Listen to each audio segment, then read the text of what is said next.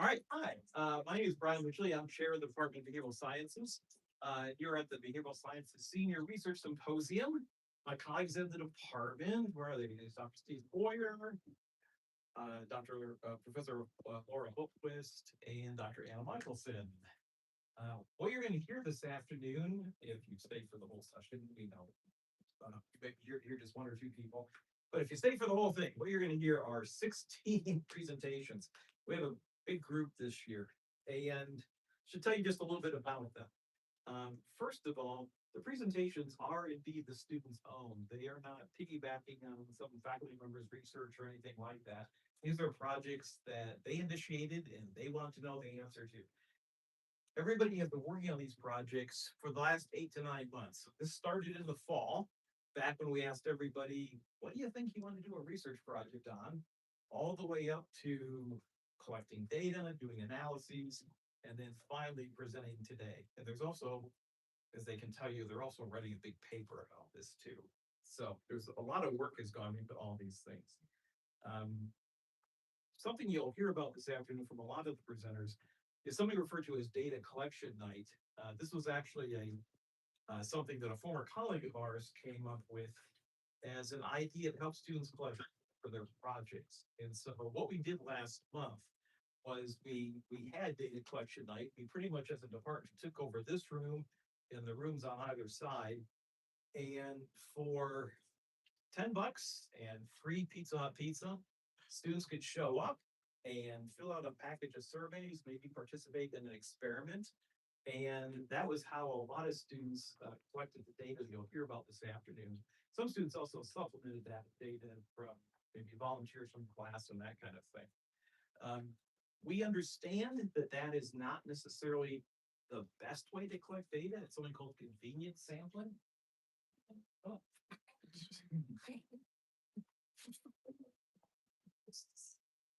Anyway, we understand that this kind of way of collecting data is not necessarily the best way to collect data. It doesn't give us what we refer to as a random representative sample, but we kind of operate under the philosophy that some data are better than no data. So that's the approach we've taken several years now. This afternoon, the presenters are going to be divided up into 4 panels. And what we ask of the audience is if you have any questions about any of the presentations here, so to please hold those questions until the end of that particular panel. So we're going to start off with 5 presenters. And again, maybe the presenter will say something if you want to ask a question about that. So we'd ask you just remember that, jot a note down to yourself or something. And then at the end of that panel, we'll get all 5 presenters up here and we'll let you fire questions out. Okay. After we do that, we'll take a little break. We have some cookies over here and water. Feel free to help yourself to these at any point during the afternoon. And that is it. So what I will do is turn this over to our first presenter, Dr. Arthur Nardy.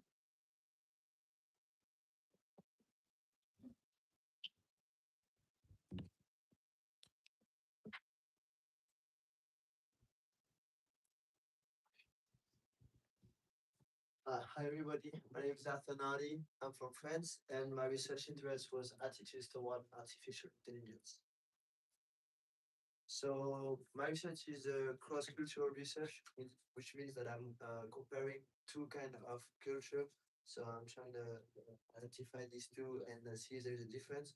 So my research question was, is there a difference of attitudes toward artificial intelligence between American students and international students? And more specifically, is there a difference of optimism toward AI between American students and international students? So because I'm looking into culture, I want to make a point that I was not looking at nationality, but cultural background. So for example, I had a teammate, my sophomore year, who was from Colombia, but then moved to the US when he was 2 years old. So because he grew up most of his life in the US, I will count, for example, that person as an American student. So my research is an exploratory research. I'm interested into AI because it's a modern concern. I talk about it with my friends, my family, at school, in workplaces, basically in every day. And the main talk about it is potential versus danger because it has lots of potential in assistant, prediction of busy work, performance, database, the data storage, all kind of things, but it also has quite a bit of danger. So for example, most of the main concerns that are come up are job replacement, reduction of creativity, loss of human input, and all kinds of things. And my two personal also main virtual topics when I talk with my family, parents, and group of friends are education and environment. Simply because now I hear a lot about how kids or even people of our age in undergrad schools educate themselves through AI and they use it in really the everyday life for any kind of question. I heard some friends are more likely to go on AI like ChatGPT rather than Google to find information. And environment because so that's more from my family concerns of elderly people. I usually talk about the carbon footprint because of the electricity use, the water usage, or even the air manufacturing.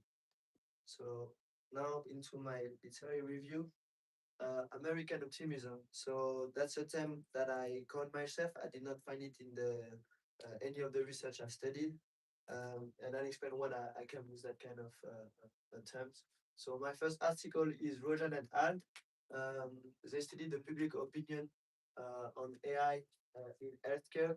So they use a representative sample, which is a small, accurate subset of a population.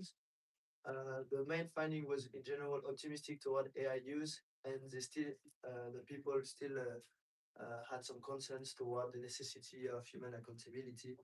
The four main finding was that people are more likely to trust humans than AI to make decisions, even though they also reported that they think humans are more likely to make mistakes than artificial intelligence. The second finding was that they would trust also more humans than AI for the handling of the records. Yeah. However, the majority of them had a positive acceptance towards AI use in healthcare, and also the majority of them believe that AI will improve healthcare in the future. My second article was Robleto and al. So they interviewed students in Miami Miller School of Medicine, first year students. They make them experiment an AI-assisted diagnostic program. So it was a partial implementation, and they found optimism built on experience. So the sample was of 202 people. The AI program was Glass AI. So it was a program made by Glass Health, and it's used to produce diagnosis or clinical plan based on text input by the first year students. So the three main findings were first, an increase in confidence in the diagnosis produced by the students. Second finding was that a minority thought it lacked explanation. And then the third finding was that the majority had a positive attitude with the AI assisted program as long as it was well structured. So that's what I mean by American optimism is that usually people are optimistic with AI because they still are cautious about the importance of your accountability. So from American optimism to Euro's moderation, for that, I used the article from Ivan Bogdan, 2024, in which he used the Eurobarometer. So he used the Eurobarometer 95.2, which was a 2021 European Public Opinion Survey made by Kantar Public for the European Commission. Uh, and it was about citizen knowledge and attitudes towards science and technology in the period of COVID-19. So the survey used Likert scale questions from totally agree to strongly disagree with the addition of a response to I don't know, in case people know what to answer. And so the main idea was that there was a general skepticism and pessimism. However, it was not absolute. And so I explained that with the three main findings again. First, a majority agrees that science and technology can be detrimental to human rights. The second finding was that there was a general pessimism on AI's impact on work. However, the third finding was that there was still a general positive view on how impact can or could impact our way to live in the future.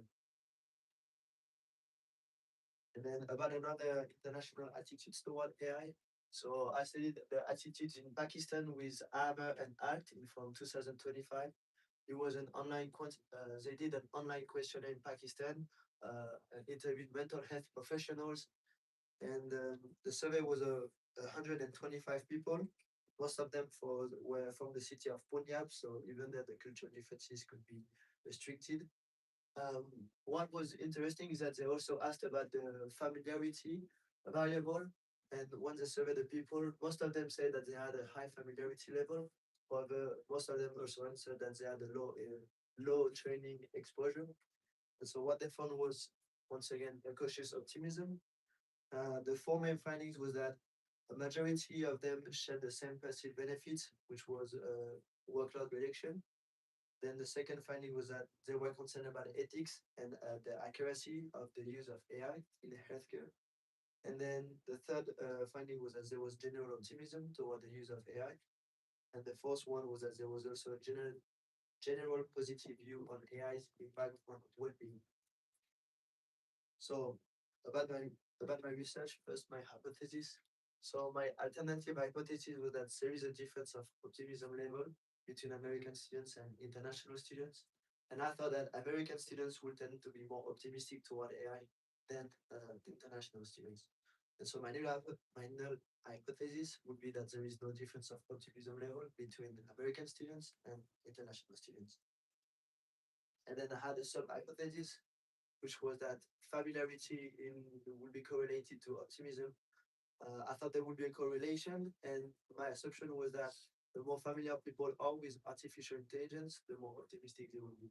And so once again, the hypothesis would be that there is no correlation between the two.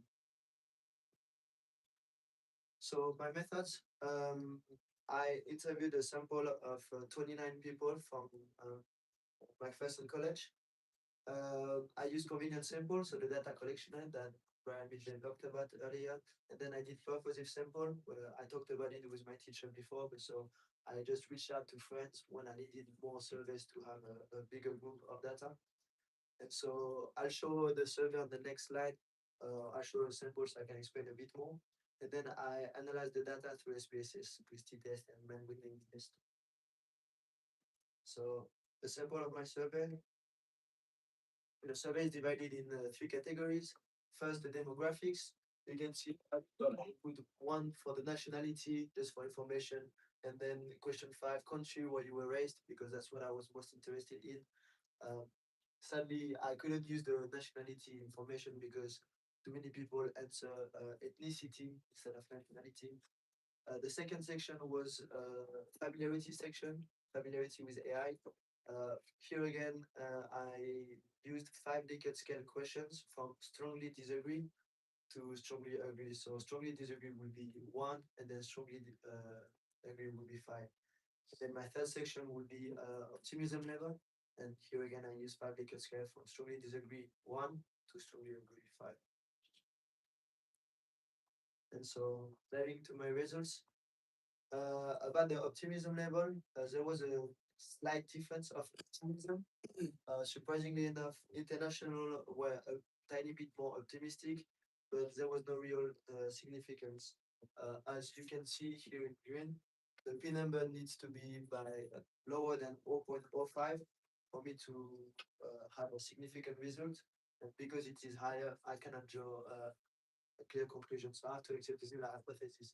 But if we look a bit closer, so on the red, you can see that both median are the same in each groups, so which would mean that there is no difference. However, for the mean, the international mean was a bit higher than the Americans means, which is why I can assume that maybe if the group was bigger and there was a significance, internationals will have a slightly more optimistic view than American. And then about familiarity in relation to optimism, the data did show significant result correlating familiarity with optimism level to one AI. As you can see from the points on the graph, which represent the score on familiarity and optimism, familiarity being this one, optimism this one. There seems to be a trend illustrated by the line, which says that the more familiar people feel with AI, the more optimistic they are with AI. So to conclude my research, despite a small sample, 29 people, there was a significant correlation between familiarity and optimism. And the more people felt familiar with AI, the more they felt optimistic toward AI. Or there was no significant difference between American and international students in optimism level. a bigger sample could have been useful to could have led to a different result.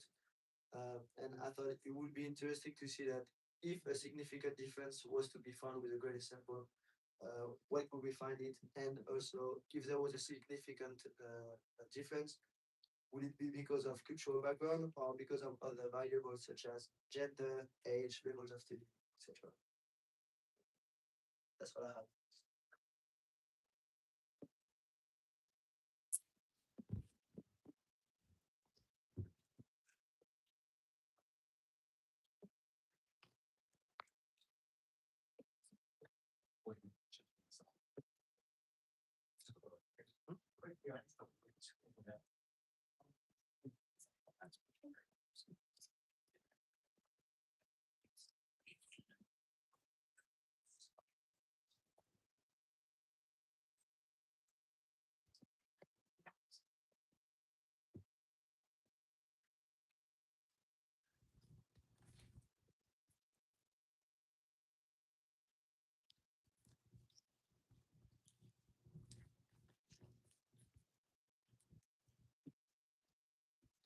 Hi everyone, my name is Adan Soto, and I hope you're all having a good day. Today I'll be presenting my senior project to you all, and as you can see by the title, it's about do different parenting styles lead to social anxiety in adults.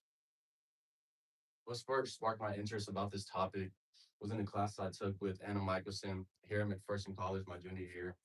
And in that class, we talked about the relationships between parents and children and how parenting styles can and will affect the child as they grow up as an adult. I know most of us know how strict parents could be, especially us athletes in here. They'll say what they're doing is for our best, for our own good. But sometimes it just didn't feel that way. Some of us develop insecurities and habits from how strict our parents were, and that just made me curious to see if us adults in college develop any anxiety from the way our parents raised us from a young age. Now let's dive into my presentation. Why do parenting styles and social anxiety matter? First, parenting styles play a really important role in shaping a child's emotional and social development. The way parents communicate, show affection, and discipline a child can affect how they grow up and how they handle their emotions. Now let's talk about anxiety. Anxiety often begins early in childhood or adolescence and can continue into adulthood. As you can see here, my next bullet point, social anxiety equals fear of judgment or embarrassment. And that's in a social context. And the next bullet point says, while genetic roles do play a role, um, parenting styles are a key environmental influence. Moving on to my main focus of my study, my research question. And my research question is, how do different parenting styles lead to social anxiety in adults? My research focuses on three main parenting styles, and that is authoritative, authoritarian, and permissive. And I know some of y'all might know what these are, maybe never heard of them, might not know what they mean, but they're gonna sound pretty familiar soon. And to start, we'll start with authoritarian. This is a very strict and high controlling parenting style. It might sound familiar already.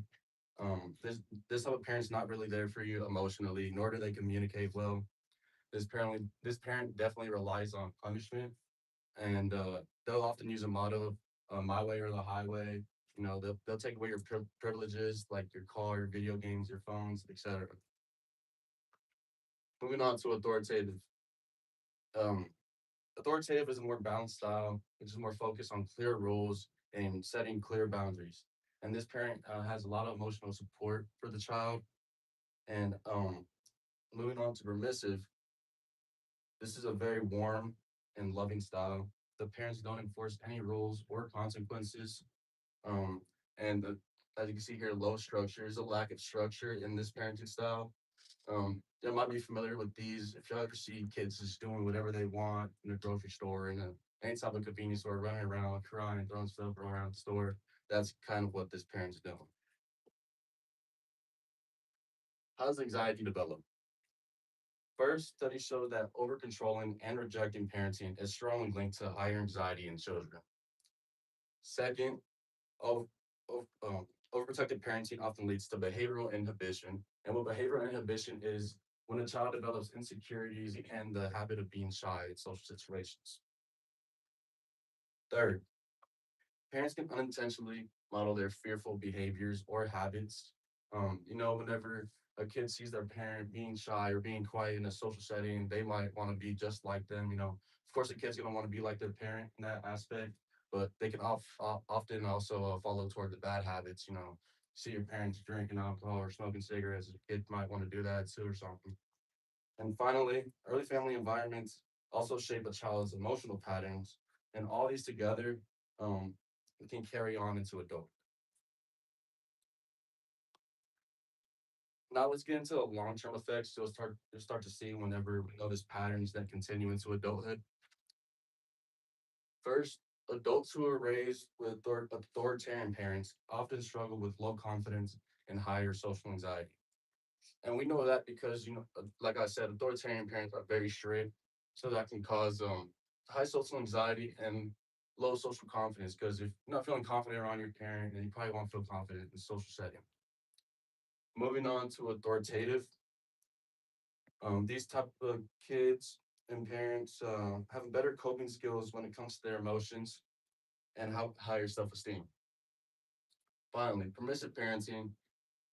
These children can develop insecurity problems or poor social skills because their parents always told them you can do whatever you want, wherever you want. You're my king. You're the king of the house. This and that. And when they go into an actual social setting, it's just not that way. Moving on to my literature review. To start off with Washington, he compared these three styles: permissive, authoritarian, and authoritative. And he found that permissive and authoritarian parenting were more likely to lead to behavioral, emotional difficulties, and whereas authoritative parenting showed independence, emotional stability, and better long-term psychological health. This just supports the foundation of the research I did, which is examining how parenting styles may contribute to um, social anxiety outcomes in adulthood. Moving on to McBroyd, Wood, and Wise, they conducted a meta-analysis of studies examining parental influences on child anxiety.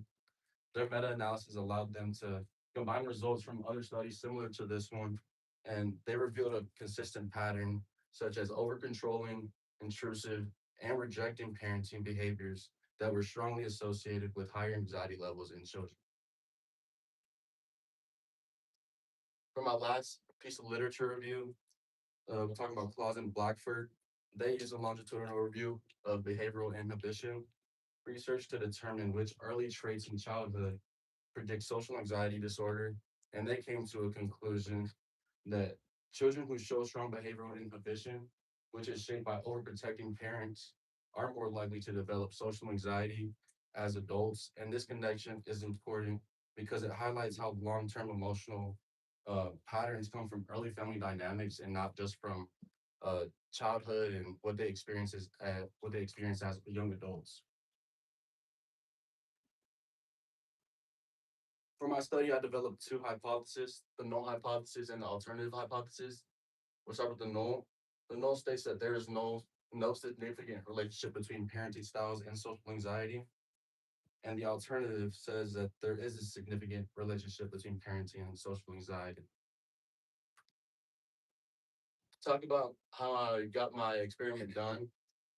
My participants look like McPherson College students. Maybe some of you in here. I got 21 participants, but I only used 20. Um, I used a convenient sample through data collection night, and my instruments I used were the parent authority questionnaire and social interaction anxiety scale and demographic score. The procedure, how I made all this happen, wouldn't have been possible without data collection night hosted by the Behavioral Sciences Department. And I handed out my in-person surveys that night. And after my participants completed my surveys, they were awarded with $10 in food. Here's just one of my questionnaires. This is my parent authority questionnaire. And I'm just trying to give you an insight of what my participants were doing.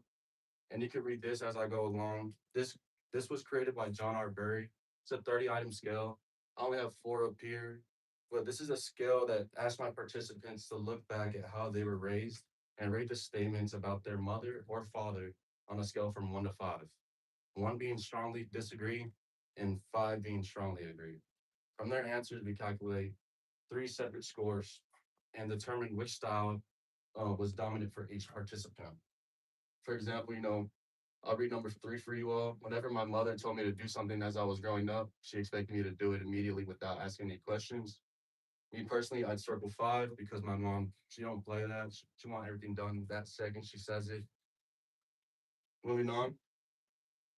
Moving on to the social interaction anxiety scale. This is a 20-item scale created by Richard Maddock and J.C. Clark. Um, they answered on a 0 to 4 scale, 0 meaning not at all characteristic of me, and 4 meaning extremely characteristic of me. When we add up all 20 of these scores, we get a total social anxiety score that becomes our dependent variable. And higher scores means higher social anxiety here. After I got both of those scores together, I conducted a one-way ANOVA to test whether there were differences in social anxiety scores among the 3 parenting style groups, which are authoritarian, authoritative, and permissive. And parenting styles were determined by the parental authority questionnaire, and social anxiety was measured by the social interaction anxiety scale. Now let's look at the numbers I got from my ANOVA. These are the descriptives. Please don't look at anything outside the circle. You'll get confused. Just look at the mean and the permissive, authoritarian, and authoritative. And I'll start with the authoritarian group. They had 8 participants with an average score, average social anxiety score of 58.25. The authoritative group had 11 participants with an average score of 50.55. And my last group, permissive, there was only 1 participant classified as permissive, and they had a score of 36. Overall, my sample mean was about 52.9. Looking at this circle again, all that doesn't really matter to any of you. And since this is really high, it's not statistically significant. That means that there's no difference in social anxiety and the parenting styles. But you can see that the authoritarian group had the highest average social anxiety score because I think because of strict parenting and my way or the highway type stuff. Moving on to authoritarian group, I expected this group to be kind of in the middle because this type of parenting sets clear boundaries, clear rules for a child to know whether they're pushing it or not. And finally, the permissive group. I couldn't really analyze anything there because there's just 1 participant, but I know that participant has no social anxiety whatsoever because that's the lowest score out of all of these. And like I said, my numbers aren't statistically significant, which means I'll be accepting the null hypothesis that there is no significant relationship between parenting styles and social anxiety. And I just think there was not enough evidence to conclude that parenting style related to social anxiety levels in adults in this experiment. And I wanted to show you this bar graph I loaded up to just show you the little trends that I noticed. First, with authoritarian, this is the strict parenting style. They have high consequences, high punishment. I obviously thought they were going to be the highest here. Authoritative, I expected it to be in the middle, but I kind of thought permissive was going to be on par with authoritarian during this experiment because, like how I said earlier in the presentation, permissive parented children often don't grow up better from being parented, like how to do however they want, whenever they want, wherever they want. And yeah, I just want to show you guys the trends here. To conclude my presentation, these non-significant findings are most likely due to the small sample size and uneven numbers I had, and which gave me a low statistical power. I think if I had more participants, I had 21. If I would have had around 30 to 40, I think my numbers would have been way better. But I will leave that for future research. Thank you all for listening to me.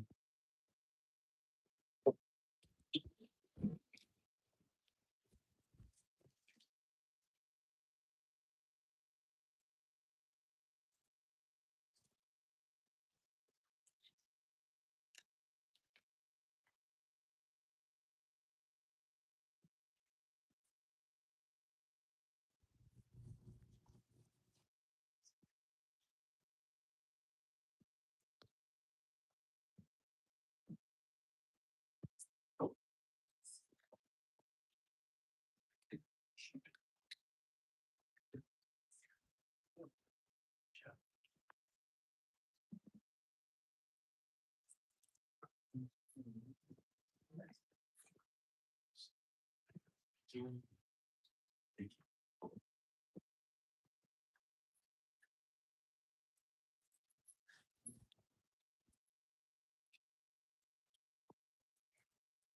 everyone, my name is Katie Borden, and today I am going to be looking for research that I did over gender stereotypes and supplement marketing, more specifically, how ads are targeted towards men and women differently.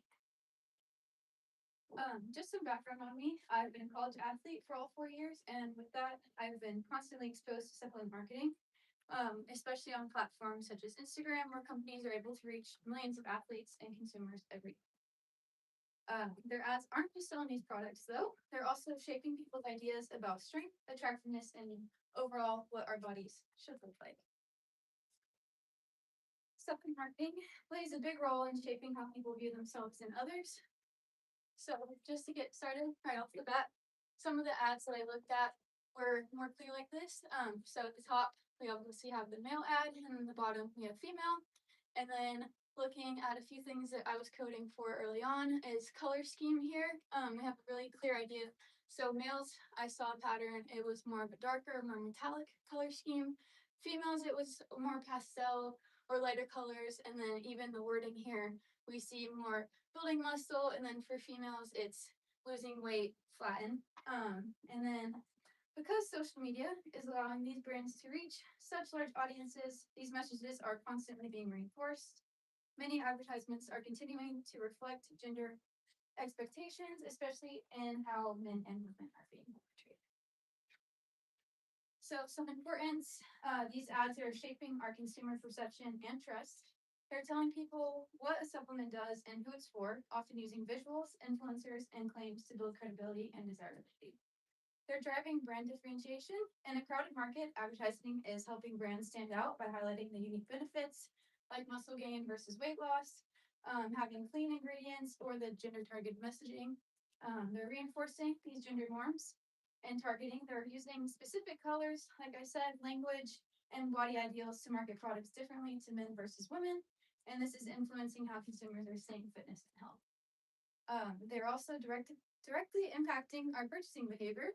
Strategic ads like these, especially on platforms like Instagram, are creating demand, encouraging impulse buys, and building these long-term brand loyalty through this repeated exposure.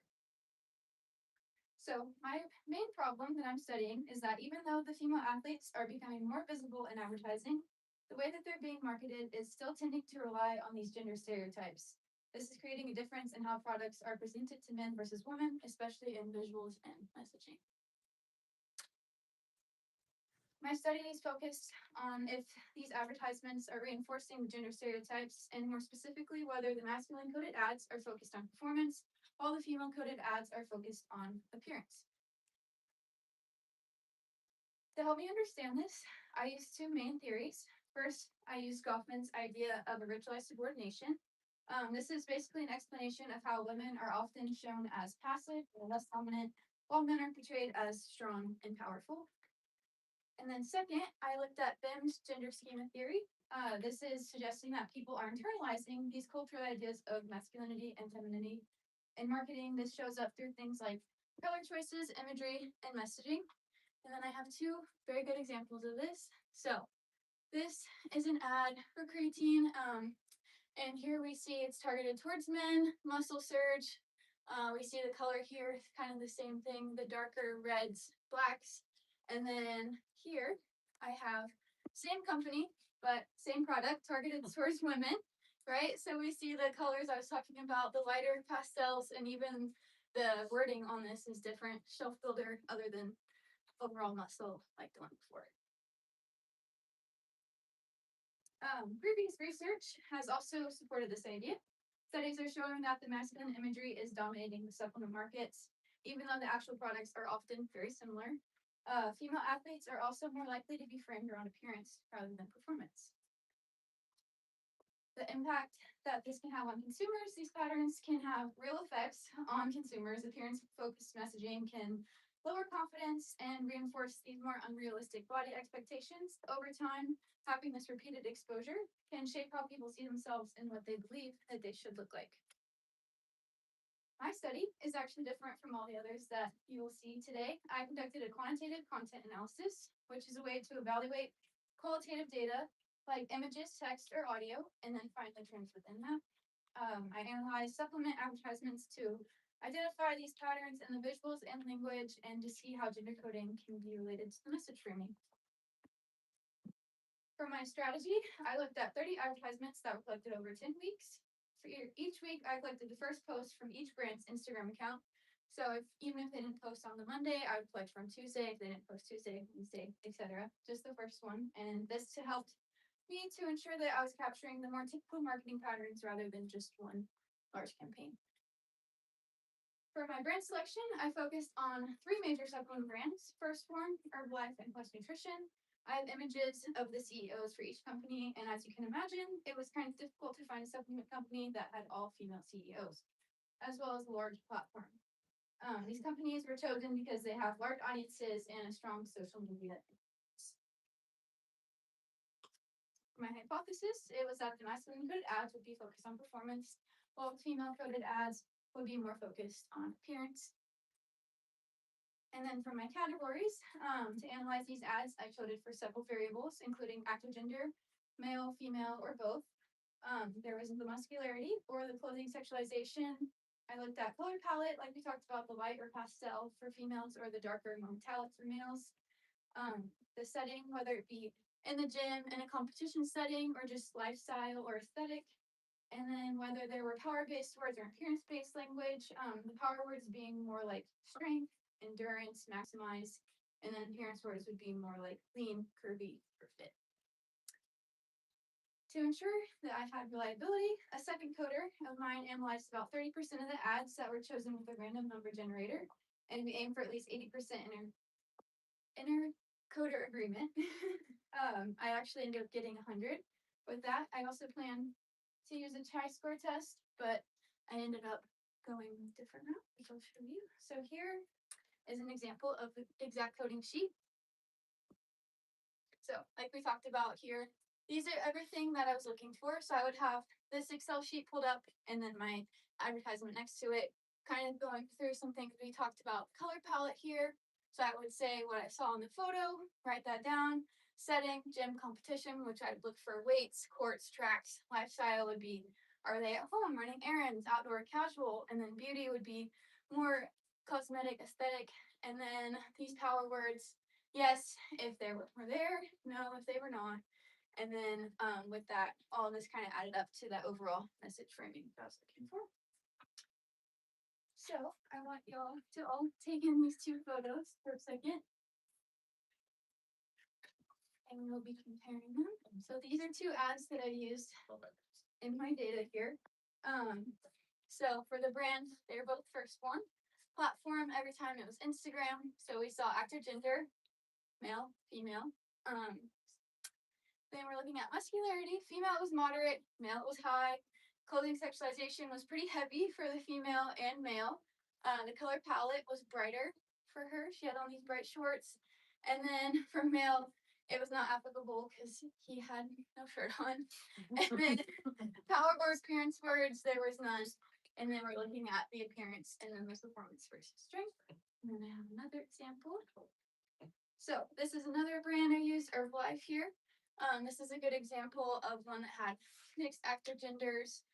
We're looking at pretty minimal muscularity here compared to the other one. The clothing sexualization as well is pretty mild.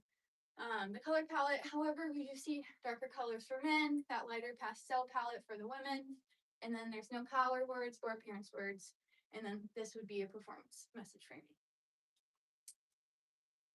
Now, this is a table that represents a summary of all of my data that was collected.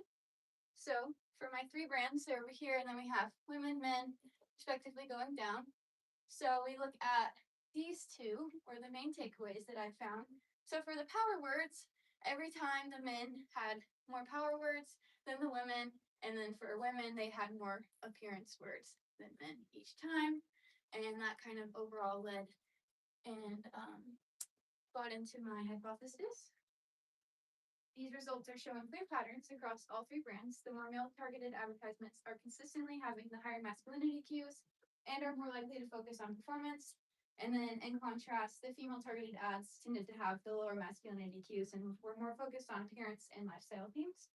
And I found this pattern to be especially strong in the brand Firstborn, which showed the most distinct differences between the male and female marketing.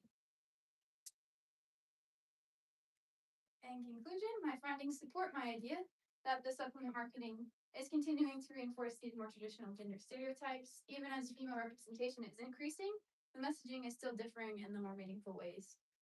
This is just suggesting that marketing isn't only reflecting gender norms, it's actively reinforcing them, which can influence how individuals see themselves and their goals. Thank you.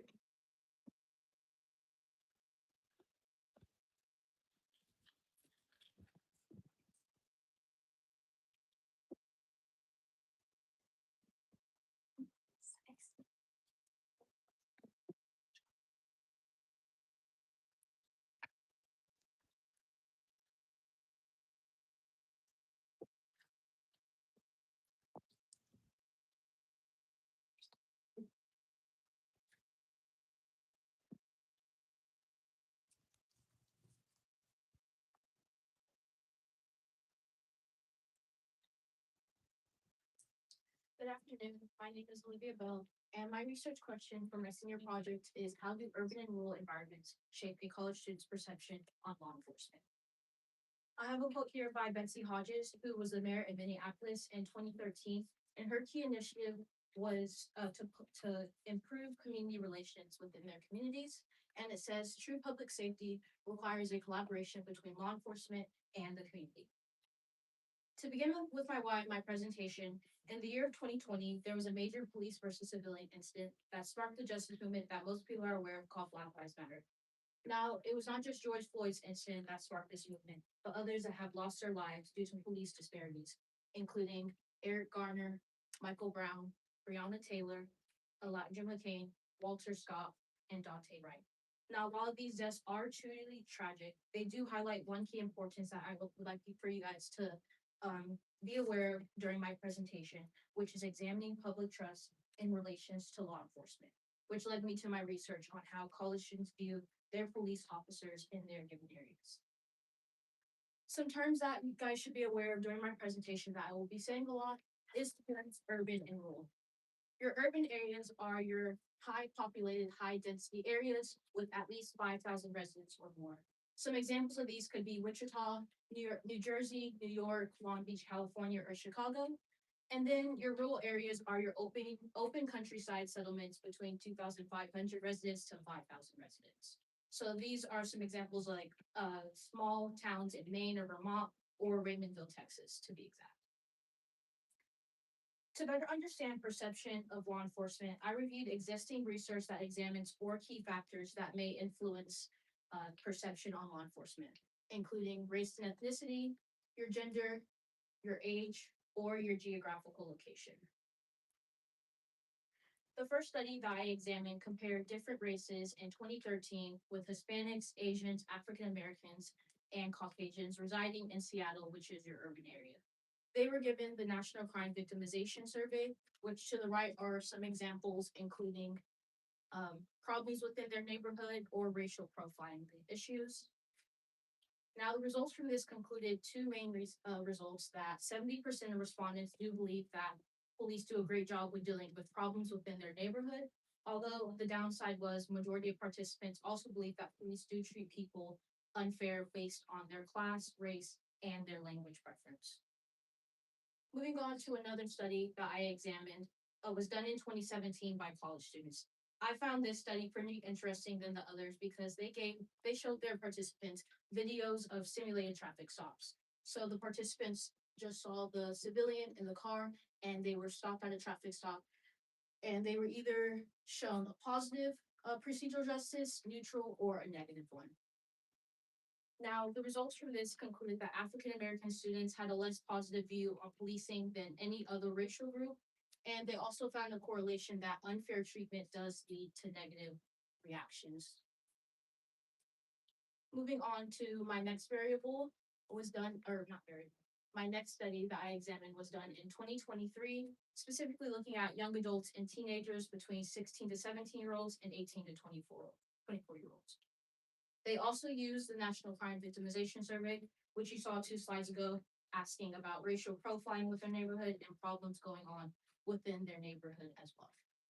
Now, the results for this concluded that females were also were satisfied with police than males, regardless of their age differences as well. Moving on to my next study that I examined was done in 2024, and this was based on the age-rated theory. The age-rated theory basically entails that criminal behavior and attitudes towards the police aren't determined during childhood, but they change as we gain social connection as we age. They also were given the Perception Police Scale Survey, also known as POPS. And here are some of the examples of the questions asked about safety, how trustworthy their police are, or if they even like their police in general, and how friendly they are, or if they do discriminate. Now, the results from this concluded that young adults with personal experiences with the police do have a more positive attitude, which does agree with the age-rated theory that as we age, we gain a more positive perception on our authoritative figures, which in this case is police officers. My last and final variable that was examined in the study was done in 2016 with college students in Suffolk County and New York City, which is your urban area, and then Suffolk County is like a small town. They were given the Tolan survey, and to the right or to the left are some questions asked about safety, more about the safety and the visibility between the police officers in their community. The results from this, which I found surprising, was that New York City group did have a higher satisfaction with police than the Suffolk County group. I believe this to be pretty interesting because growing up in Las Vegas, I did not see very much community policing within my neighborhood. And I feel like here in McPherson, it's a small, tight-knit program or vicinity where there's more direct interactions with the law enforcement, as I've met plenty of local law enforcers who have been my professor and as well have came in and talked to us about their law enforcement agencies. So I have a directional hypothesis that there will be a significant difference between college students being from your urban areas and rural areas. Specifically that I believe that the urban communities will have a less positive perception on their local law enforcement agencies than the rural communities. My null hypothesis is that there is no significant difference between the two. And for you guys to be clear, my independent variable will be the community background, and my dependent variable is my perception score, which I'll explain in the next slide how I got to that. The measurements that I gave my participants were the community survey on public safety and law enforcement, also short for OPS. Now, this survey was published in 2014 by the U.S. Department of Justice to compare and gather opinions from different communities, which is why I picked this survey.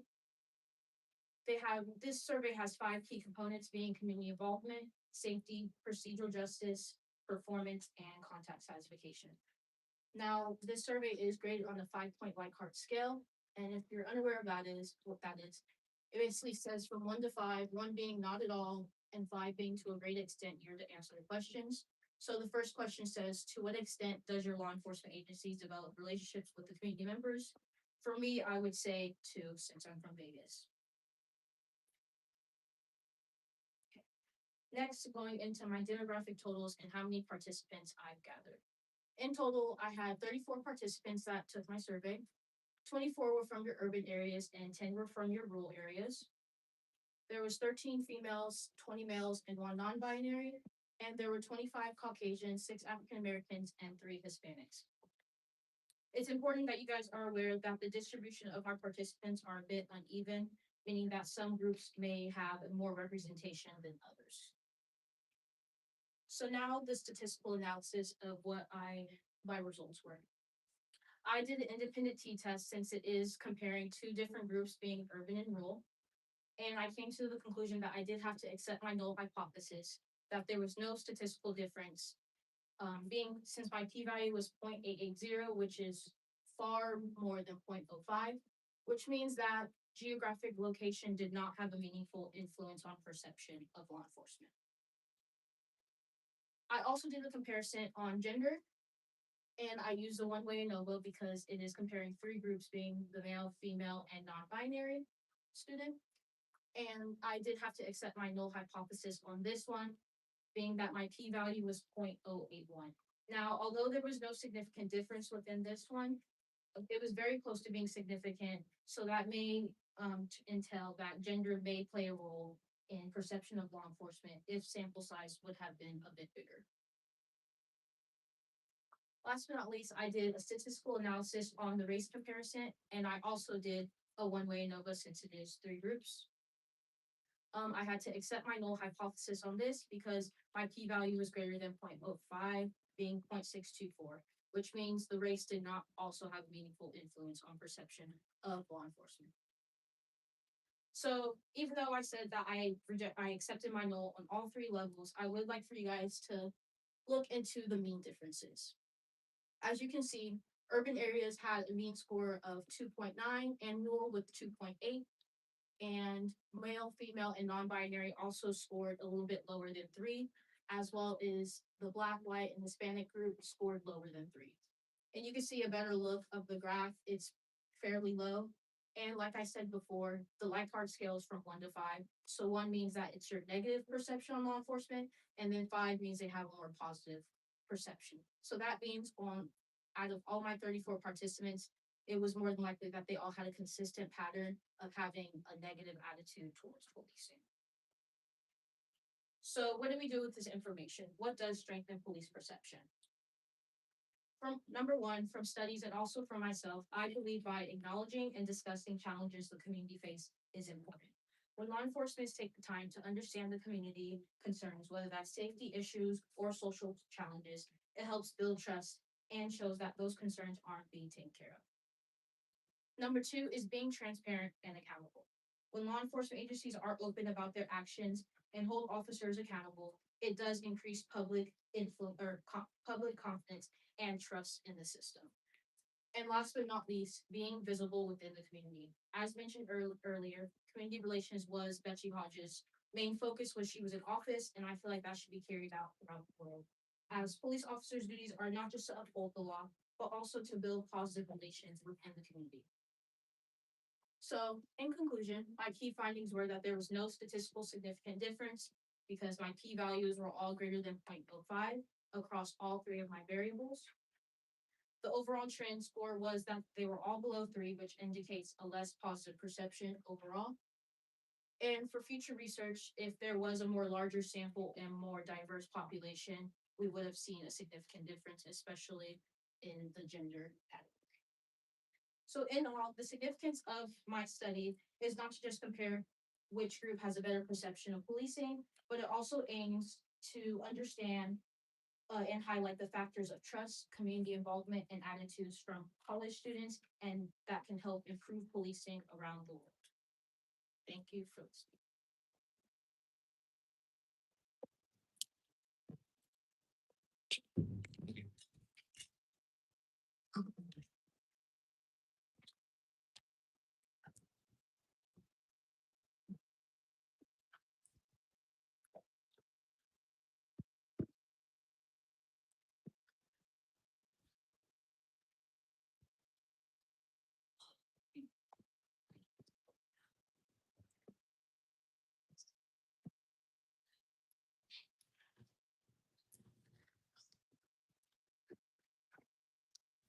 Good afternoon. My name is Tate Ornelas, and I'm presenting my senior research on sleep and mental health in first-generation college students. And a first-generation college student is somebody who is the first in their family to go to college. Now, you might be sitting there wondering why I chose this as my research project. And it's because I'm a first-generation college student, and I've went through some of these struggles. At just 18 years old, I came into college not knowing what to expect, or really not knowing if I'd make it. 4 years later, I'm here standing with just a few weeks until I graduate. I'm happy to say that I've been accepted into the University of Kansas and will be pursuing a master's degree in counseling psychology in the fall. After that, I'm hoping to obtain my doctoral degree. A few terms I want you to be familiar with. A first-generation college student is a student whose parents or guardians have not completed a 4-year degree. A non-first-gen college student is a student with at least one parent or guardian who holds a 4-year degree.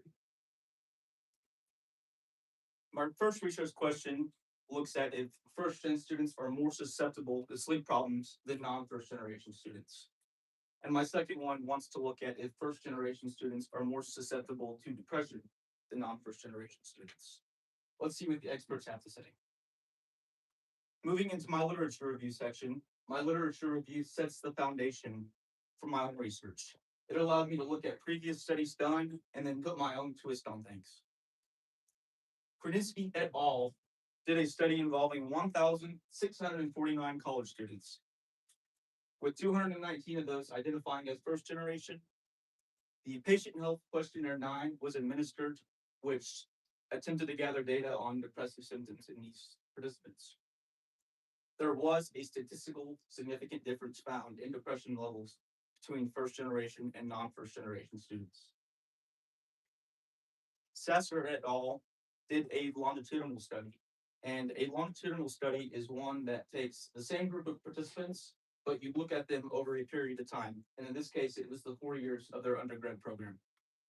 He conducted a study attempting to identify the link between sleep, stress, and depressive symptoms with 181 Latinx students in their undergrad years. Sasser believed sleep and mental health concerns were bidirectional or that they influenced one another. Results concluded that sleep and depression were in fact linked.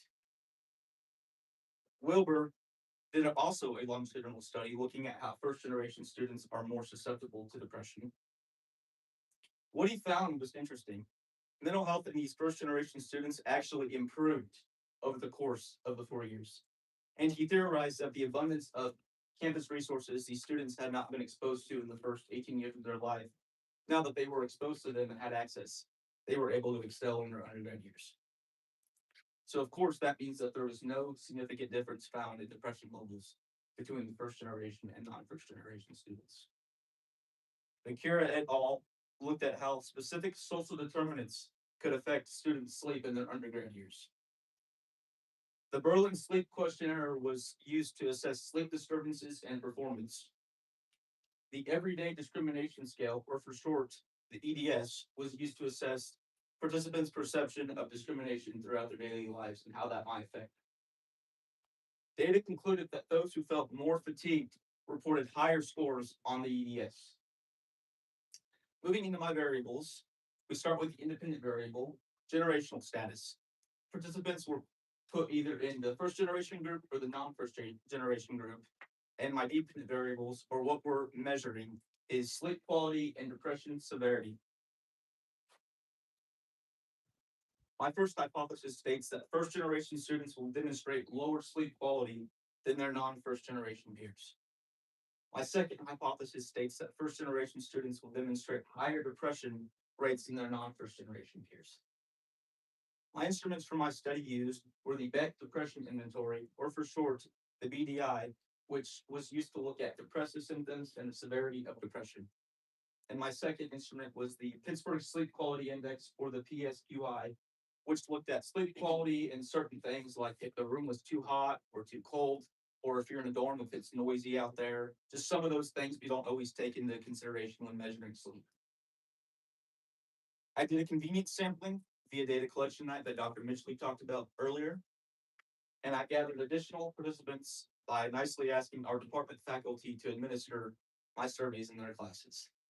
And that brought me to a total of 30 participants in my cross-sectional study, which is a study done at a single point in time. And in this case, you either took my survey on data collection night or these faculty's classes. And to analyze my data, I used an independent samples t-test, which measured the means of 2 independent things. Now for the fun part, my research findings. In my study, 18 non-first generation students and 12 first generation students were involved. So as you can see, there's a bit of a difference between the amount of each. I want to preface this, higher mean scores, the higher the mean score, the higher depression severity average. And when looking at my means, I actually found something quite interesting. I found a 0.69 difference between the yes group, which is my first gen group, and the no group, which is my non-first gen. So just looking at the means, it actually went totally against my hypothesis.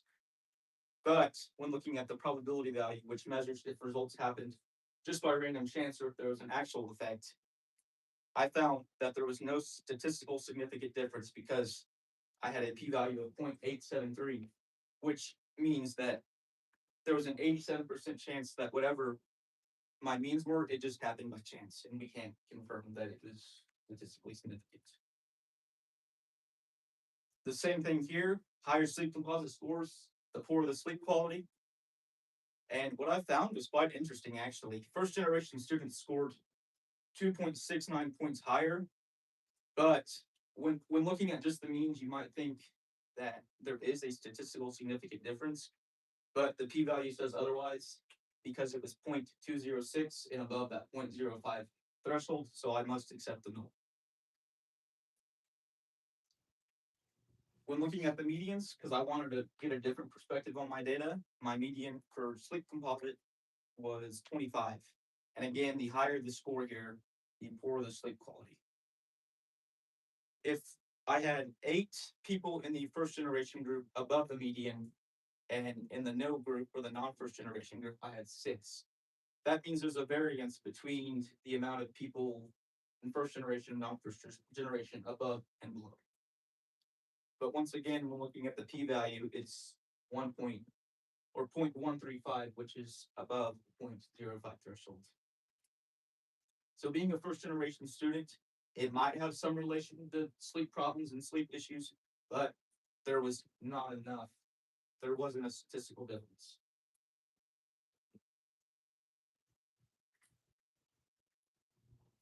Takeaways from my research: a bigger sample size would be more ideal to get a bigger picture. Some areas you could look at when gathering a larger sample would be race, ethnicity, socioeconomic status, GPA, some of those other things that I didn't factor in my research now.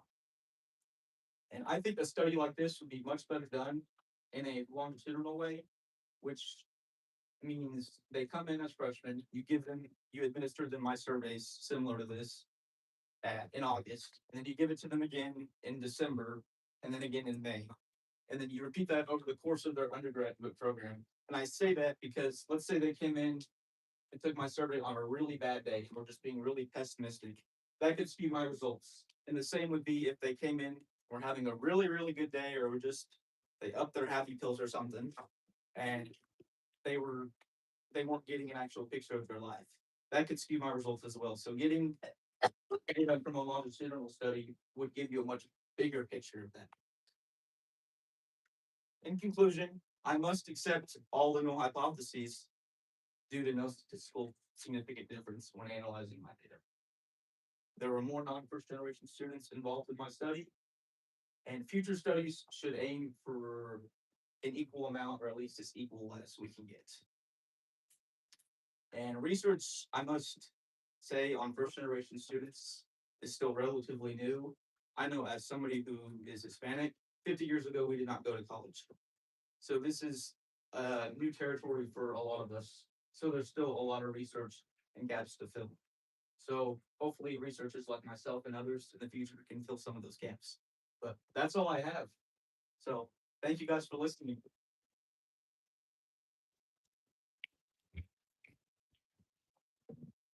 All right, if I can ask the panelists to stand up, move to the front so we get a good look at you. Remind everybody who you are. And at this point, we'd just like to open this up to any questions that anyone in the audience might have. Feel free to fire away. If you don't ask them, faculty department will, they probably prefer that you ask the question. For Tate, you mentioned towards the end that different racial, ethnic, and socioeconomic backgrounds. Do you think that would be an impact factor for first gen students' mental health while they're there and just see the treatment at the college level? I do believe so because, like I was saying, as somebody who's Hispanic, you don't really talk about mental health in your childhood. And I know a lot of other cultures is still very stigmatized. So that could play a big factor. And the socioeconomic status, I think, plays more of a factor into sleep because if you're working long hours just to pay for your college, it's going to affect you.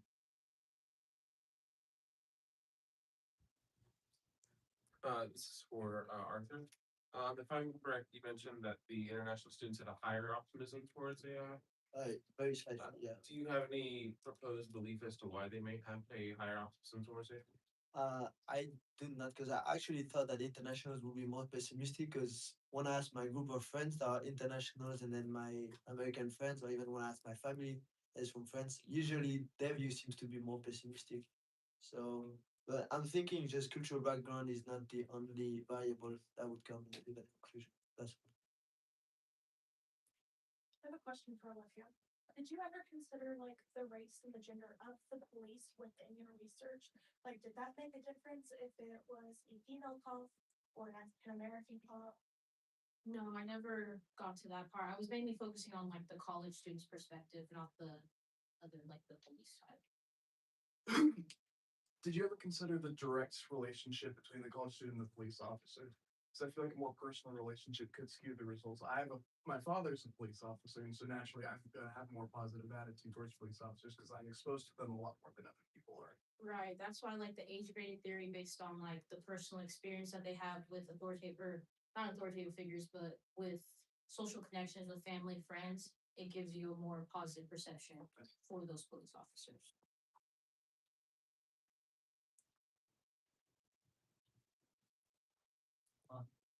The same question to your studies. I'd like, your studies timely and its relevance and its social justice oriented. We deal with just in identifying factors that might influence students' perception of race.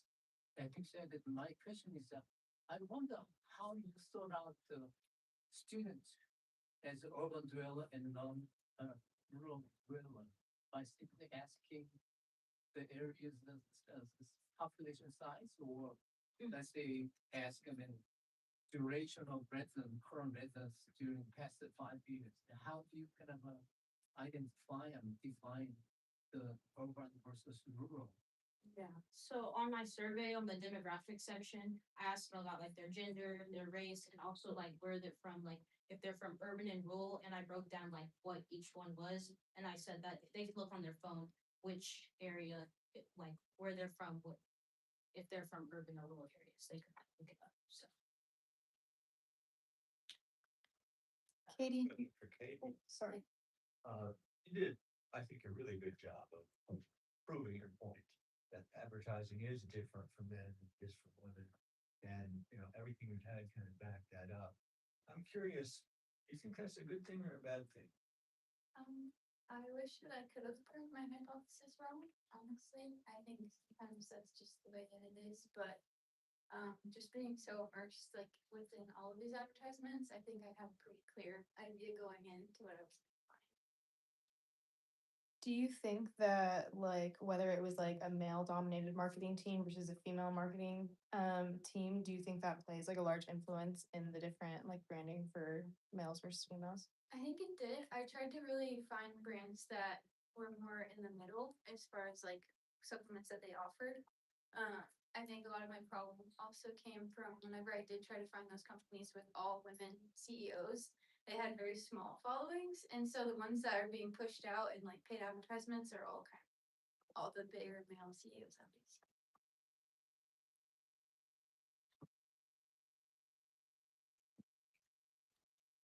Do we have any other questions for these presenters? Okay, thank you very much, guys.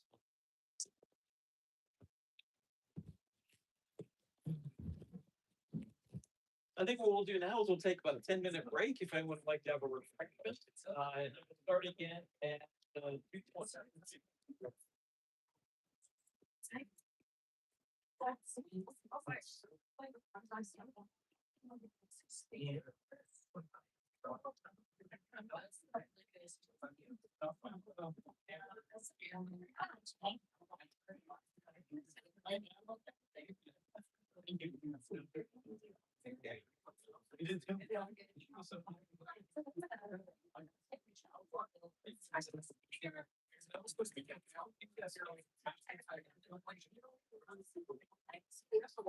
It's also sacred. I'm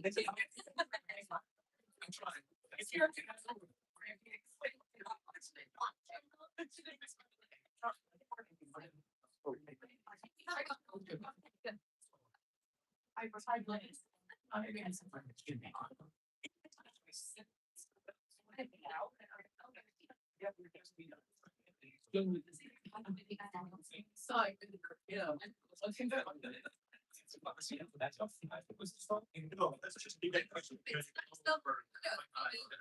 sure that many of that. Don't worry,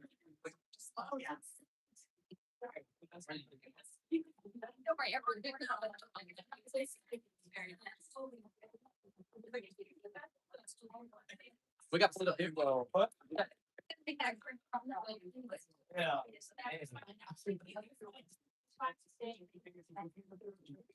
Yeah. I think. It was great.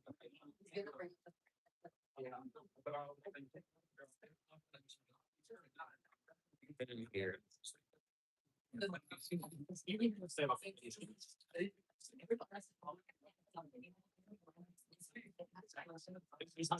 Really good plans.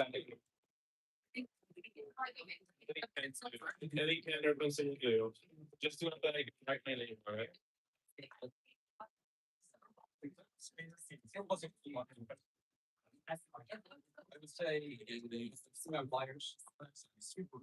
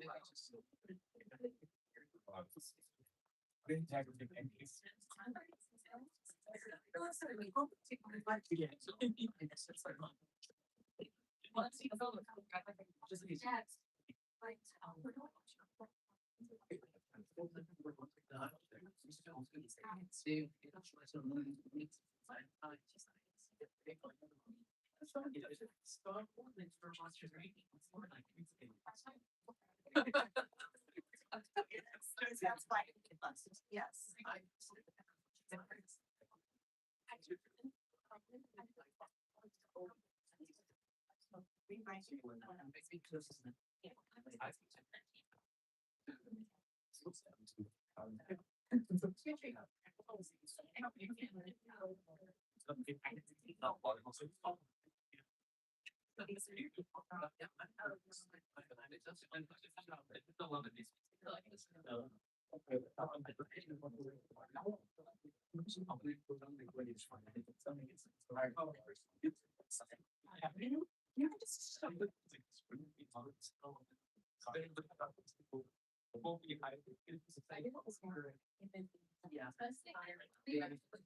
That's very true.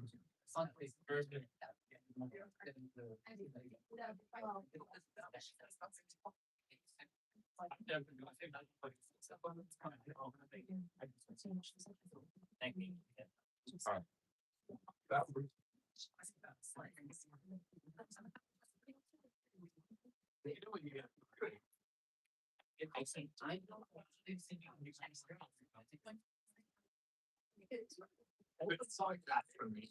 No, I didn't. Yeah, like that there. Watch out. I don't know.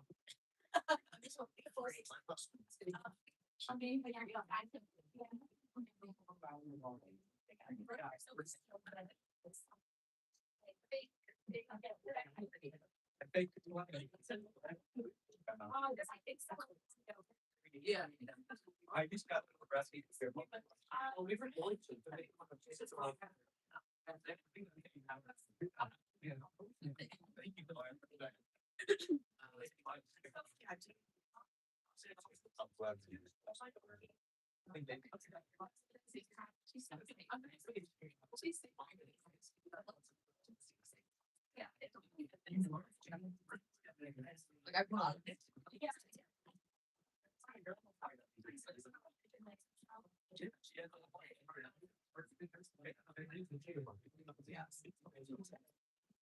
same project doesn't have that. Oh, what?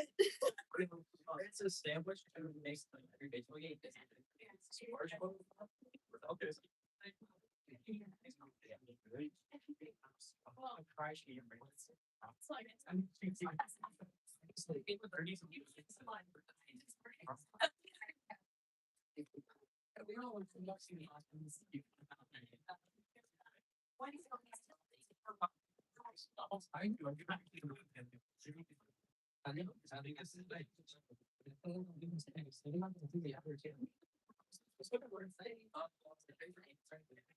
I just thought it's all.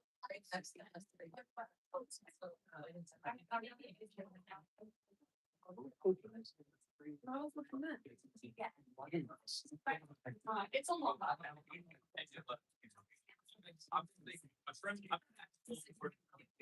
Okay.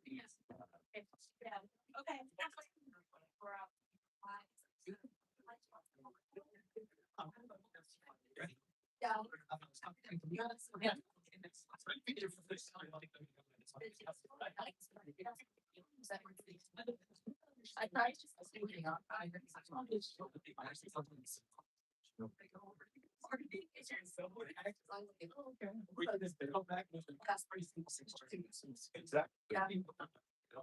Yeah, I think.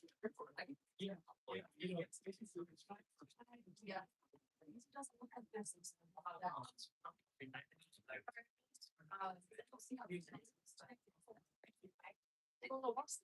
No, I sat out. I was feeling a bit pale.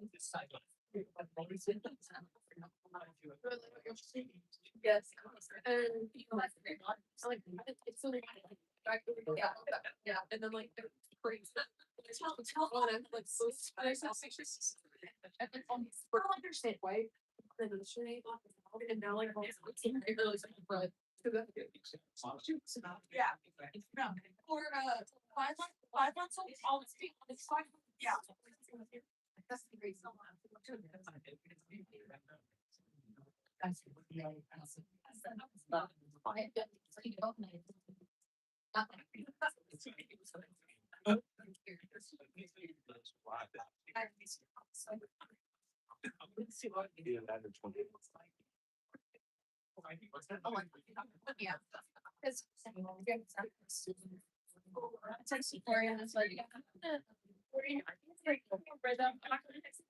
yeah, it's massive.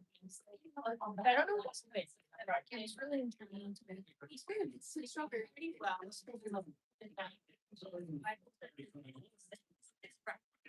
I hope this.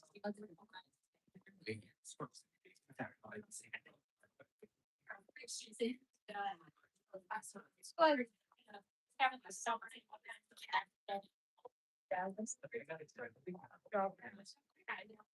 Well, but they're so it's yeah, it's fine. Less convenient than the down pipeline now when it has to be. My mother-in-law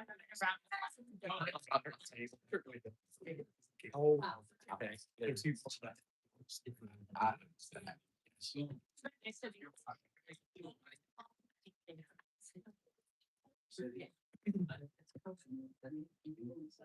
I guess begin whenever you want. Oh, okay, cool.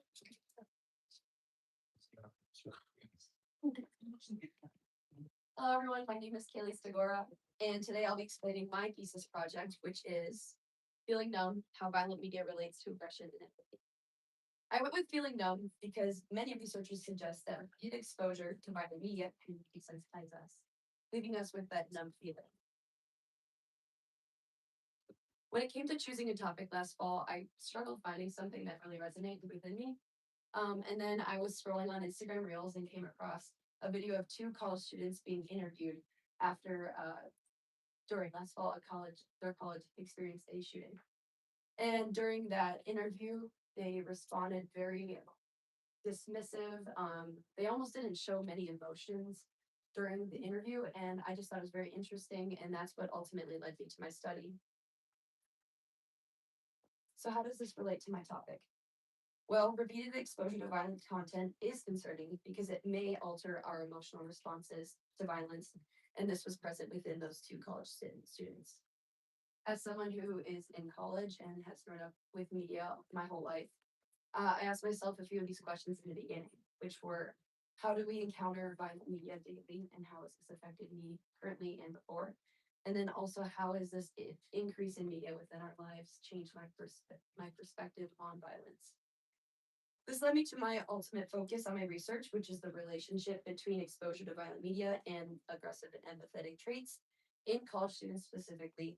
And this is where my interesting question emerged, which is, does desensitization to violent media influence the development of aggressive characteristics and traits among college students?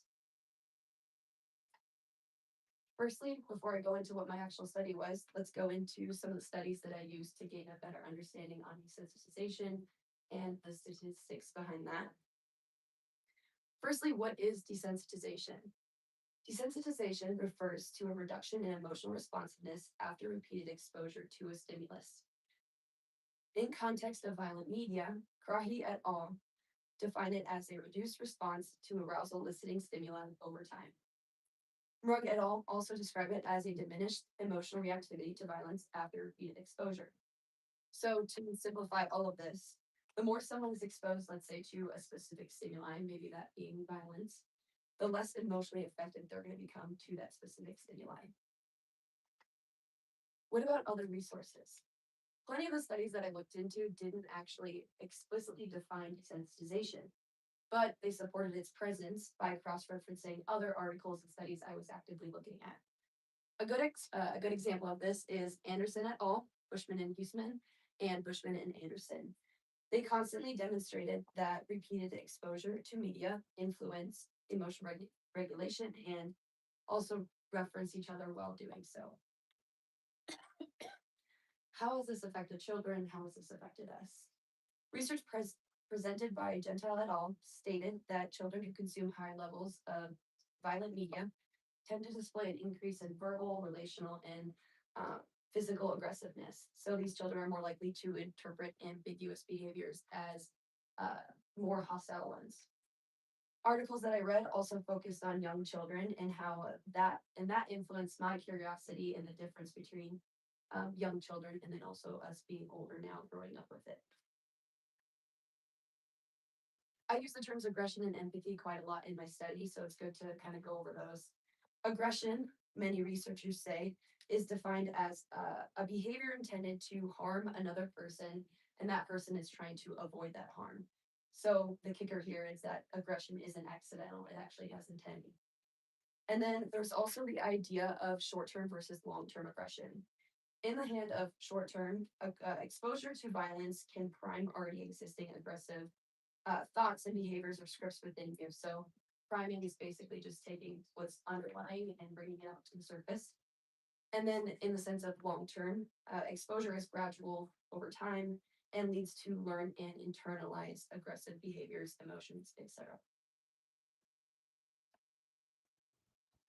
Now, in the sense of empathy, which goes in hand with aggression for my study, empathy is how much you respond and you're able to understand someone else from their shoes. So the ability to be able to put yourself in their shoes and know things from their perspective, especially in the sense of something traumatic.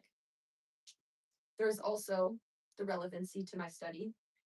College students frequently consume media in all sorts of ways, whether it's news, scrolling through their phone, whatnot.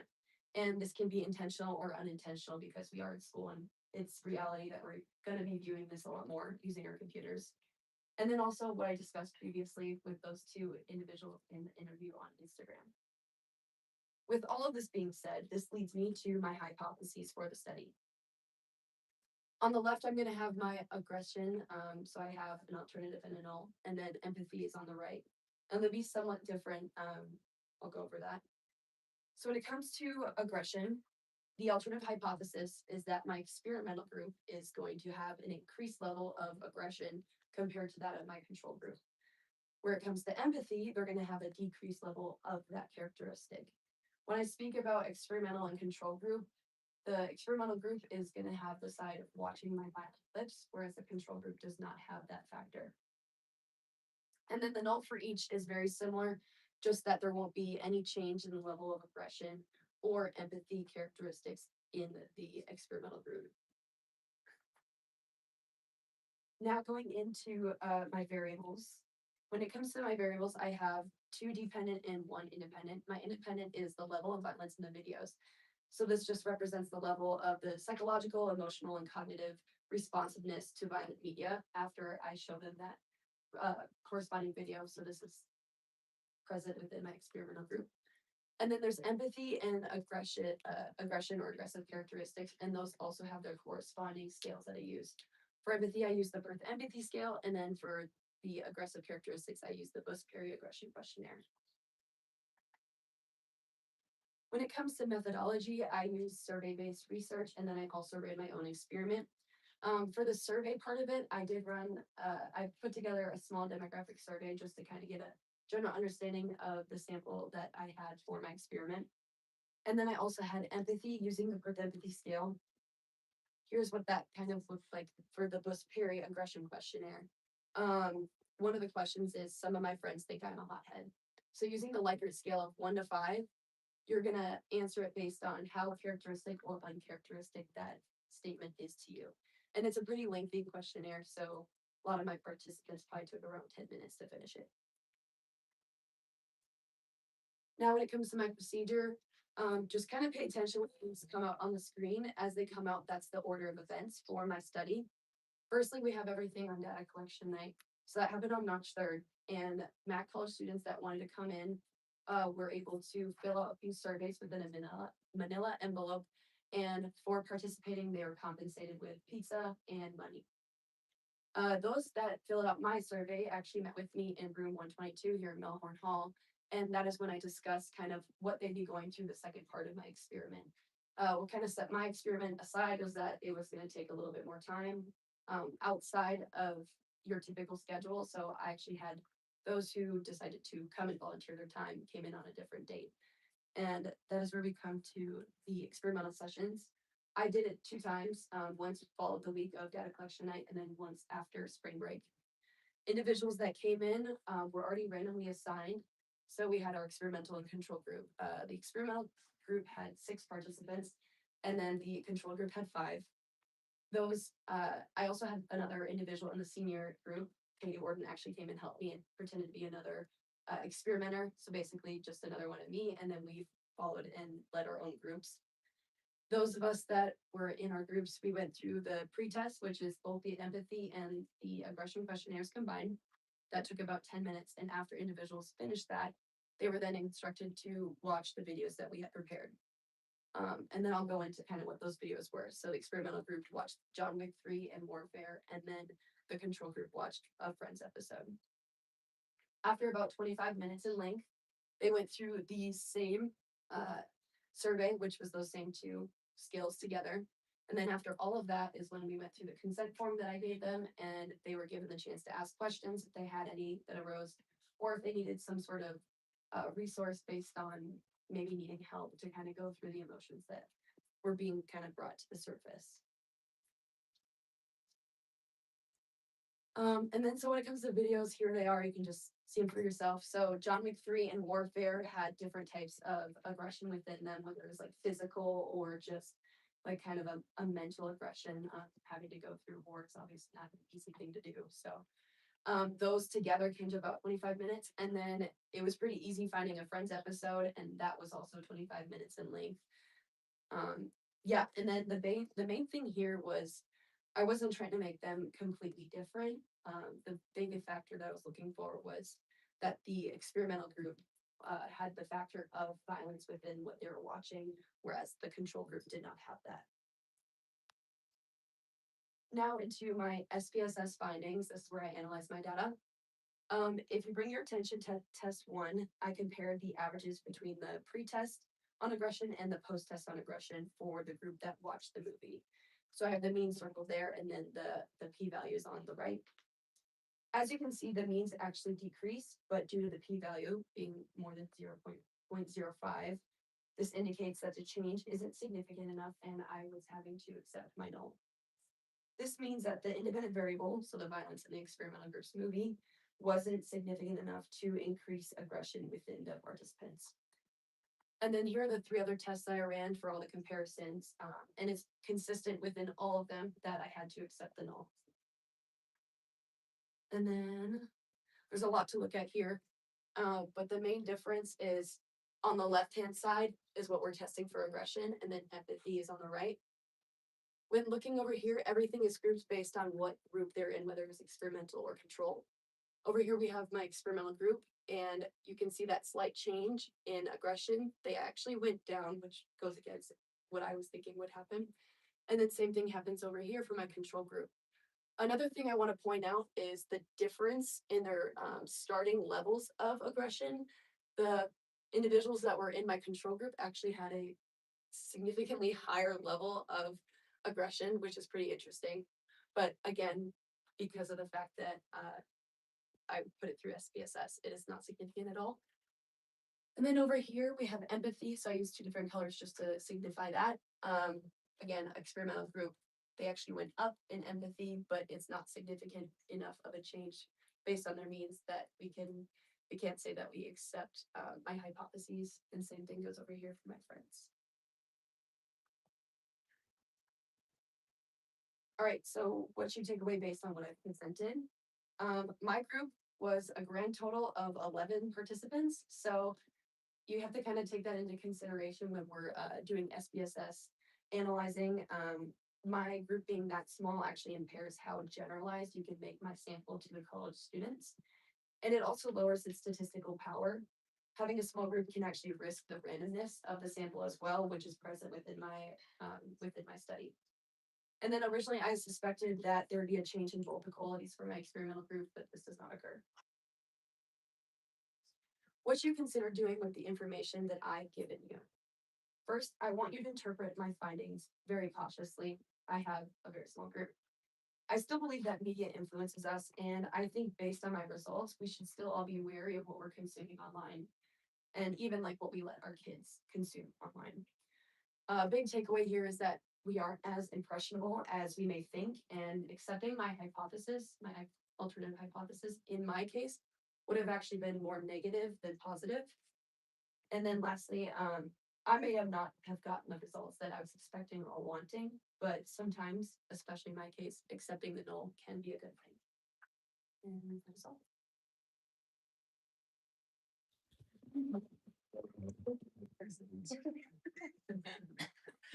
Yeah.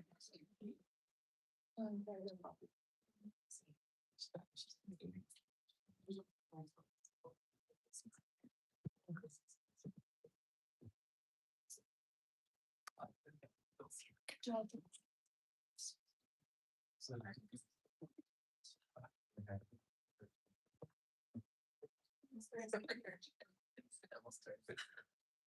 Yeah.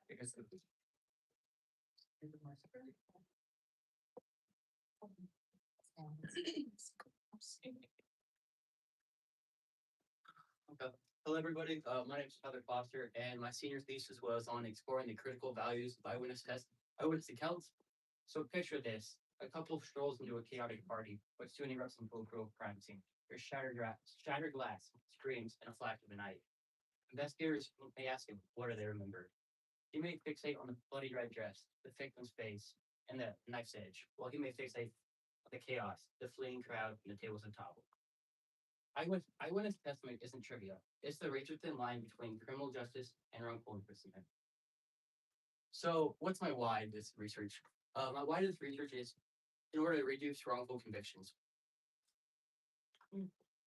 As eyewitnesses are frequently one of the most significant components of our criminal justice system, as they often play a role in determining the difference between the conviction and acquittal. 69% of DNA exonerations as of 2023, or 252 cases of 367, involved eyewitness misidentification. Again, I do want to repeat, 69% of DNA exonerations have involved eyewitness misidentification. Like this, one mistake in memory can result in someone's life being taken away. So why do we have to ask ourselves this question? Why do we still place eyewitness testimony on such a high pedestal in criminal convictions? So what does my research question ask? My research question asks, does the sex of an eyewitness, male versus female, influence the accuracy of person-oriented and object/occasion-oriented details they recall after witnessing a violent crime? So what are the variables within my research? Starting off with my independent variables, the first one is the sex of the eyewitness. And next on to the classification of details, person-oriented or object-oriented. You may be asking yourself, what is person-oriented and object-oriented details? Person-oriented details usually classify as height, weight, sex, hair color, facial features. While object-oriented details detail and where they're at, what they're doing, who was there, things like that. Next on my dependent variable, this states this is the accuracy of eyewitness testimony. Before we dive into past research, here are 4 key variables with eyewitness testimony that I believe are especially important for understanding accuracy and reliability of eyewitness testimony. To highlight their significance, I've selected 4 previously published research articles that align closely with my study and represent some of the most relevant variables in eyewitness testimony, such as violent crime, anxiety, appearance cues, and face bias. The first article I looked at was by Landri and Christensen in 1998 and dealt with the gender effects of violent crime. Then their study, the 164 participants took part, 80 men and 84 female. So what did they find? They found females were superior in their ability to recall violent crime details with an emphasis on person-oriented details. They also found females gave more correct and detailed perpetrator descriptions, especially for female perpetrators. Overall, Landri and Christensen found gender differences were larger for person-related questions than object-related ones. The next article I looked at dealt with the gender effects and anxiety. This was done by Longstaff and Belts in 2020, and 115 participants took part. 38 were male and 77 were female. So what did they found? Longstaff and Belts found that women showed a greater expertise in looking at faces and person details, while men actually were superior in finding surroundings and objects. So women were better at looking at faces, while men were better at looking at their surroundings. But the most important takeaway I took away from this study was that women showed a greater ability to remember faces when they actually faced the greatest amount of anxiety. So the more anxiety they faced, actually better they were able to recall details of that event. Now onto appearance cues. This study was done by Glenn et al. In 2017. It was one of my largest studies with 586 introductory psychology students taking part. 242 were male and 266 were female. So what did they found? Glenn et al. Found that women showed a greater ability to recall dress items. So this was like things like your shirt, pants, shoes, things like that, as well as the greater ability to recall headdress items such as ponytail, earrings, hats, scarves. Overall, Glenn et al. Found a 2-to-1 ratio of women were better able to recall details about clothing than men. Lastly, face bias. I believe this is the most important aspect when it comes to eyewitness testimony accounts. This study was done by Level and Person Brenneman in 2011, and 134 participants took part in the study. 64 male and 70 female. So what did they conclude? Level and Person Brenneman concluded that women were greater in the ability to recall faces than men. Well, showed a greater ability to recall female faces than male faces. They believe this expertise in recalling female faces would do this thing called social perceptual expertise. That is the idea that women have grown up looking at female faces throughout their lives. This either can be friends, family, social media, things like that. Women are always looking at women's bodies and faces. Whereas males look at female faces like that as well, but they don't pay attention to male faces. So the idea that women are superior looking at female faces just is because they've always looked at them. Overall, Lopez and Roman found females were outperform males by 3 times when it comes to facial recognition tasks. So what has past research shown about male and female eyewitnesses?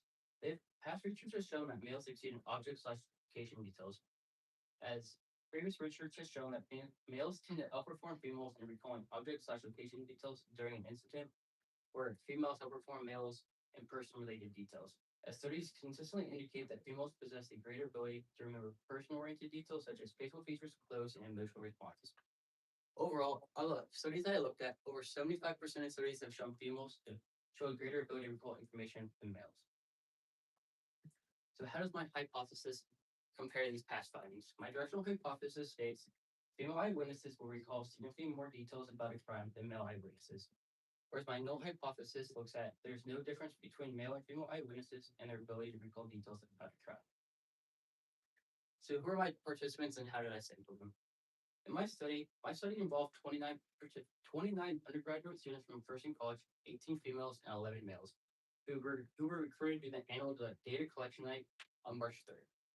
So how were they sampled? My participants were sampled and put into groups to ensure diverse and representative sample, enhancing the validity of the findings regarding eyewitness testimony.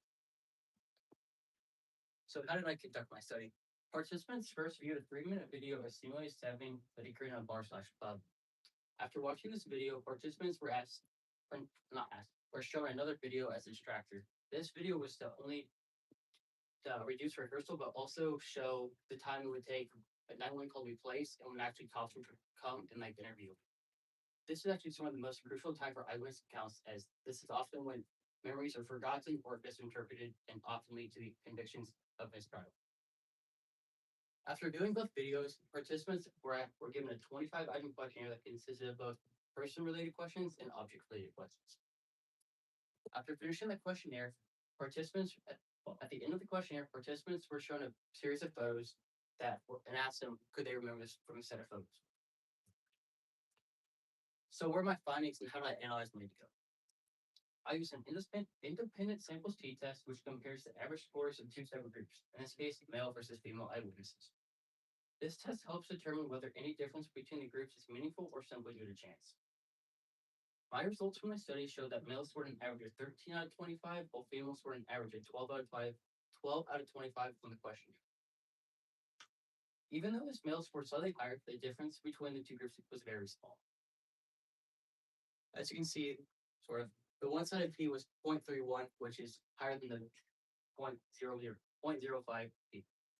Importantly, the p-value was greater than 0.05. This means the result is not statistically significant, suggesting that the difference in scores is likely due to random variation rather than a real underlying difference between male and female eyewitnesses.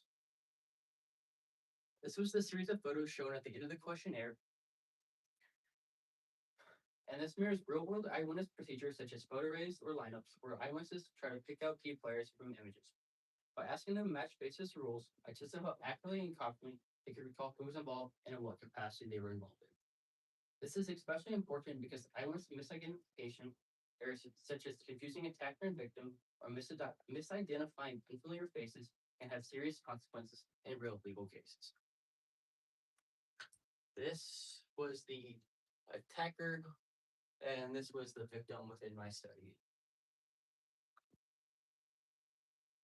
So how did males and females compare when it came to facial recognition?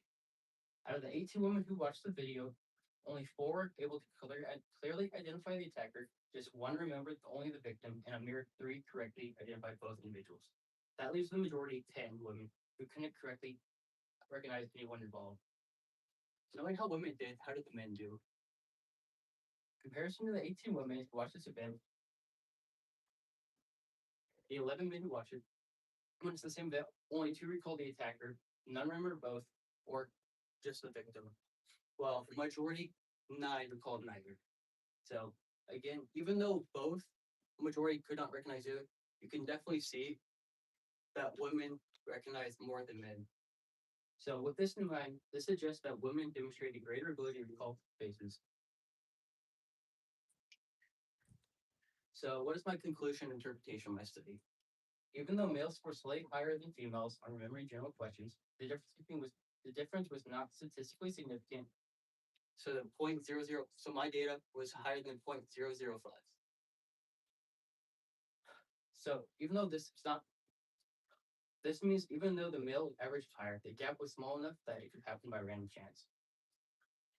We also found that females showed a superior ability to recognize faces than males as well. Overall, because my data was higher than 0.005, I will have to accept my null hypothesis, which states there is no difference between male and female eyewitnesses in their ability to recall details about a violent crime. That should be it.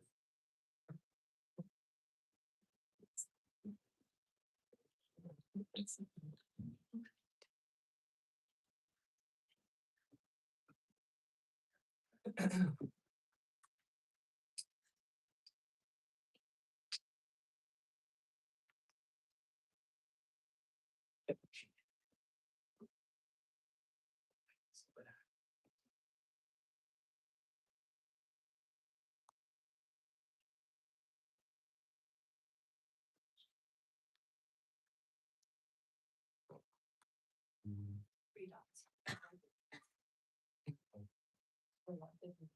So after you, that like icon. You go to the very top, all the way to the left. Over a little bit more, right there. It's no good. That's on that. Okay, so hello, my name is Matthew Williams, and my senior project is perceived labeling and its effects on self-concept and behavior.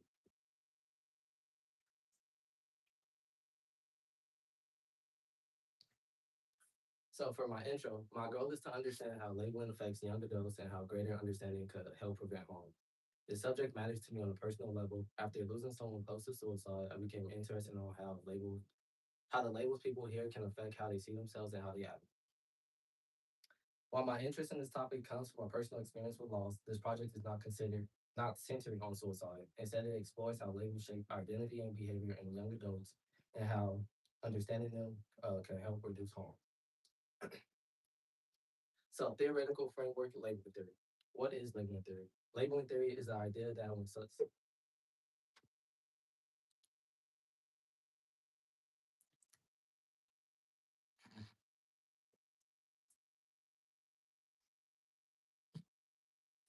Got fired.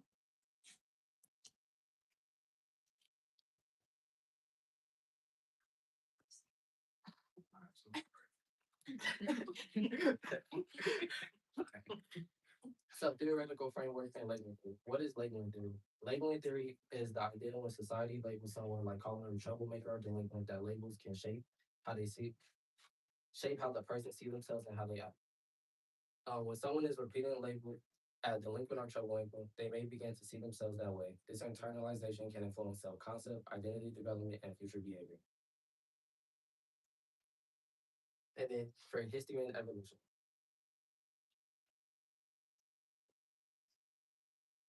For history and evolution, basically key studies informing this project. All these authors you see up here all study labeling, but in different ways. For Masuda, he found that reflected appraisals how others see you shape delinquent behavior, and this supports my focus on perceived labeling. For Liberman found that being officially labeled by the justice system increases future delinquent behavior. And for Bessemer found that labeling effects can persist over time and continue influencing behavior. And last but not least, for Livy found that labeling can weaken self-concept and clarity and make identity less stable. Research question, hypothesis, and variables.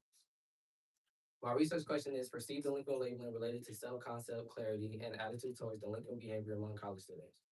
For my first hypothesis is that participants with higher levels of perceived delinquent labeling would demonstrate lower self-concept. And then for my second hypothesis is that participants with higher levels of perceived delinquent labeling will demonstrate greater involvement in delinquent activities. And then, as you see, as my variables, for my independent variable, I have perceived delinquent labeling, and for my dependent variable, I have self-concept clarity and delinquent behavior. Okay. So with methodology and data collection, so for my research design, it was a quantitative, cross-sectional, and correlation survey design. For participants, I was aiming for like 25 to 30. Luckily, I got 25 participants. It was McPherson college students, and it was ages 18 plus. For a sample method, it was a convenient sampling. Volunteers were recruited on campus with data collection night. We offered them a pizza and $10, and they just came in. They filled out the paper, filled out the survey, and then they turned it into us, and we gave them a blue ticket. And then for data collection, it was a 10-item anonymous survey. Thanks with the help of Hoyer, we was able to combine to one survey. And it approximately took like 3 to 4 minutes to complete. Okay, and for measures, survey instruments, this was on the survey, basically, that we took 5 perceived delinquent labeling. So for example, people sometimes view me as a troublemaker. Higher scores mean stronger perceived labeling. For self-concept clarity, we use 3 items. Sense of how stable and clear personal identity feels. That example was that my self-concept is often uncertain. Higher scores mean lower clarity. And then for attitudes towards delinquency, which is 2 items, we use that acceptance of risky or rule-breaking behavior. Example, sometimes breaking rules is not a big deal. Okay, so for my hypothesis 1, it was participants with higher levels of perceived delinquent labeling will demonstrate lower self-concept. And as we see as the scale, we have perceived labeling going up and its self-concept going down. So we have the higher perceived labeling gets the lower self-concept. Okay, the higher perceived labeling gets, the lower self-concept gets. So a negative 0.598, that's a strong correlation. This is significant at the 0.002 level. This is what I predicted, and we have to reject the null.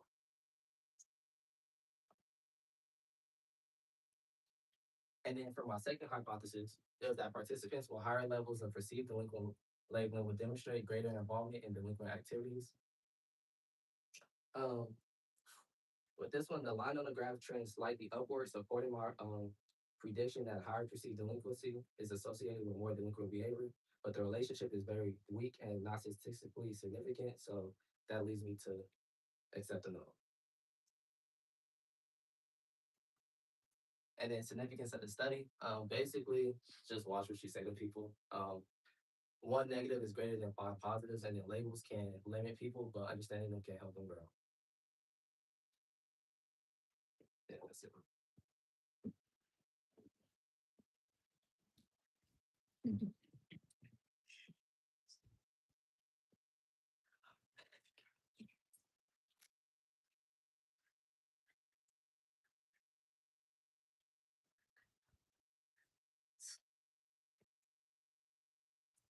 Okay. Hello, everybody. My name is Landri Lopez. I hope you're all having a great afternoon. Today, I'm going to be talking to you all about the perceptions of student athletes on campus, including athletes, themselves, peers, and professors.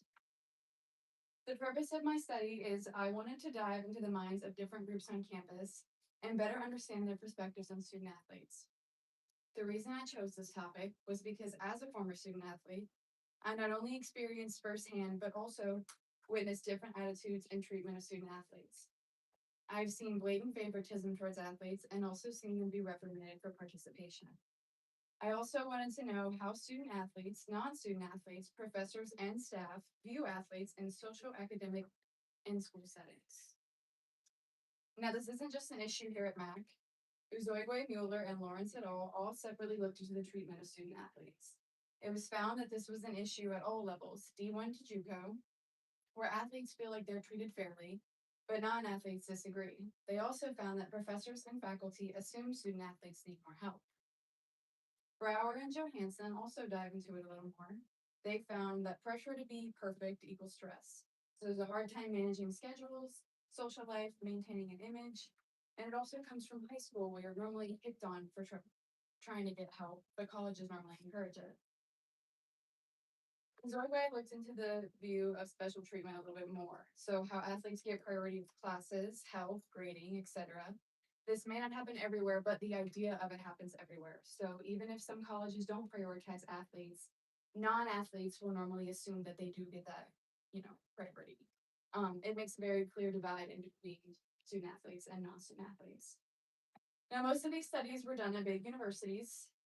No one has ever really looked at it at a small university besides me.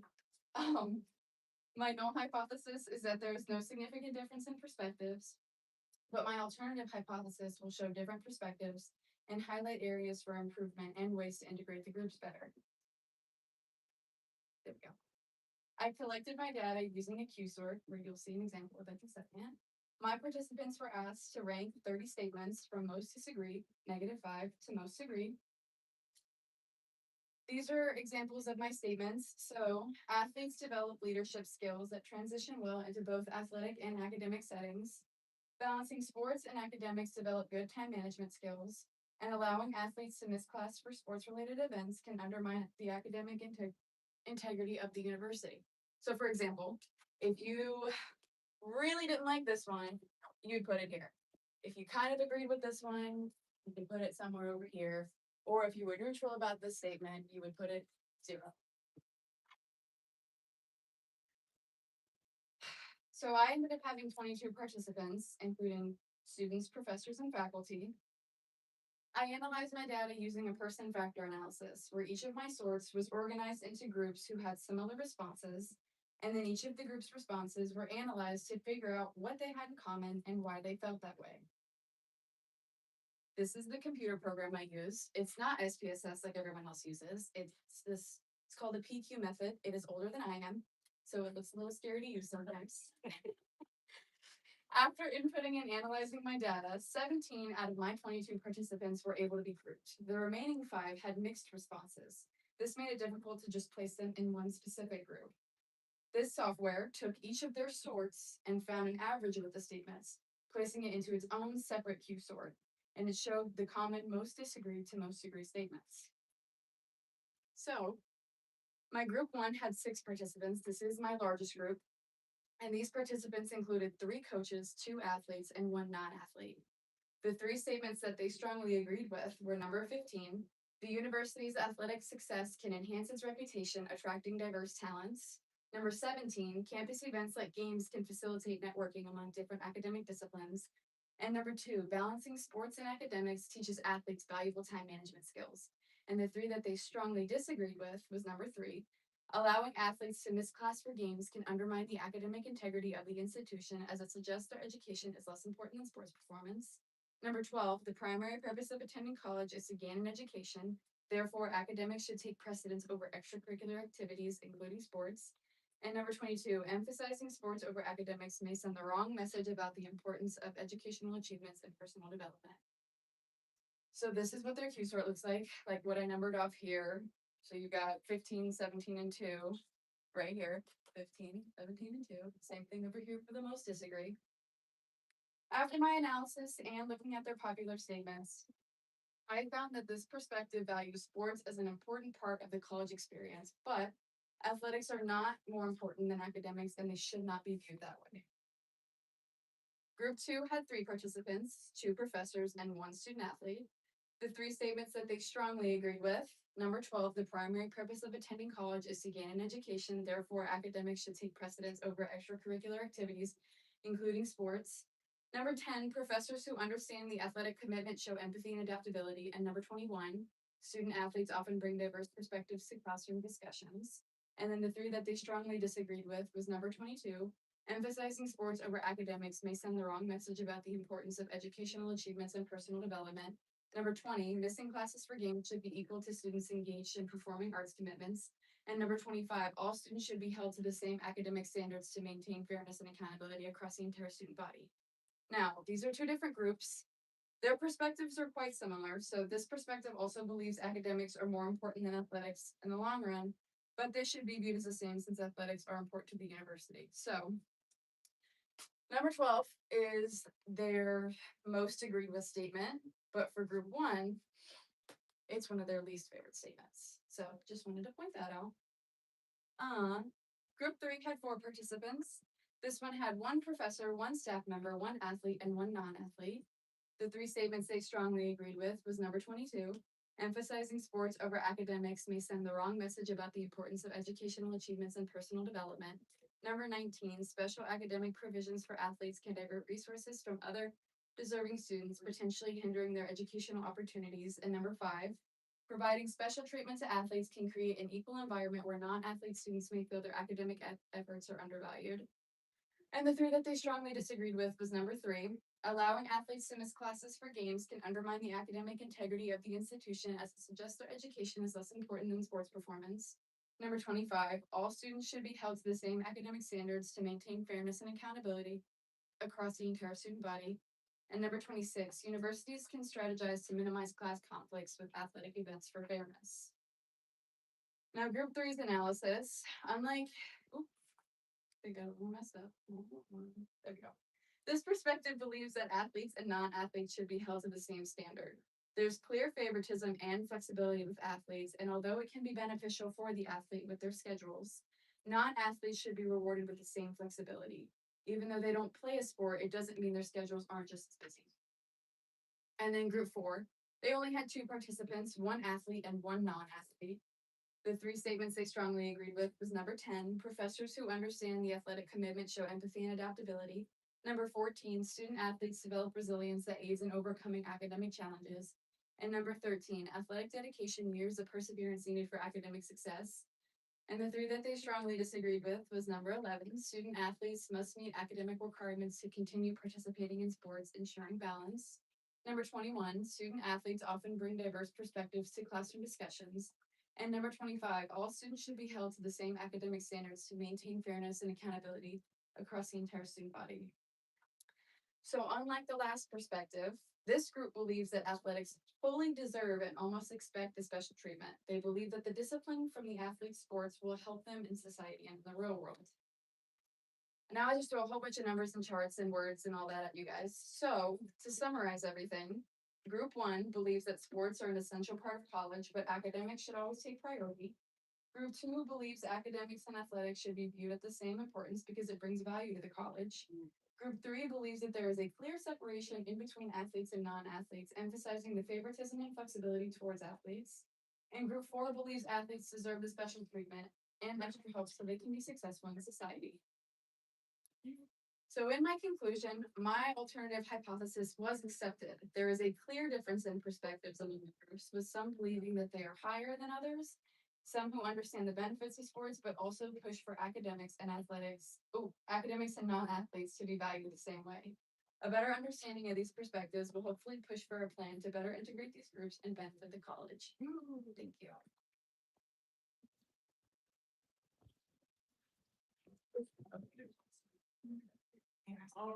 So if you were here earlier this afternoon, you know, what we do now is we ask the panelists to get up to the front. I've been asked to make sure the panelists stand in front of the table so that you are captured in our live stream. Please don't hang off the end here. Matt. No, in the front. Next to Landry. Right, thank you very much. All right, so again, any questions you have for our four panelists? Fire away. I have a question for Landry.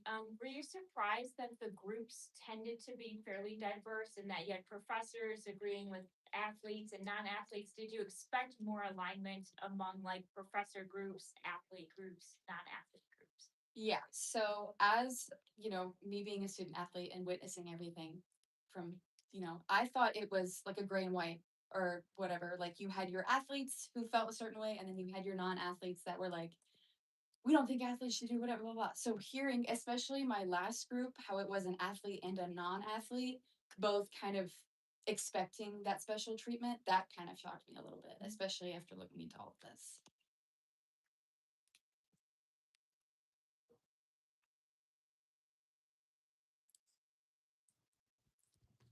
So a question for Tyler. If they were statistically significant, what are the practical applications for findings? How would they be used?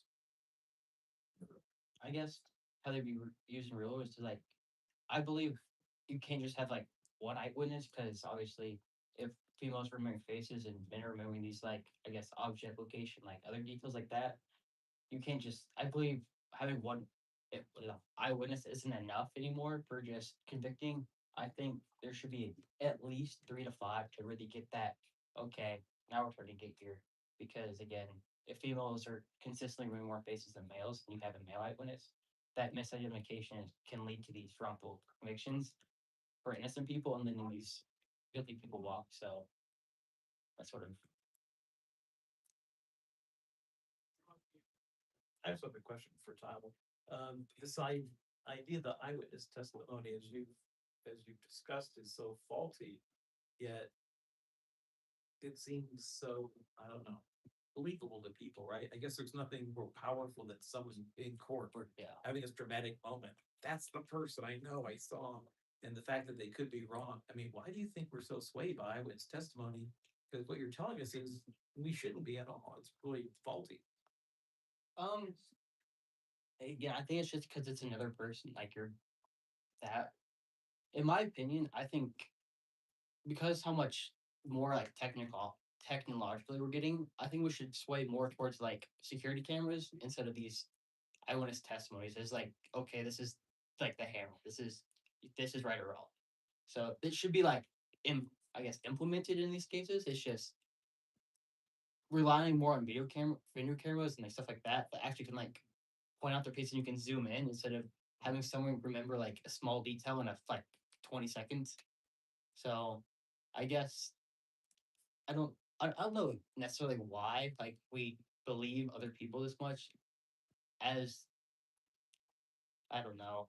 It's just, I believe eyewitness testimony should be enforced. I just don't think it should be what convicts someone. Like, I believe that helps, but there needs to be more concrete evidence to, especially for like big murder cases and stuff like that. That really that ruins someone's lives, or you're letting a murderer back on the street. So Thank you. I have a question for Matt.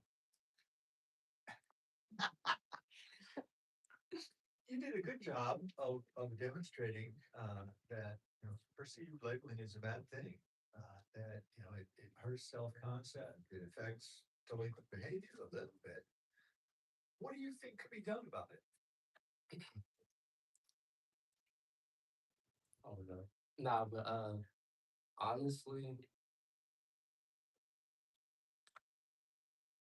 I wouldn't say I don't have answers. I have a bunch of answers for this question.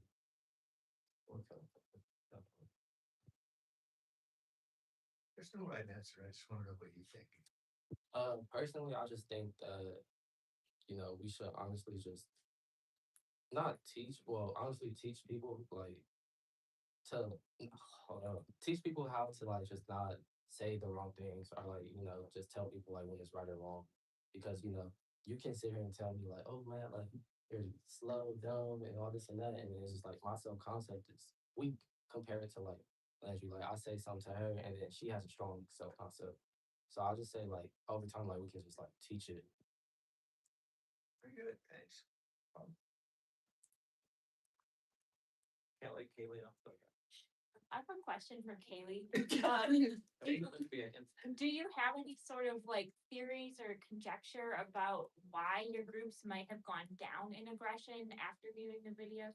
Yeah, when I had seen that after doing like all my analyses, I was like, dang, what this completely goes the other way. But upon looking at it specifically with Dr. Midgley, I think the group size has such a big factor in it. But I do wholeheartedly believe that if I would have had a much larger, even over 30 participants, like maybe a more sophisticated study, I think we would have seen what I was hypothesizing, that there was an increase in aggression. But I think just because of how small it was, and it's really hard to wrangle people in here in the evening and finding a day that works for everyone. But I was really interested to see how it would work with McPherson college students. So I was willing to kind of take that risk.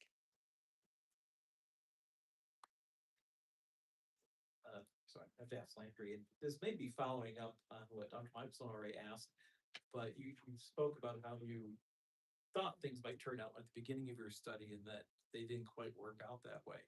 As you said, you're a student athlete. I mean, has your study changed the way you look at this issue of how student athletes are perceived on campus? Yeah, I went into the study fully expecting, like what I told Anna, athletes are going to feel a certain way and non-athletes are going to feel a certain way. And now that I know not everybody thinks that way, like professors, majority of the professors that I talked to, they feel very strongly towards student athletes. But I do know that some of those professors recommended other professors that don't feel that way. And then it's the same thing for some staff members. Like one of my staff members they work in the athletic department and they don't think that student athletes deserve the praise that we receive, which is very interesting to me, especially where he works. Right. So it changed my perspective because again, I thought it was black and white, exactly how it was going to be, but everyone has a different perspective, especially when they're giving statements like some of the ones that I showed. Like there's been a few that favor athletes, non-athletes, and it was just shocking to see who actually felt a certain way because no one was pressured into picking anything. It was all one-on-one, completely by yourself. So when you let somebody or you let people interview or do what you ask them to do without any influence, it's crazy to see how they actually think.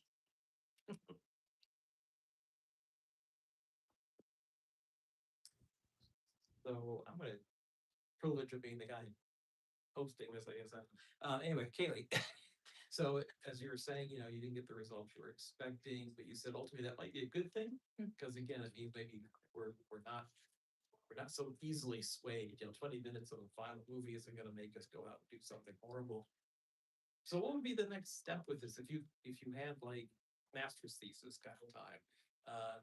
Where would you take this next to maybe do a more, as you said, more sophisticated stuff? Yeah, I've given it a lot of thought just because I am considering getting a master's degree.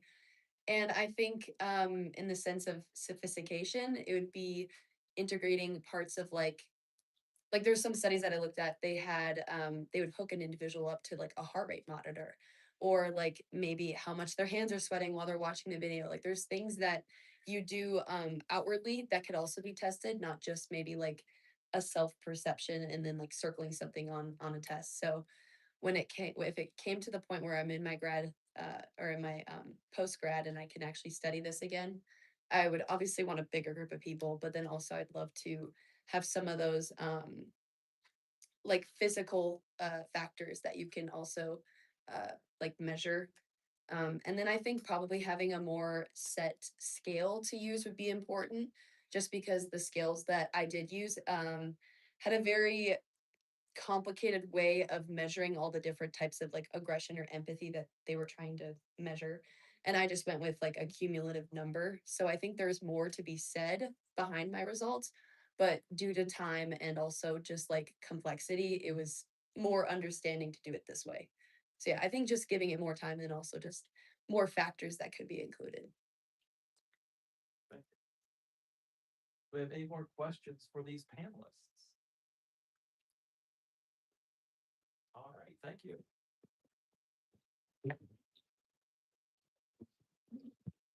All right, so I guess again, the plan according to our schedule is let's take about a 10-minute break. Which give again and a 3 points.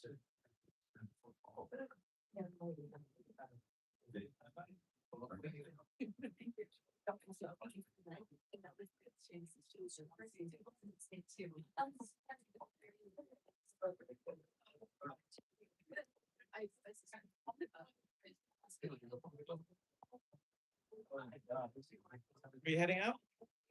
Are you heading out? Yeah, the senior graduation show is happening to be 4 p.m. today. This morning I helped her and then I. We'll tell her we said hello and thank you so much for joining. My pleasure. Okay. Okay, so Yeah. That's I think it'd be an answer, yeah. Yeah. Yeah. As well. You're gonna laugh and back like that. I know Mina likes to be. So, yeah, awesome, great. Was that something that was shared? Laura? No, it's not. Very. You grab it up. Yeah, I know. Now I have to worry about things. Well, there was that, but Yeah. Hey, really, but no more talking in front of people for a while. Yeah, that's a good. I'm gonna go your most now. Sounds great. I know. I wanted to see other. Sure. Yeah. Oh yeah, I can go back. Let's see the next. It's like watching. I was like, yeah, watching. Just like you start. Honestly.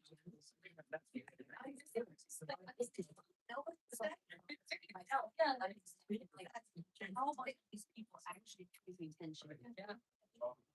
Yeah. Well, my friends. Obviously, but also the last thing they want to do is stuff. So I don't know, but yeah, I think a lot of people ask me, right? That is like doing it post grad. You know, like straight.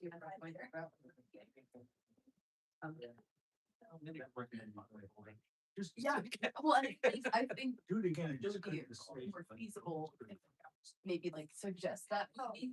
Yeah. Yeah, like something back before. Oh, I was hoping I could get such a friend. I would say more serious. Like a better.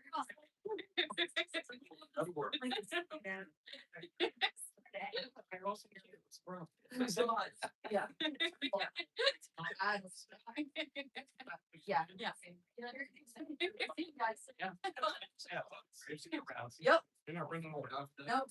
It was like done. Let's get a weekend. Still got a few feet square.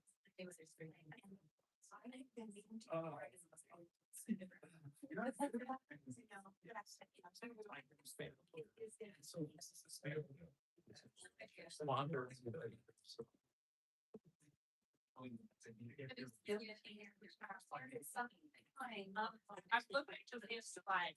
Okay.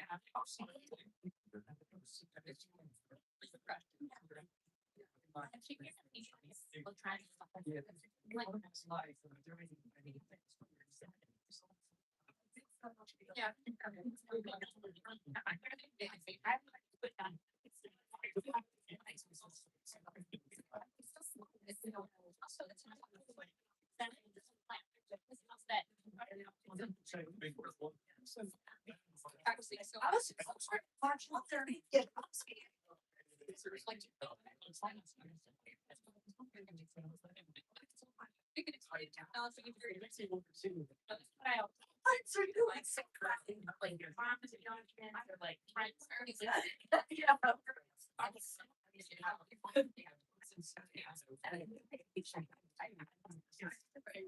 Example.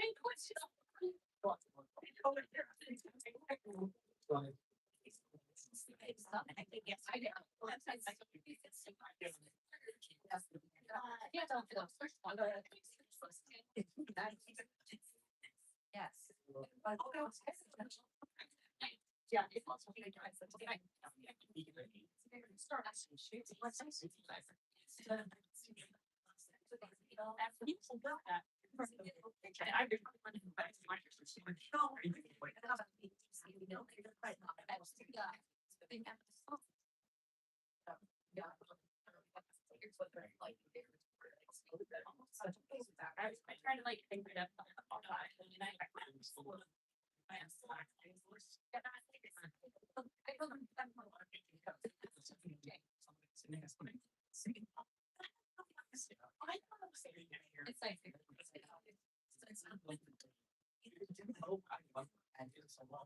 I need my. I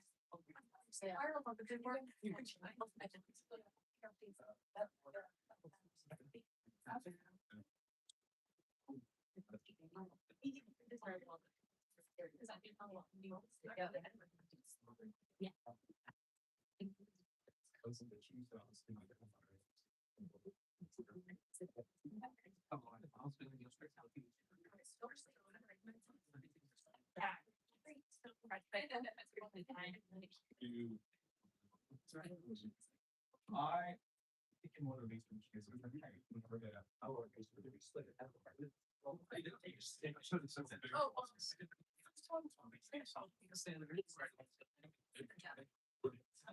That's part of the. Yeah, you know, I'm not saying that.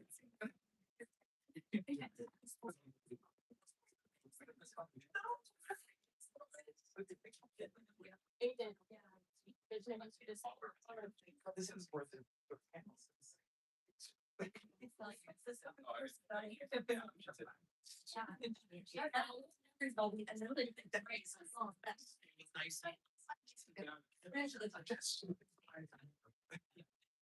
Oh, yeah.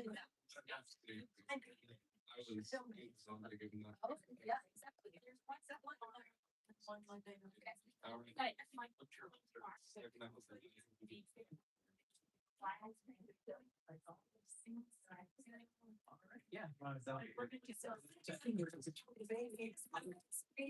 A library and, you know, I seem to take care of the baby because I probably shouldn't, but. All right, so I think we're ready to begin with the third panel. So we'll turn this over to Alexis.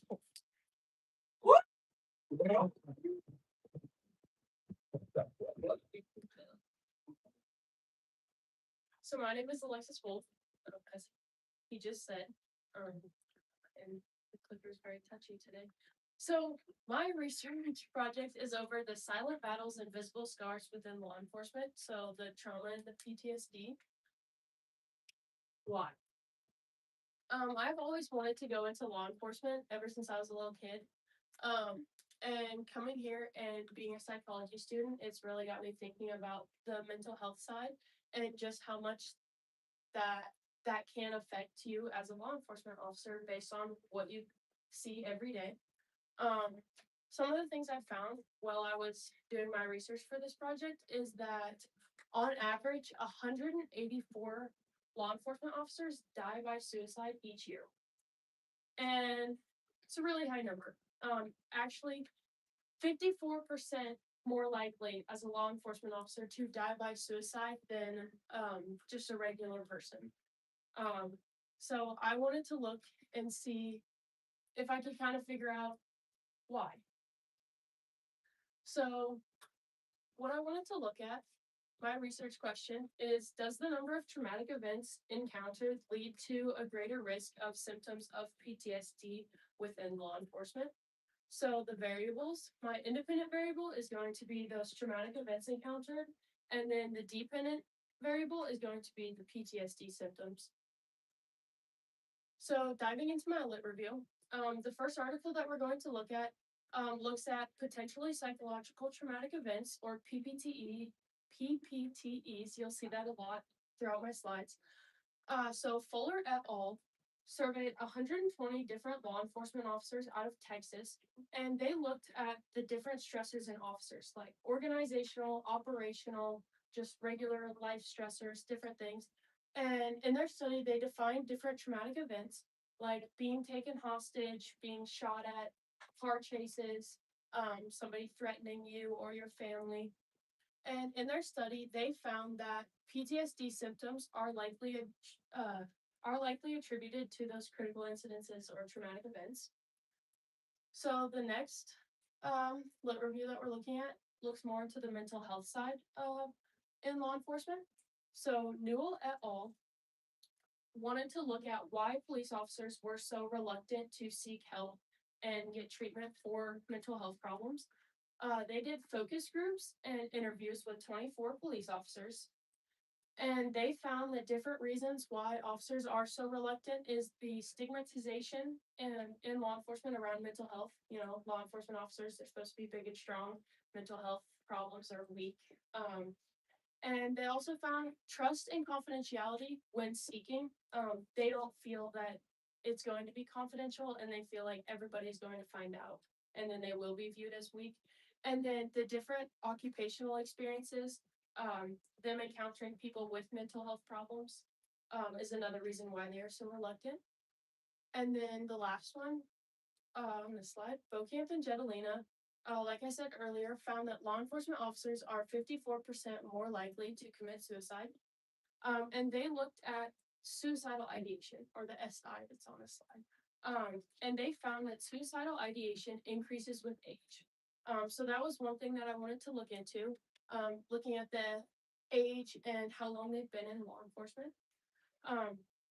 So they looked, they did online surveys giving out at shift briefings at the Dallas Police Department, and found that organizational stress and physical strain were statistically greater in law enforcement officers with suicidal ideation than those without. And my last article, Andrews et al. Andrews et al. Surveyed 1,348 RCMP, or the Royal Canadian Mounted Police, through web-based surveys. They wanted to see if potentially psychological traumatic events contribute to mental health disorders.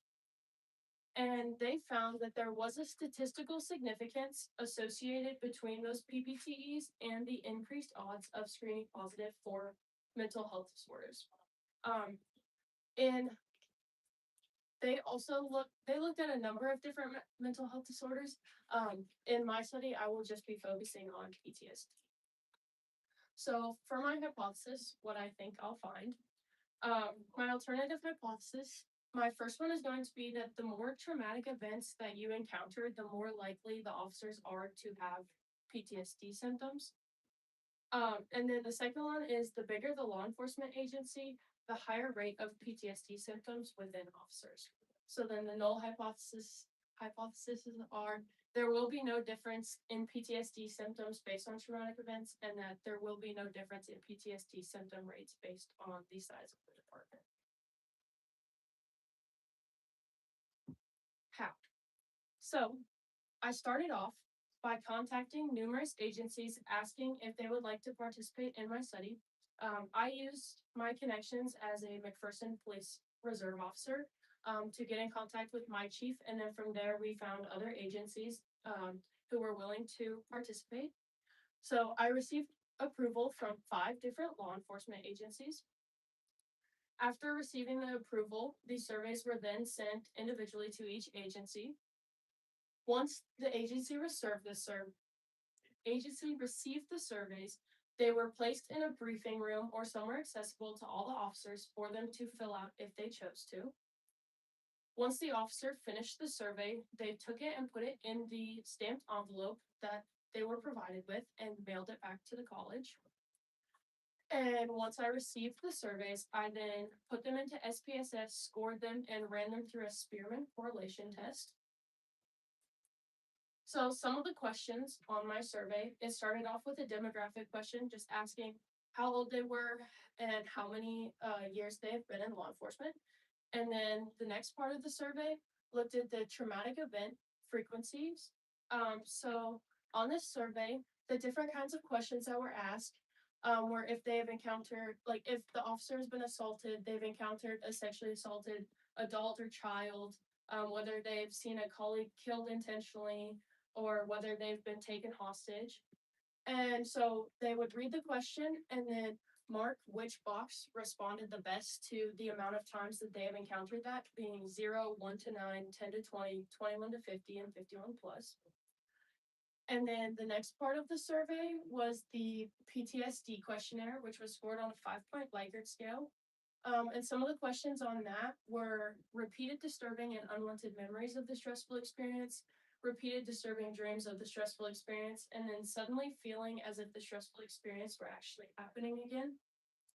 And the Likert scale, it was 0, not at all, to 4, extremely.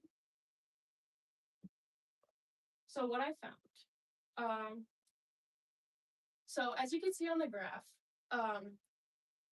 the more critical incidences that were, that they encountered, the higher the PTSD symptoms were, indicating a positive correlation.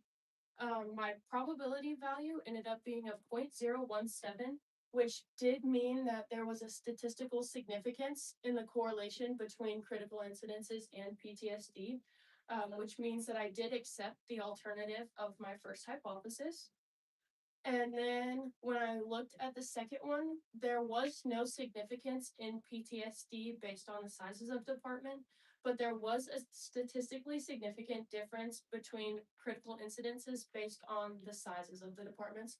So for the small departments, their median was a 14, and then the large departments, the median was a 33, just showing how big of a difference there is in those traumatic events that happen between small and large departments.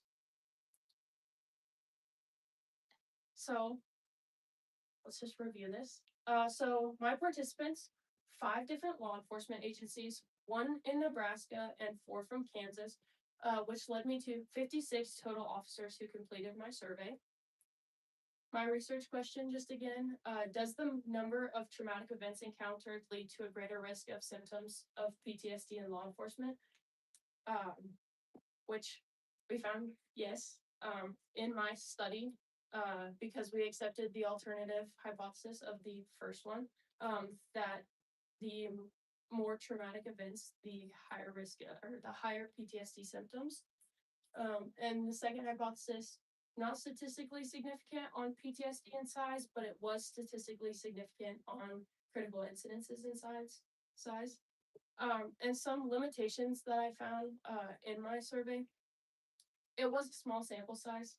I mean, in the grand scheme of things, 56 officers is not that many.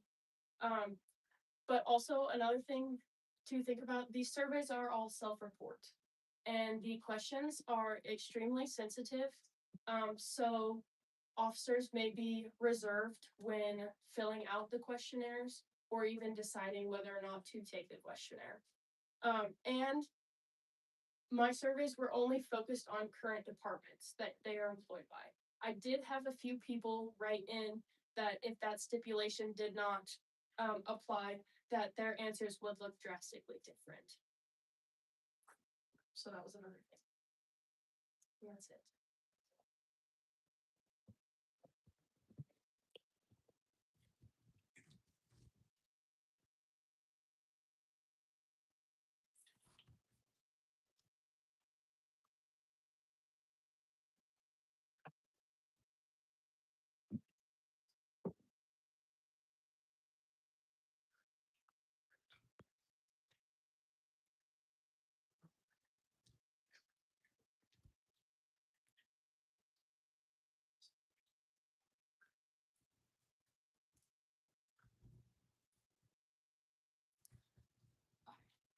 Hi, my name is Julia Ali, and my research title is Justice in Three Minutes, focusing on criminal justice system attitudes. To better understand these attitudes, I looked at 3 different groups. Each of these groups interact with the system differently, which can affect how they view it. The first group I looked at was the public. They have an indirect experience through media and politics, so their views may not always come from personal experience or from how the system is presented to them. Secondly, I looked at criminal justice professionals. They have a daily interaction with the system, so they have a direct understanding of how the system works. The last group I looked at was formerly incarcerated individuals. They have a first-hand experience with the system, so through jail, prison, or probation, so they have a personal perspective of how the system works also. After looking at the different groups, I wanted to know, do views differ between punishment versus rehabilitation? My research question is, what are the attitudes towards the criminal justice system? This topic is important to me because the system has been a part of my life before I understood what the system was. My dad has been incarcerated since I was a baby, so my personal connection has shaped my views and led me to explore this topic. To better understand this topic, I looked at research on the 3 groups. First, I looked at what research says about public opinion.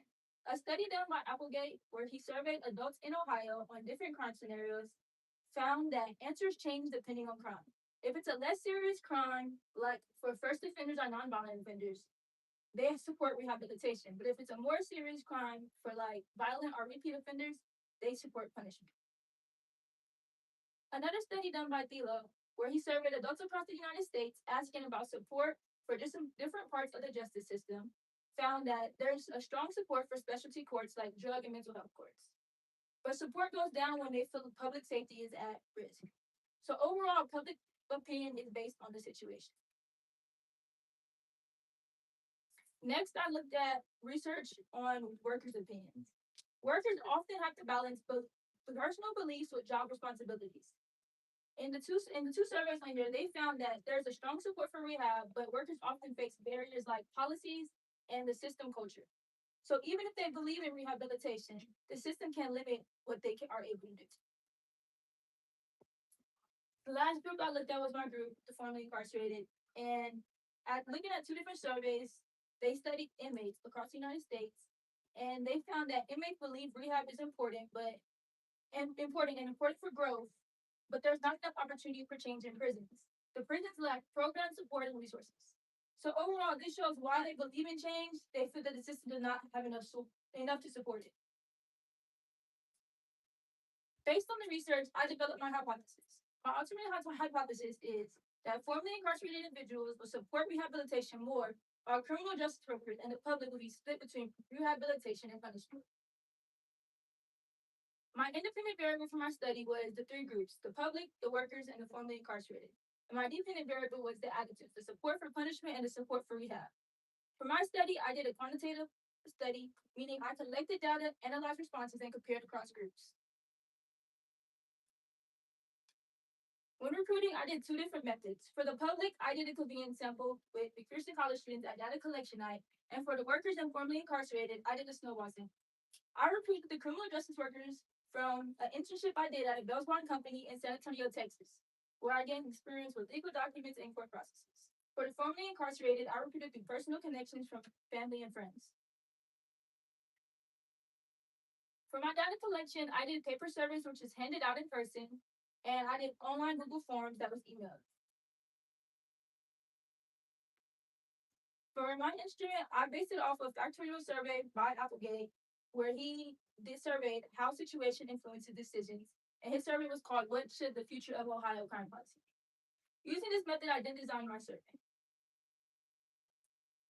My survey title was Attitudes Towards Criminal Justice, Measuring Punishment and Rehabilitation Support, using a Likert scale from strongly disagree to strongly agree. My survey had 4 sections. Section 1 was 21 statement questions based off punishment and rehabilitation. Section 2 was 4 open-ended questions where participants can explain views in their own words. Section 3 was a crime scenario with 9 follow-up questions, which will be shown in the next few slides. And section 4 ended with demographics. So section 1 included different statement questions based on punishment and rehabilitation. Question 4 was asking, since most criminals will commit crimes repeatedly, the only way to protect society is to put these criminals in jail and throw away the key. Question 5 asked, rehabilitation programs should be available to all, even if the offenders who have been involved in many crimes in their life. And 13 asked, some offenders cannot be rehabilitated no matter what programs are offered. And 17 asked, the best system is the one that prevents crime through both fairness and discipline. And here's the scenario question. Also, I got it from Applegate survey. It's saying a 30-year-old woman threatened the victim with a weapon and demanded money. The victim gave $10 but was not physically harmed. The offender's background is that she had a steady job and a drug problem, and also one prior offense for writing bad checks for $1,000. She was sentenced to an intensive probation, and she meets with her officer 2 times a week, and she's also in a treatment program.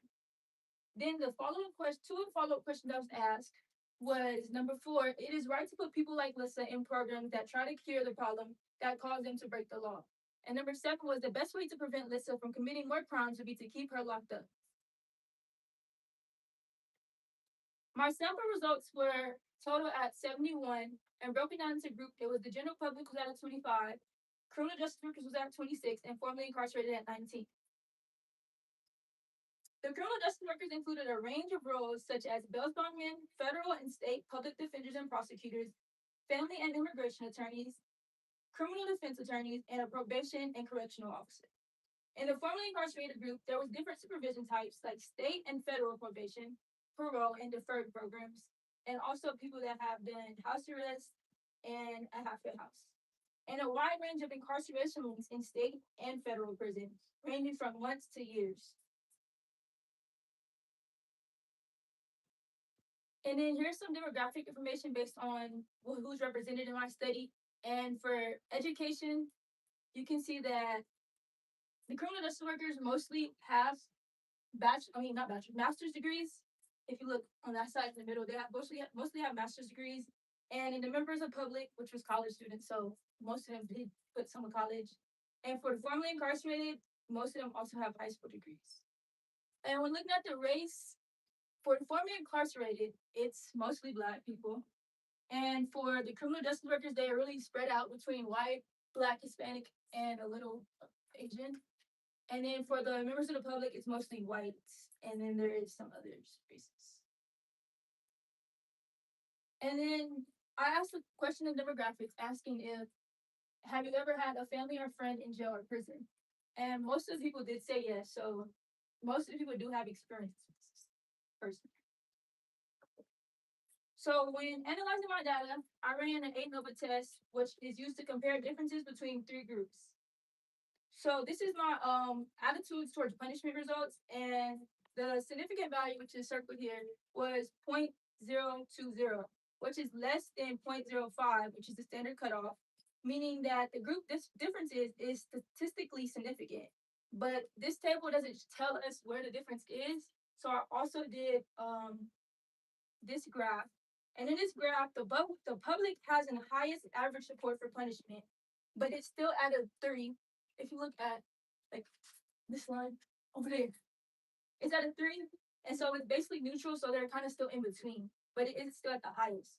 And the criminal justice workers have the lowest support for punishment, meaning that they're less supported for punishment, while the formerly incarcerated falls in between the public and the criminal justice workers, but the criminal justice workers still have lower support for them, and the formerly incarcerated still have higher support.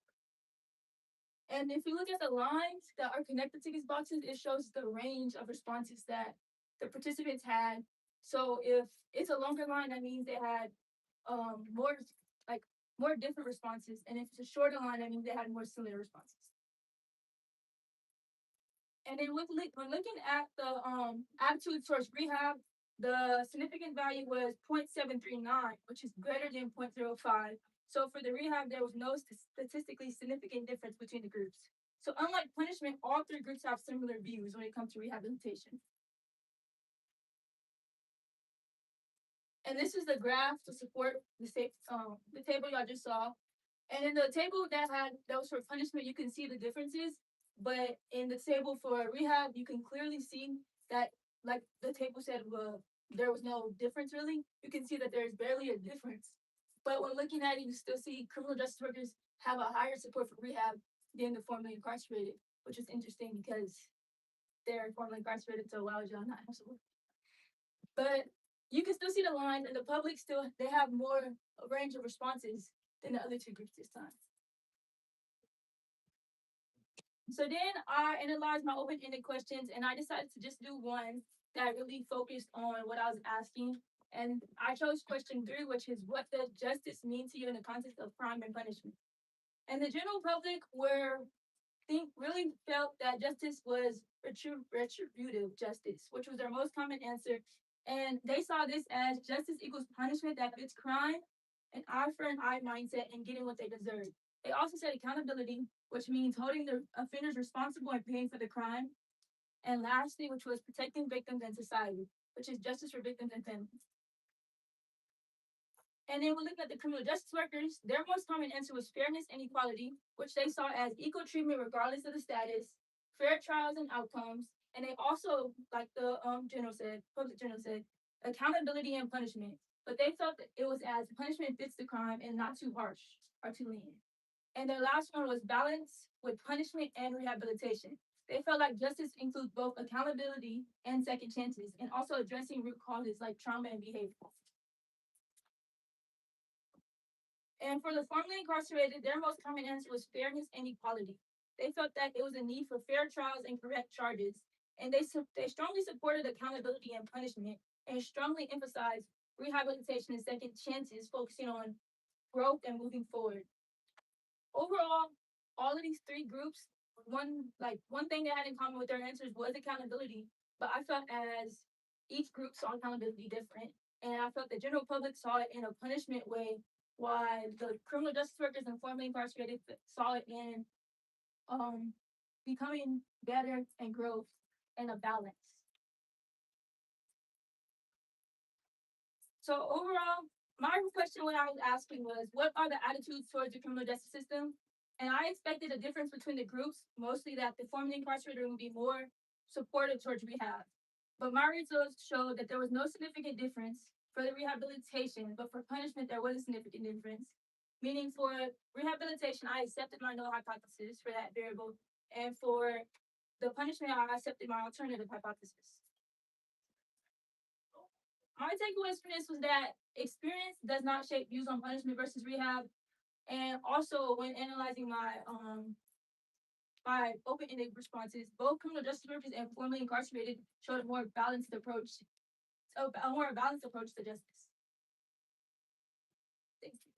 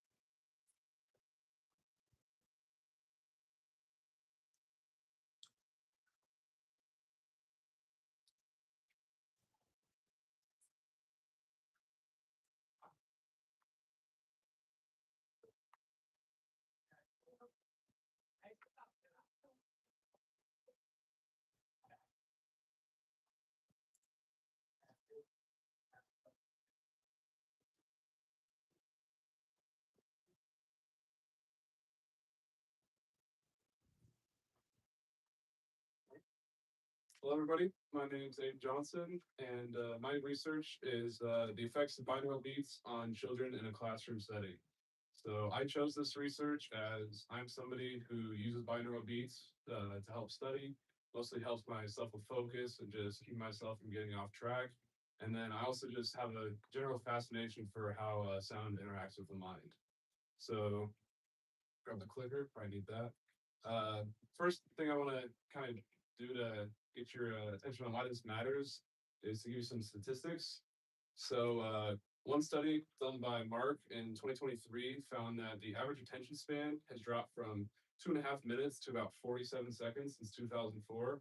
And this was a study done on adults. So as we know, children usually have a shorter attention span anyway. So the results are probably even more staggering than that. One study done by the Educational Advisory Board found that 84% of educators say students are behind in social and emotional development now.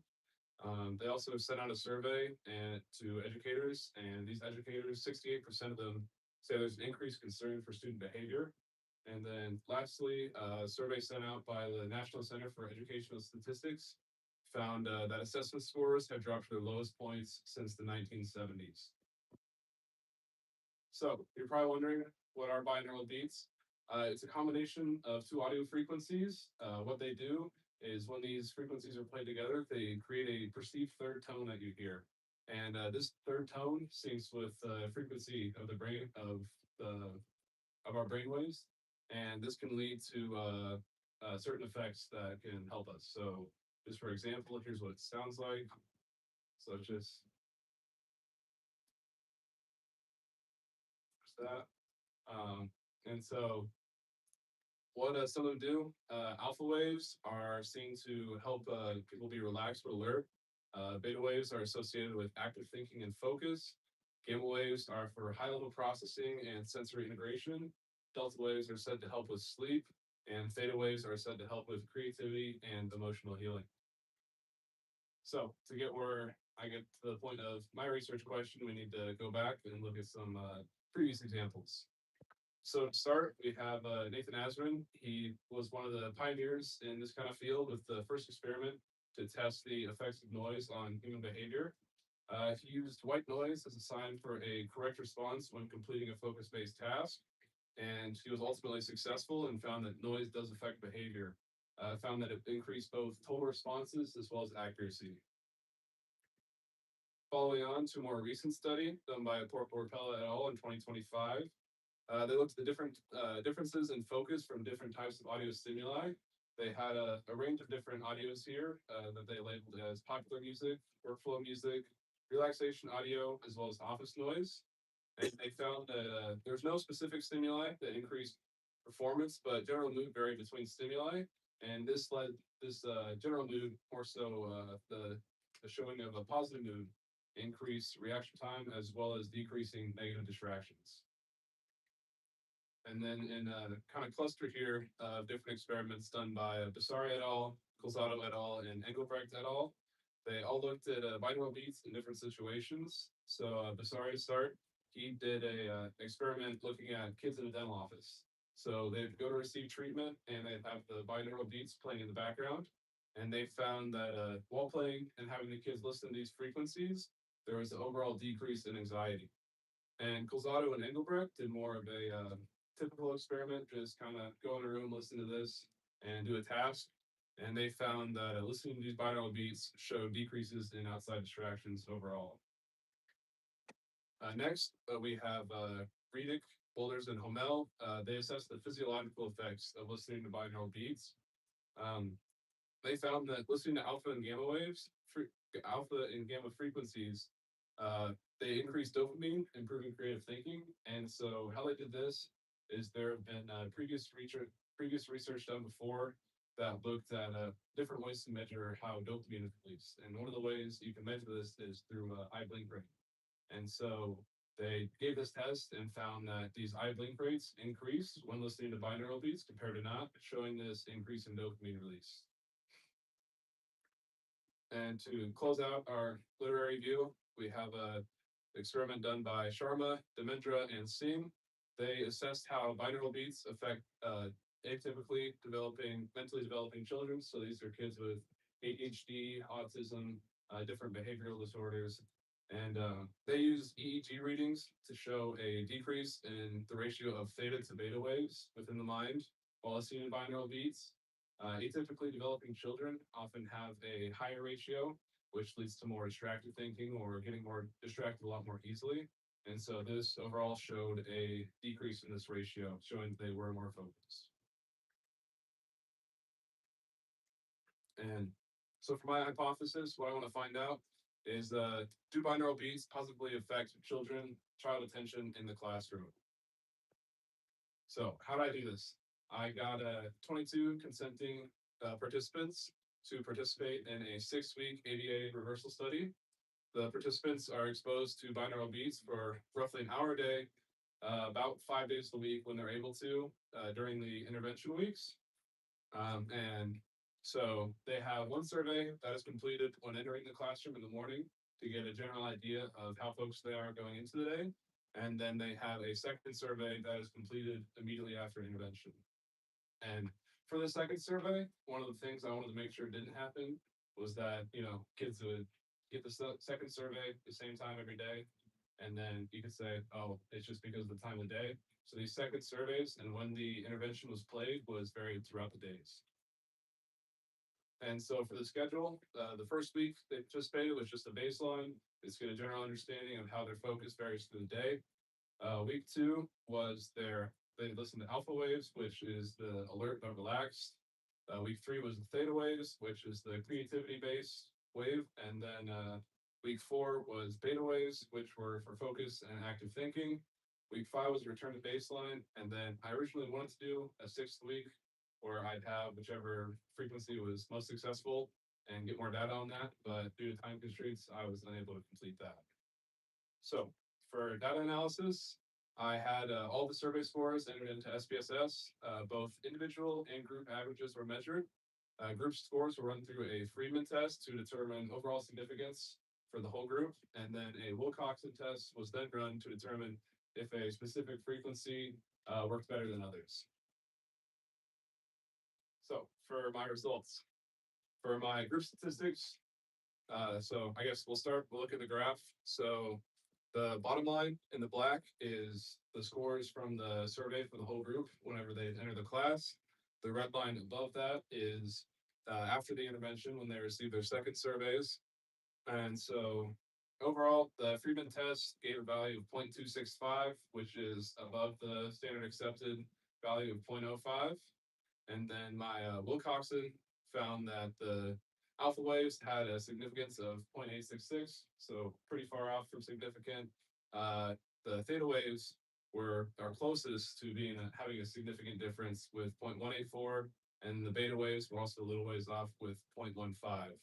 So as you can see from the group average, it's not showing a whole ton, but that's kind of the reason I wanted to do individual and group, because the individual stuff is actually pretty interesting.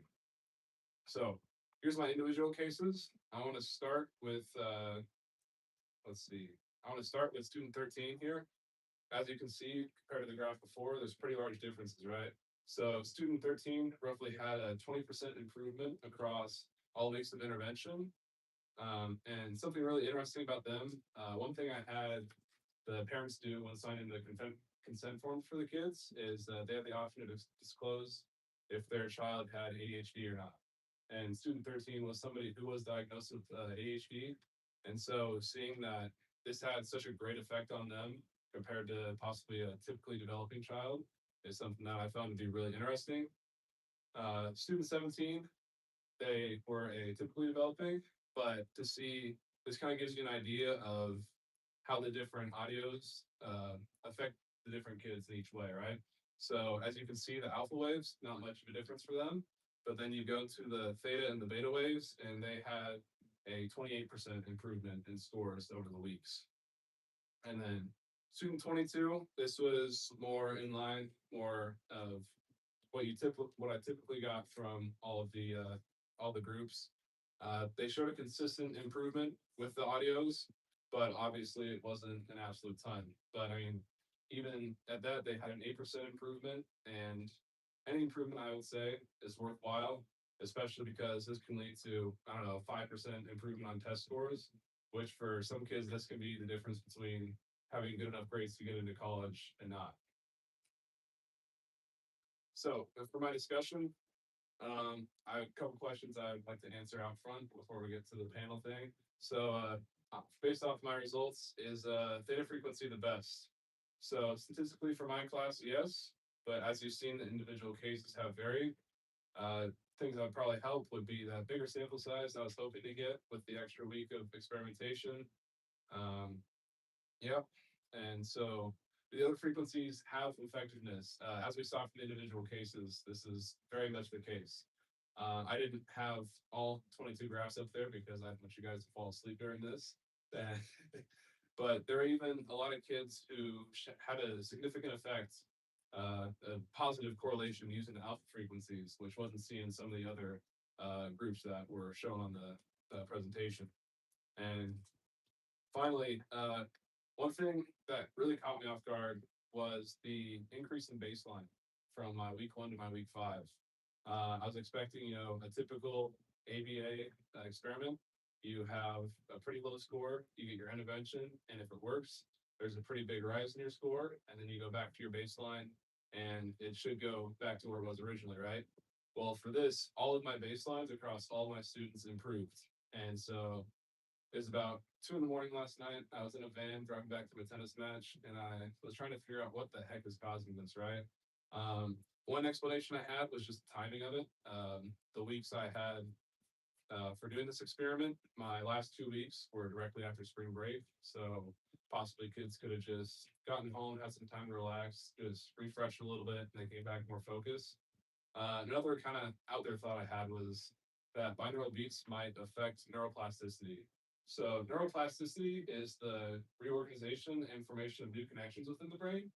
And so possibly with them being more focused in class, this additional focus is rewiring their brain to just naturally be more focused, even when they're not listening to the binaural beats. And so the possibilities for this to be an application that works even outside of when the intervention is happening is something that I found to be really interesting, but definitely needs some further research on. And one last statistic I found with this was that I tested the Wilcoxon on the week 1 baseline to the week 5, and there was a significant difference in scores there. And so conclusions. Although it wasn't seen as significant, there are measurable improvements in performance when listening to binaural beats. There's no one-size-fits-all to this working for all the kids. Obviously, alpha waves can work for one kid, theta for one, and beta for another, but they all had improvements, right? And then a really interesting thing I definitely might have to do some follow-up research on is binaural beats improving the possibility of neuroplasticity. And that's all I got. Thank you. Okay, Aiden, you can stay right there. Ask the other panelists to join you in the front.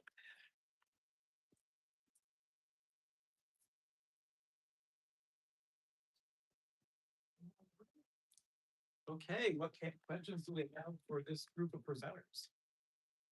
You mentioned 22 students. Yes. They were all 3rd grade students at Namby Elementary.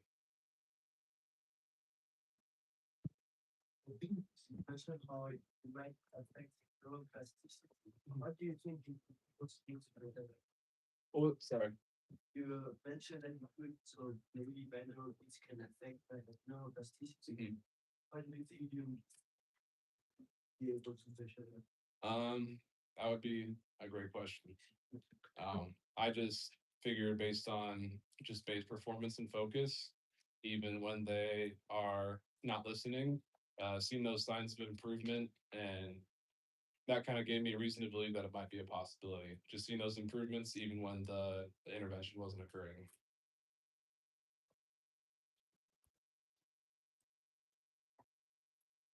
I have a question for Jalea. So it was kind of surprising that your formerly incarcerated group tended to have higher support for punishment than you expected. Do you have any sort of theories as to why that might be, or how future research might dig into that aspect a little bit more? I feel like that maybe they have more support for punishment because they did so much time in there and they have like that mentality and maybe like institutionalized to thinking that and they're thinking that is wrong, like what they did is wrong, or maybe they're trying to get away from crime and they like move to a different side, they think that was wrong. But if I was to do this research again, I feel like I would do research on why formerly incarcerated people have such strong support for punishment now. Just as you bring that up, thinking, if you're gonna study that in the future, if some way to measure how they feel about the fairness of their own sentence. Because I'm picturing, they could be in favor of punishment for everybody except me. I was unjustly accused, all these people need to be locked up forever. There might be something like that going on. Does that make sense? Yeah, it makes sense.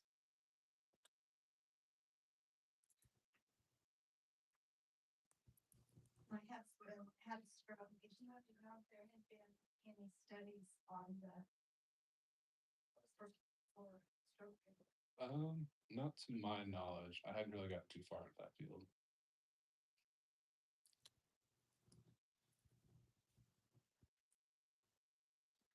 A question for Alexis. What do you think some of the kind of practical, like real world takeaways are from what you found about, how you set it up? You wanted to sort of better understand so we could improve some like outcomes for officers. What can your research tell us about what departments or other people could do differently to improve some outcomes? Well, I have no idea. I don't know. I mean, I feel like it just looks like officers are dealing with all of these mental health problems, and it just needs to become like more understanding for them to get help and not just like push them down. Like, they need to know that they're not going to be seen as weak or like potentially get demoted for seeking help for the things that they are interacting with on a daily basis. One question. So you said you're going like you wanted to be a police officer. So what are you gonna do like when you do get to the police field to like hinder this from happening? I mean, just not be afraid to like talk to people or not like push it down. I had a question. So it's a two-party, did you do any like demographics in terms of age on the officers you surveyed? Yeah, I looked at the age. Okay. I didn't know if, especially in the bigger departments, if those ages were, I feel like they're typically younger in the larger departments possibly, but I could be completely wrong with that. And I don't know if that younger age possibly affected your data in terms of the development of PTSD, just because they hadn't really been around as long. A lot of the officers, the ones that I got back, they were older. Okay. A lot of them were older, and the few that were younger were like just started, so all of their answers were 0. Yeah. So, yeah. Okay. It didn't really affect as much. Aiden, I got a couple of questions for you. Were you present when the beats were being played? No, I wanted to stay as uninfluenced as possible. Okay, that's probably the same idea. What were the kids told? The kids were told that they're just gonna be listening to this and they'll be handed surveys. I wanted to keep their bias out of it as much as possible. Okay. Did you ever think maybe some kind of control group would be a good idea? Because what I'm thinking is, you see a difference, but compared to what? Like you could have some kids listen to the binaural beats and some kids listen to something else. Yeah. Maybe it's just a distraction factor that helps them. Maybe that's your next. So what I was comparing, I probably should have said it during my presentation, is I wanted to look at the differences in scores between their morning and afternoon or whenever they received a second intervention. And so I initially thought about doing a control group, but then my thinking was that with the sample size I have, there'd be so much variation between the kids that I don't know if I'd be able to get as accurate of an answer. Well, simple is always good. Yeah, compared to having. Yeah, Yeah, because I decided to do a simple one. Sure, you. And so having that kind of baseline each day as the control is my way of kind of getting to that part. Okay, good. Thanks.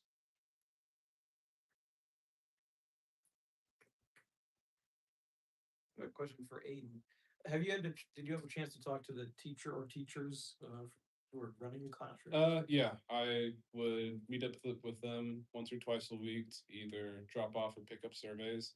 And during that time, I just have little questions about, what's the general feelings, like how folks are they usually when they get there in the mornings, and then like is there any thing that seemed like out of order after they listened. And obviously I don't want them running around with their heads cut off, so I wanted to make sure that wasn't happening as well while they were listening. As I recall, you had a plan at some point to give the teachers themselves like a little questionnaire. Is that true, or am I misremembering? Yes, and I talked to them about it, but it just wasn't really something with how busy their schedules were that we weren't able to fully really flesh out. Yeah. I was just wondering if they knew what, the teachers knew what you Yeah. were up to, Yeah. and so it could just be kind of confirmation bias. I was just wondering if they said anything to you that just their casual observations about, wow, this really seems to be making a difference, or I don't think any difference at all, or whatever. I think they had noticed maybe small things here and there, but again, that might have been confirmation bias. Looking for. Yeah.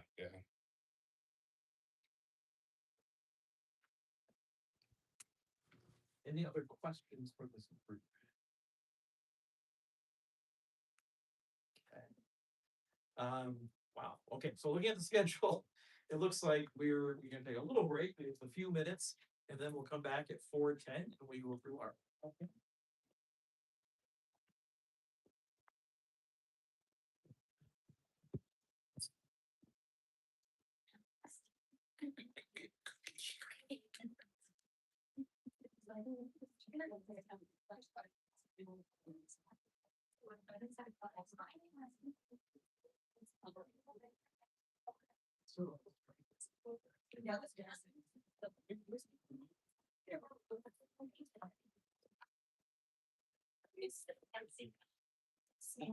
You gonna take off? I mean, I guess we can be there.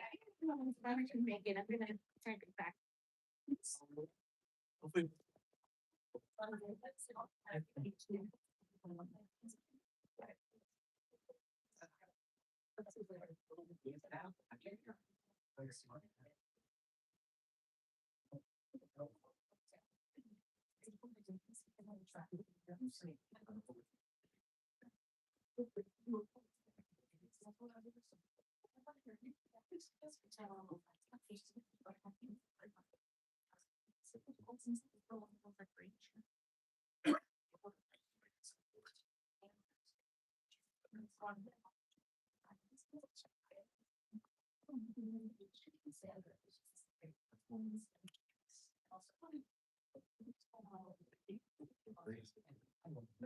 This was a good question that we think when I do.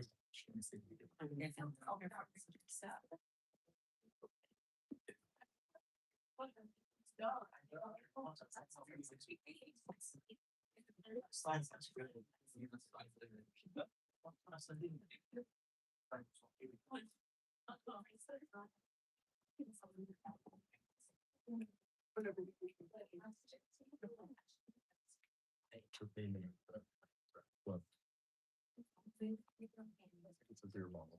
My brain was like, it's not stuff.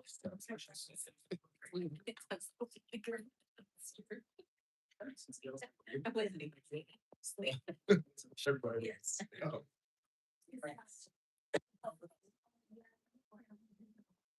All right, after that exhaustingly long break, we're going to begin our fourth.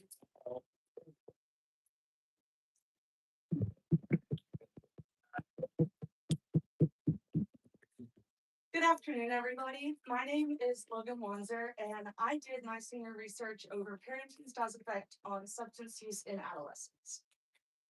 Substance use in adolescence is an extremely common ongoing issue in society today. In my own personal experience, it was when I started working when I was in high school that I realized how much access to substances my peers and I had.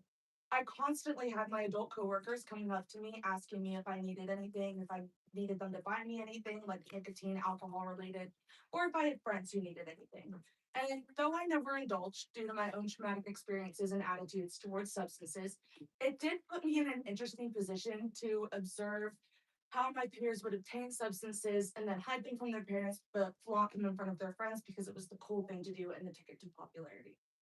Now that I'm getting older, my peers and I as well, I've noticed a reverse effect where my peers are abstaining from substances or trying to reduce their intake to improve their health and live a healthier life. However, the dependency has already been established and it's a hard habit to break. So, from my own experiences in previous literature, I believe that there is a correlation between adolescents indulging in substances and how their parents have raised them. So, what is substance use's impact on adolescents? The Office of the Surgeon General has found that using alcohol before the age of 15 means that you're 4 times more likely to be an addict than those who start at age 20. They also found that 70% of people who indulge in nicotine use and marijuana use before 13 develop an addiction before the age of 17. The Office of the Surgeon General also found that young marijuana use is associated with impaired social functioning and can act as a pipeline to other high-risk behaviors like unprotected sex and dropping out of school. To study substance use, other research has used socioeconomic status, location, attachment styles to compare against substance use. I, however, intend to use the parenting styles derived from Bromman's original research. So what are parenting styles? Parenting styles are defined as a constellation of attitudes towards the child that are then interpreted to create an emotional climate in which parental behaviors are expressed. From Bromman's research, 3 main parenting styles were derived. The first of which being authoritative parenting. Authoritative parenting is described as having high responsiveness, high demandingness. These parents are strict and have rules for their children, but often demonstrate reasoning and understanding with their kids, which facilitates cooperative behavior. So instead of saying, go to the corner because I said so, no ifs, ands, or buts, these parents might say, hey, listen, you're going to the corner because you broke these rules, and this is the consequence for those actions, which then facilitates understanding with the child and more likely to have cooperative behavior. The second parenting style is authoritarian parenting. These parents are described as having low responsiveness, high demandingness. These parents are often characterized as being strict, overbearing, controlling, and mean. So these are going to be your parents that are saying, go to the corner, no ifs, ands, or buts, I don't want to hear anything. The last parenting style is permissive parenting. These parents are described as having low responsiveness and low demandingness. These parents are often characterized as absent, lenient, laid back, and neglectful. In Bromman's research, she argues that authoritative parenting, so the first one that we talked about, is the most protective against substance use in adolescents.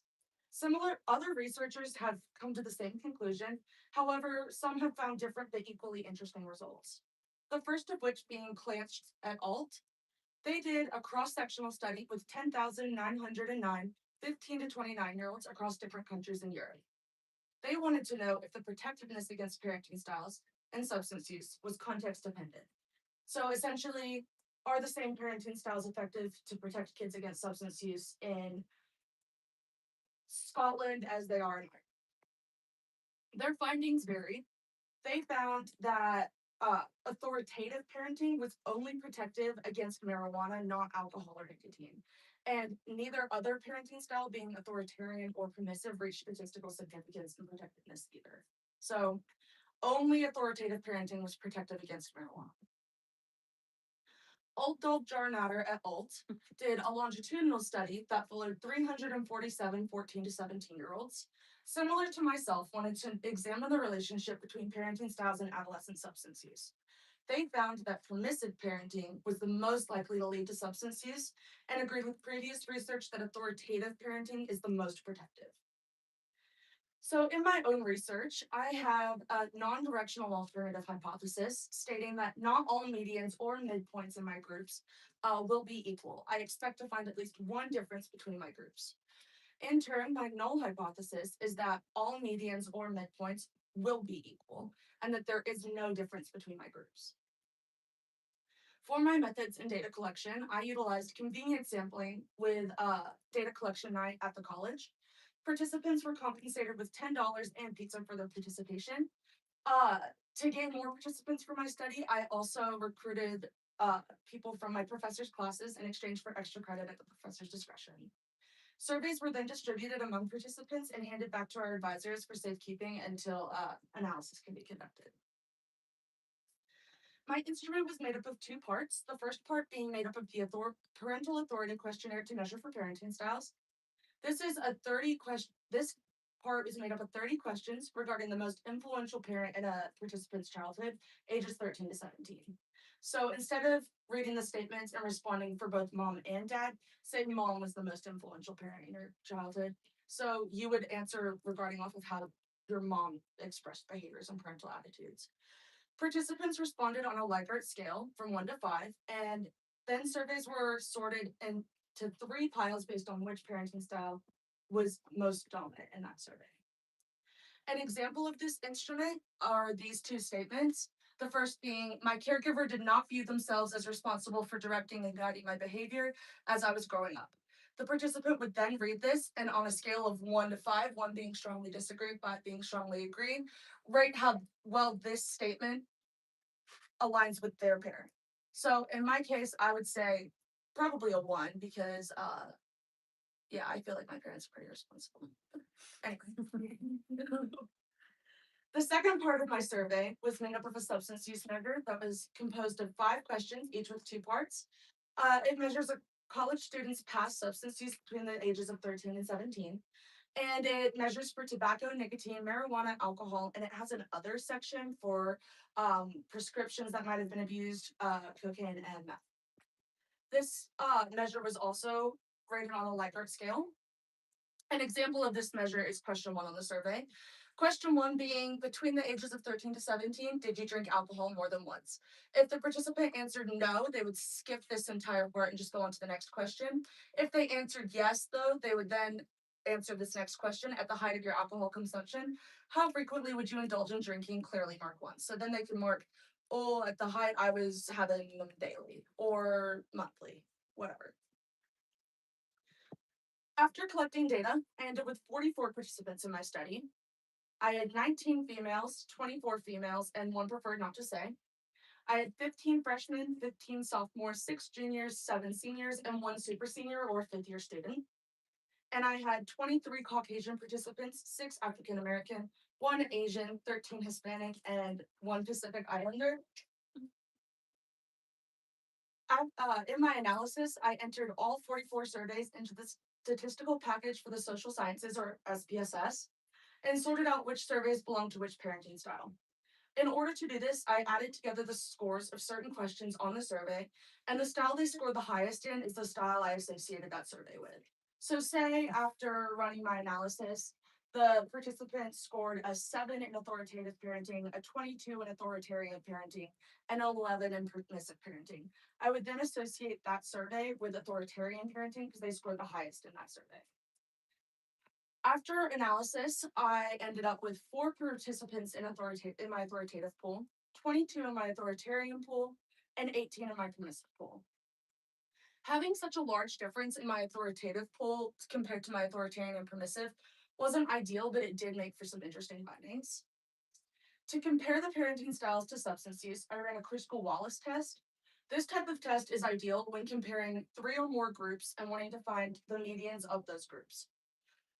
When comparing groups and looking for significance, the p-value we're looking for is less than 0.05.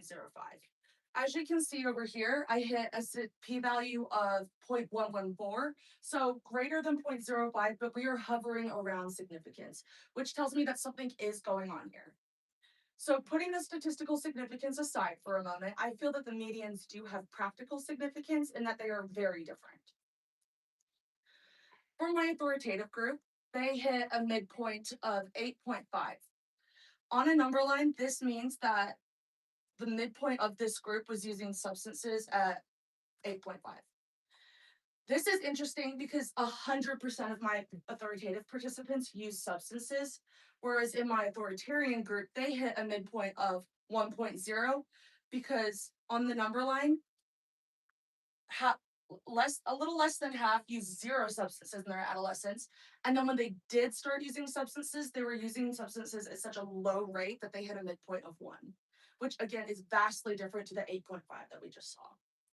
My permissive group also hit a midpoint of 1.0, which again is interesting because it means that a little less than half were using zero substances in their entire adolescence. And then when they did start using substances, it was at such a low rate that the midpoint of the group is a 1.0. In short, 59% of my participants in the authoritarian group used substances, and 56% of my participants in the permissive group used substances, but 100% of authoritative participants use substances. And I feel that this has practical significance because it's the complete opposite of what my personal experience and previous literature had led me to believe. I believed that I would find 100% no use in my authoritative pool. And again, I found 100% use in my authoritative pool. So for our discussion, the differences in the medians, again, weren't statistically significant because they were greater than the 0.05 as we hit the 0.114, meaning that we accept the null hypothesis that there is no difference between the groups. Because of the small number of participants in my authoritative group, I'm concerned that this affects the validity of the comparison in my groups. In this case, all of the participants in my authoritative group use substances moderately, whereas the participants that were sorted into my authoritarian and permissive pool used mild to no substance use. In conclusion, we're accepting the null hypothesis that there is no statistical difference in medians between groups. Parenting styles did not reach statistical significance in effect to substance use in adolescents. However, the groups are hovering around significance, and like we talked about, this has practical significance. Authoritarian and permissive participants use substances less than authoritative parents, and this leads us to believe that authoritarian and permissive parenting styles are more protective against substance use in McPherson College students' adolescents. Thank you.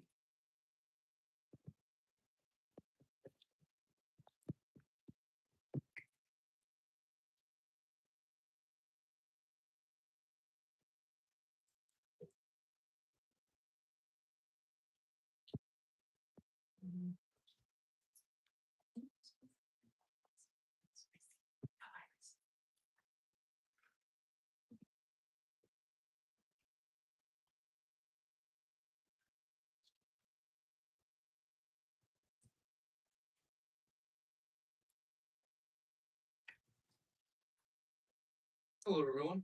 My name is Aaron Temple, and since last semester, I have been working on this research project about attraction in criminals, focusing on the halo effect and how things like attraction influence our perceptions of criminals and crime. Before I jump into any quick literature review of my research project itself, I just want to make sure everybody has a basic understanding of what the halo effect is. The halo effect is the cognitive bias in which an initial positive impression about a person causes us to assume the presence of other positive traits. This can be seen as attractive people are often given more positive traits, such as being smart, outgoing, and more trustworthy. This is kind of just at a glance without ever actually interacting with the person. And there's also an inverse to the halo effect, where more unattractive people are given more negative traits, such as being lazy or incompetent. And kind of gives a quick example of what this whole research project is about before I kind of get into the literature review. I just want to kind of want you to look at these faces for a little bit and kind of just think what comes to mind when you see these faces. And for context, these are all recent arrests made in Kansas for the past few days. So if you know anybody from this list, I'm sorry. But I'm going to list off what crimes they committed. And as I list off each crime, I want you to kind of guess which face that crime goes to. I'm going to start listing them off now. DUI, domestic battery, DUI again, violation of protection order, probation violation, possession of marijuana and drug paraphernalia, a combination of domestic battery, criminal restraint, and child endangerment. And the last one was failure to appear for possession of carthanone and drug paraphernalia. Okay, I'm gonna reveal the answers. Do you think you got all of them correct, or maybe at least a lot of them?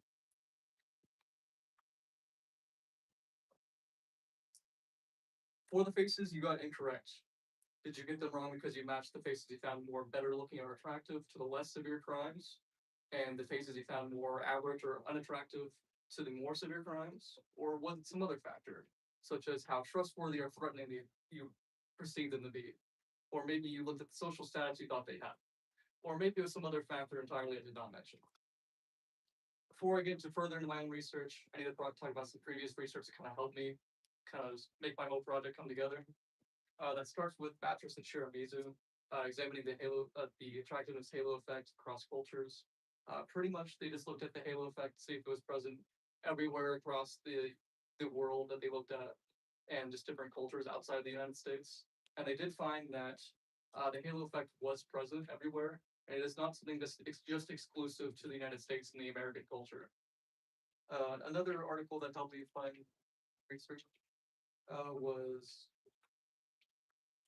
Gibson and Gore, is a hero or a weirdo? How norm violations influence the halo effect. Pretty much they researched the halo effect at varying levels of attractiveness and how that influences interactions involving norm violations. They had an all-female participant base, which were given written examples of 2 norm violations.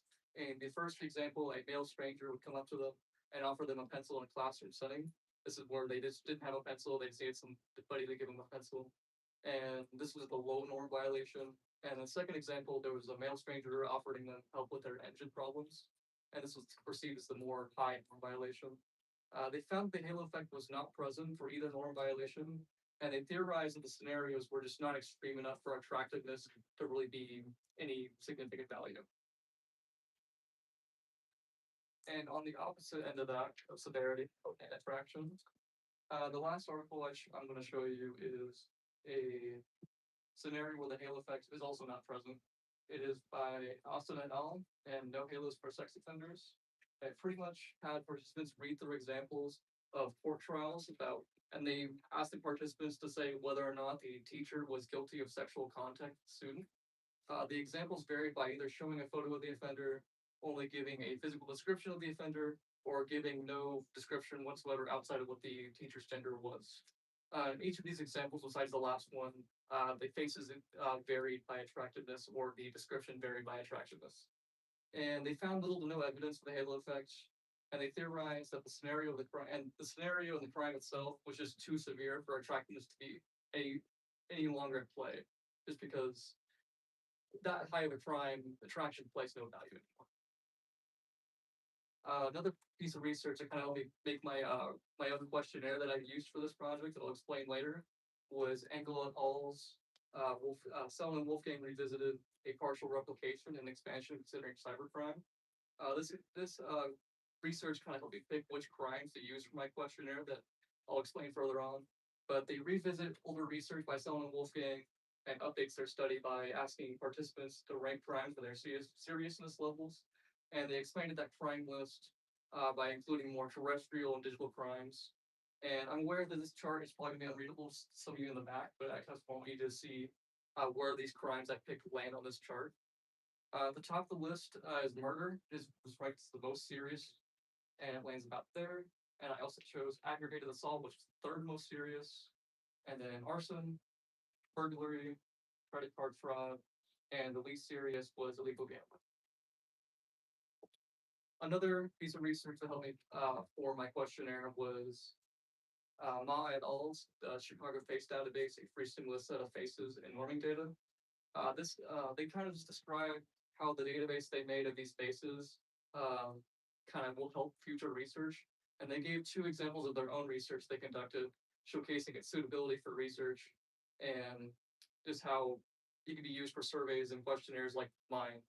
And these are kind of some of the examples of the faces they had. I had hundreds to choose from, and they're all kind of like, they had happy faces, sad faces, angry faces. I just chose the neutral faces because that's kind of what I wanted to go for.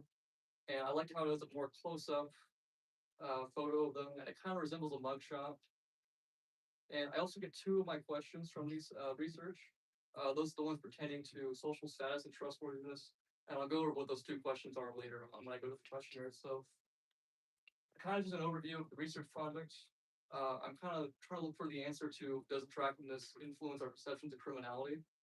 The alternative hypothesis I have for this question is that the more physically attractive the participant finds the suspect to be, the less severe the crime will be chosen by the participant.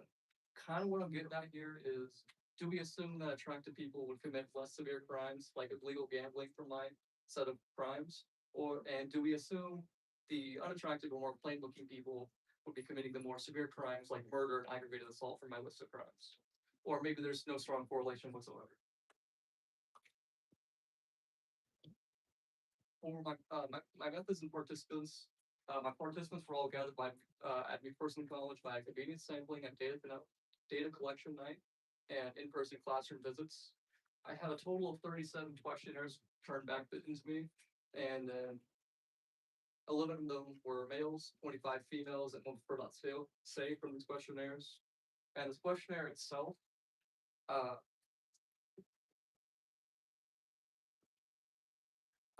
included a total of 40 questions. 4 of these were 4 demographic questions. This is things like, what are your academic grade level? How old are you? Things like that. And then 5 questions that I'll get to on the next slide. There's a set of 5 questions for each of the 6 spaces. And pretty much the same questions for each space. And they'd answer on these 6 spaces right here. And then the last kind of question I'd ask for each space, the smoking gun of this research, was asking them how attractive they found each face to be. It was pretty much from your own perspective, how would you rate the attractiveness of suspects, whichever number they were doing that for the question. And to get more to those 5 questions, the first one is asking them which crime they think that face committed. So for phase 1, you'd say, I don't know, I'm getting kind of more credit card fraud vibes here. And then it would go on to ask them, how threatening do you think they were from a 1 through 7 Likert scale? He'd say, I don't know, maybe more of a 2, more that threatening. And then it would ask them how trustworthy you found them. They were about a 4, maybe. And then it would ask them what social status you thought they were, from a low social status to a high social status. You're like, I'm not really sure, maybe more in the mid-range. And then the last one was kind of like the last set of questions at the very end, asking the participants there how they thought society would perceive the attractiveness level of the face. So they think, oh, maybe society would probably think this face is more of a 6. Well, on the other hand, I probably think it's more of a 4. And the results of this questionnaire was I accepted the null hypothesis, which was the physical attractiveness of the criminal was not related to the participant's perception of the criminal's crimes. The reason of this was because all 6 faces' attractiveness ratings were not drastic enough to show strong correlations between crime severity and facial attractiveness. Pretty much for all 6 faces, they all kind of landed between the low 2 end and the high 4 end. So there wasn't too much drastic change in how people found this attractive. But despite accepting the null, I still had some interesting findings I want to share with you guys. Starting with the first phase. The first phase was ranked the least attractive according to participants. So this was their own personal opinion, how they saw this face. And they also were ranked the least attractive in terms of how they thought society would rank this person. And they were also given the least severe crime, so they were given more often the illegal gamblings and the credit card frauds. And they were ranked with the lowest social status, and the crime they were given the most was credit card fraud, which was the second to last least severe. And for phase 2, they were ranked the most attractive according to perspectives of society. They were ranked the least threatening. They've had the highest social status. And the 2 crimes they were given the most was arson, which was number 3 on the from the seriousness rank of the 1 through 6 crimes I had, and then illegal gambling, which was the least severe. And then phase 3, there wasn't as much interesting data to talk about. The crime they were given the most was aggravated assault. For phase 4, there's some more interesting data here. They were ranked the most threatening. They were ranked the least trustworthy. Surprisingly, the crime they were given the most was illegal gambling, which was the least severe crime out of the 6 I gave the participants to choose between. And for phase 5, this one also kind of surprised me. They were ranked the most with the most severe crime, so they were given murder and aggravated assault the most often. And speaking of aggravated assault was the crime they were given the most often. And for phase 6, this is the one that kind of like showed what I was trying to get at with this whole research project. They were seen as the most attractive in terms of the participants' eyes, and they're given the most trustworthy rankings. And the crime they were given the most was illegal gambling, which was the least severe crime out of the 6 I let the participants choose between. In conclusion, attractiveness does not play a significant role in perceiving criminals and like what crime they've committed. rather things like how trustworthy or how threatening a face was found to have a strong correlation with crime severity from what I've looked at. There are things I didn't likely test for or account for when I originally make this study, that played a more significant role than attractiveness did. But if I were to do this study again, or somebody that were to build upon it, I would suggest these changes or maybe just additions to this. Just more faces. I can only do 6 faces just because 40 questions was already pretty lengthy for my participants. So if I hadn't any more faces, that'd be like an additional 6 questions for each face. And then just more variety of faces, more attractive faces, less attractive faces, more in-betweens. And then maybe just a different resource other than Ma et al.'s database, like using like actual mugshots like I showed in the beginning. I think that'd also be a good change, as well as having an actual guaranteed crime with that face committed. Because these are just faces, they weren't actual criminals as far as I know, for what I used in my own study. And just having more participants overall, I was limited to only 37. And I think just having non-college student participants would still be a good idea, just because I think just the limited mindset of college students kind of limited this study as well. And then just kind of having more different crimes, like having more, so I think it was more higher on the severity rating. I think having more low severe crimes, or maybe even having a was found to be innocent option would be a good idea to have for the future iteration of this. And that was pretty much everything I wanted to share with you guys.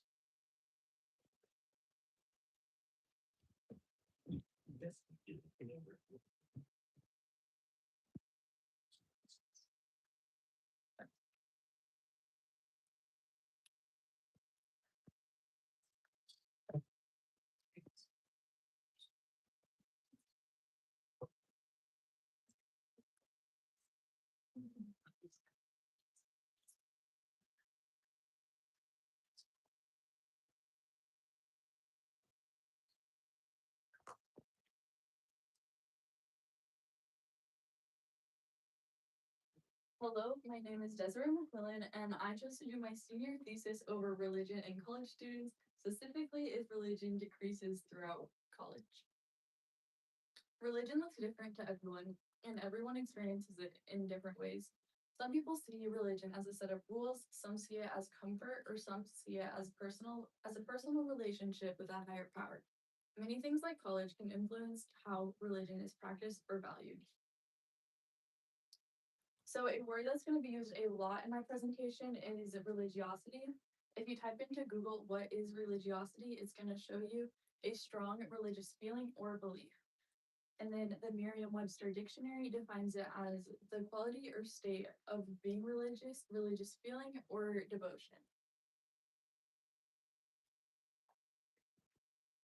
So why I wanted to study the decline in religiosity in college students is because of my personal experience. I have always grew up with a religious family, a small religious tight-knit community. We always went to church and youth group every Sunday and Wednesday. That's all I knew. When I got to college, I realized that no one's making me do that anymore. I didn't have to wake up and go to church if I didn't want to. I love this new freedom I just got. So although my faith is still very important to me, since getting out of high school, my religion levels have decreased. This made me wonder, is my experience common among other college students? This leads me to my research question. Does religiosity decrease throughout college? So my hypothesis is that college students' religiosity does decrease as a student goes throughout college. After lots of research, I found that a study examined the first year of college and studied the religious involvement and personal faith change during that first year of college when students gained independence. They found that religious behavior significantly declined during this first year. They also found that women reported that their faith is more important to them than men did. So I wanted to study more than just the first year of college, and I wanted to explore what factors played into this decline. Since this study found that parent relationships affect the emerging adult's religiosity during college. The primary finding of this study was that family relationships do influence how a student interprets their faith during emerging adulthood. This study used interviews, and they found more than what they could have than just using surveys. This study found a noticeable decline in religious affiliation in emerging adults. I think it's important to note that for this study, they did not find anything significant with religious identity, just a decline in the religious affiliation. My last study found that higher education does not cause a decline in religiosity, but rather the major life transition. They found that religiosity tends to decline in adolescent years and then stabilizes out around age 25. After finding all of this out, I wanted to see what would be true for McPherson College students. I put 3 surveys together, a demographic survey asking questions like, what's your class standing, how old are you, things like that.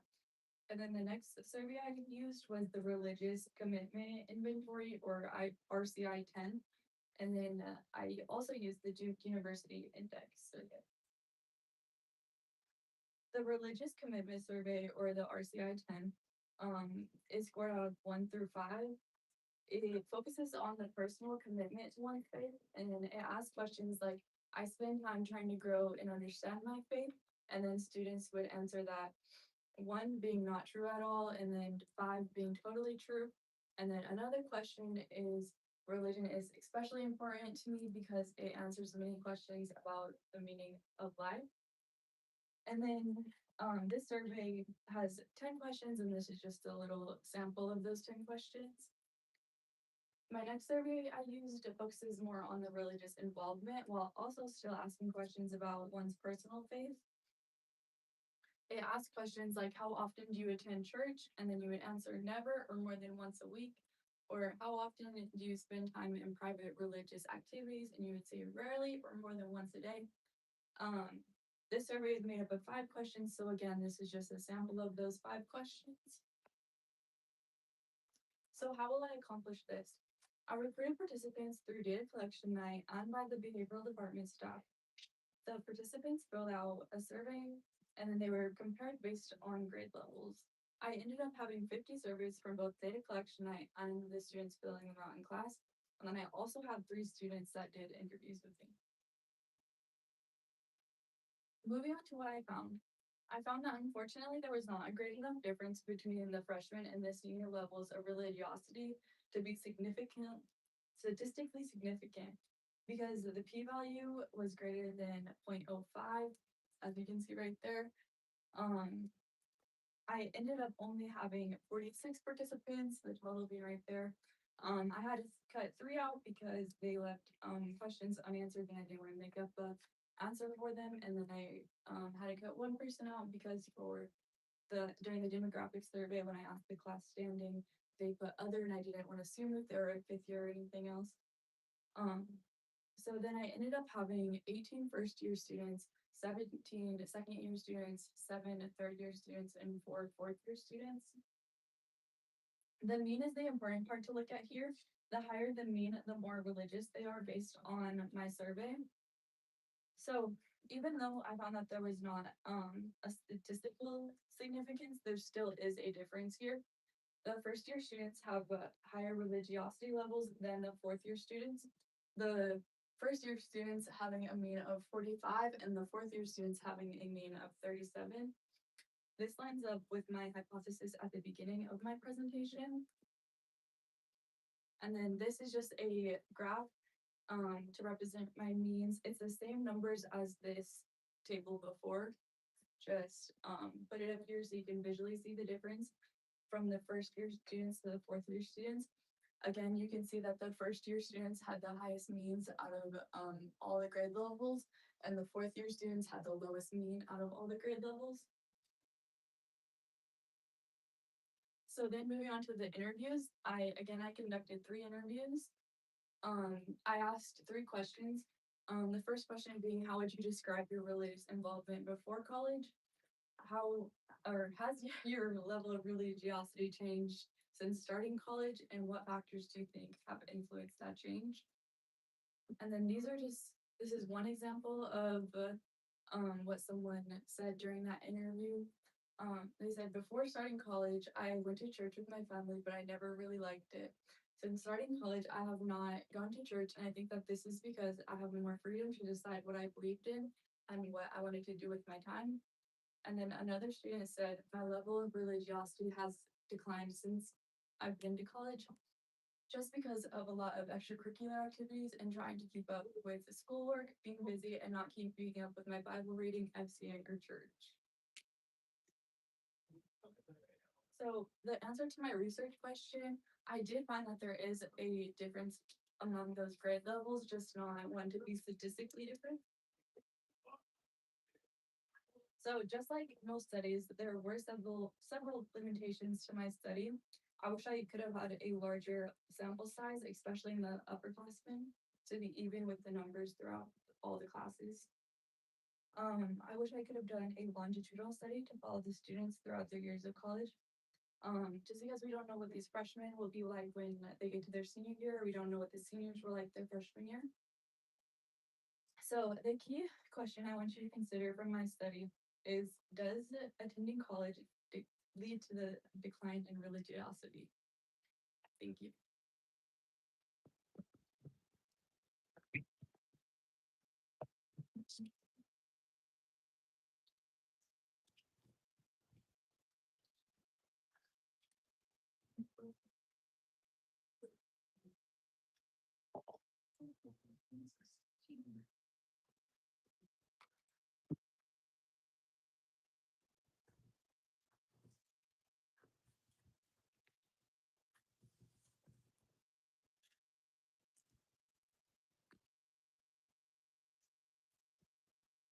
Hey, how y'all doing today?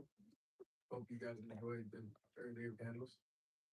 My name is Aeneas Davis, and first I want to start by saying, when I was a kid, my mom, dad, sisters, and brothers, they always told me that I could do anything. Do anything, as in whether it be academically, sports, or any other activity. During this, I developed an unwavering sense of confidence. When I developed this, I did some studies. When we did some studies, I realized that was actually, the term for that was actually self-efficacy. Which brought me to my question. Does self-efficacy influence persistence of performance? Now, what is self-efficacy? Self-efficacy is a person's particular set of beliefs that determine how well they can execute a plan of action in prospective situations. I believe having belief in oneself is very important, especially during moments where you may need that to complete a goal, task, or objective. When I was a kid, I also had this thing that my mom created as a 4-box rule. First, you would ask yourself the question, can I or can't I? Which 90% of the time was I can. And then free will came in as a will I or won't I? And during this, it gave me a very good indication of my free will, and what I do can determine my outcomes in my future. Now, Tony Heineke and colleagues gave us something very cool to pay attention to. It was the fact that the belief that he provided was that things such as changes or interventions at high-profile places such as college settings can help improve our engagement. They had many participate in something called this growth mindset messaging. Basically, a study understanding that mistakes are only mistakes if you don't learn from them. In better terms, it's turning mistakes into learning opportunities and growing into the greatest version of yourself. During this, improvement seemed to arise as the engagement or interventions were applied, and sometimes it was able to reflect in academic outcomes. The interventions that were provided were things such as short readings, videos about brain flexibility, and then students had a chance to write about their past trials and challenges. This article provided proof that interventions being provided can increase belief in one's ability.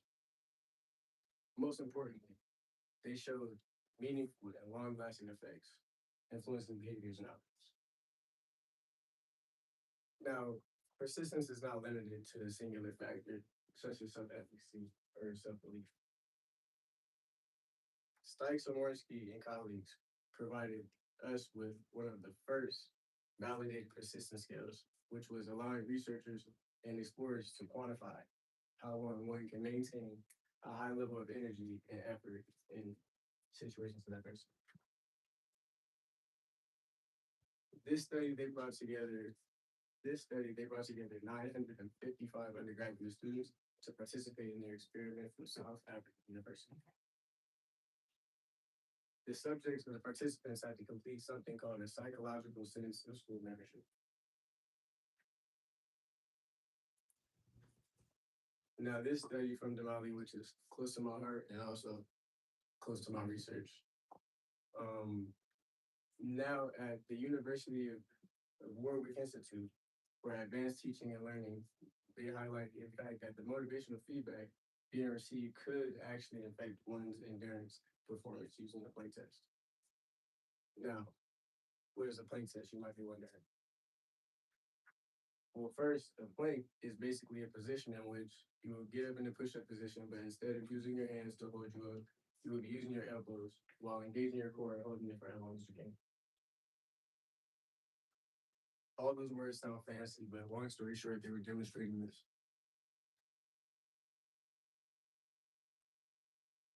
Now, the people who received the motivational video, which was supposed to increase and enhance one's self-efficacy, end up holding the plank position significantly longer than those who did not receive the motivational video intervention.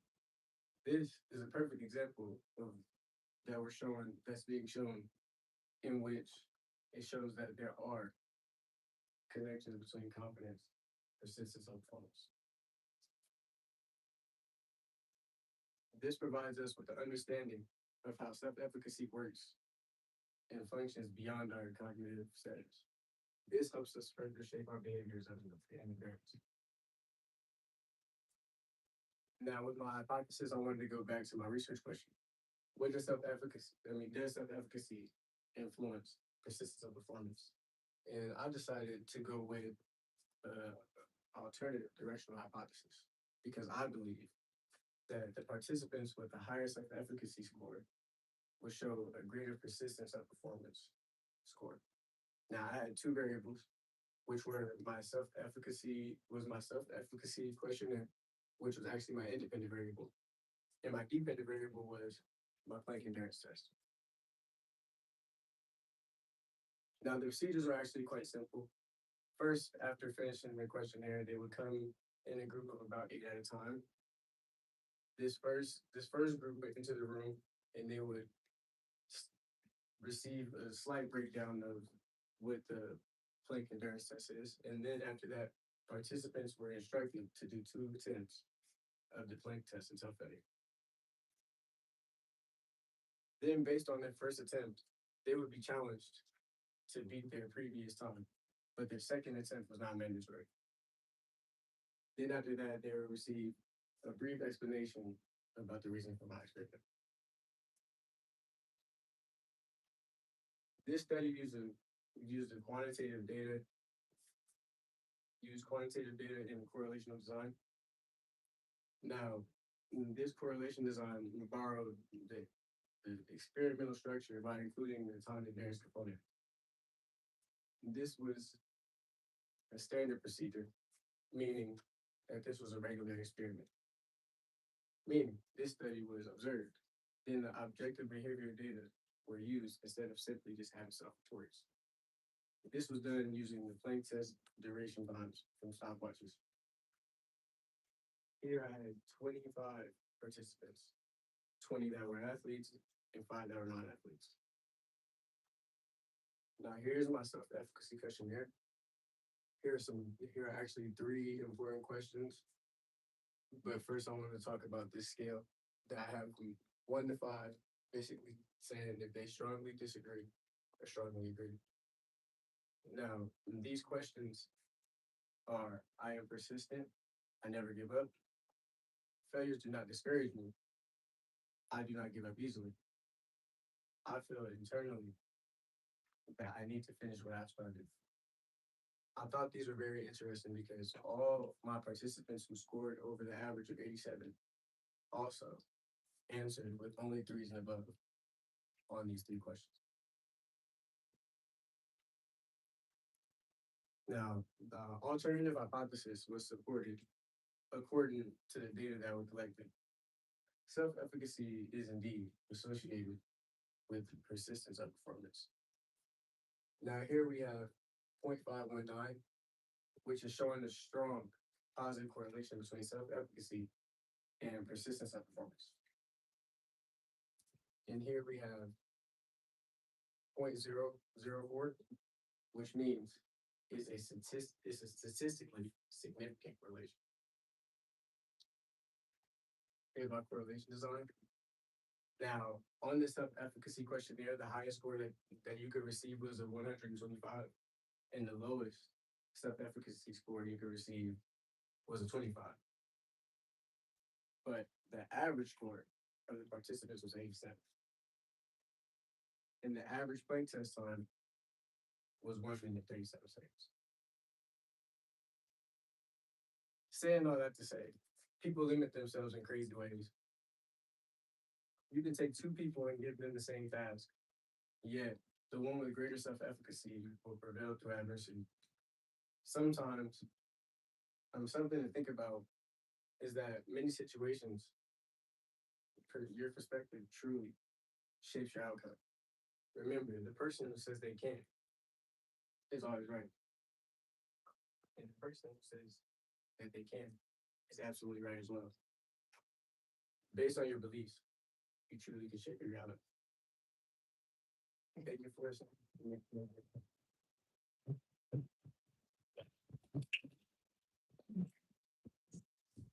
All right, if we can have our panelists join Ace up at the desk.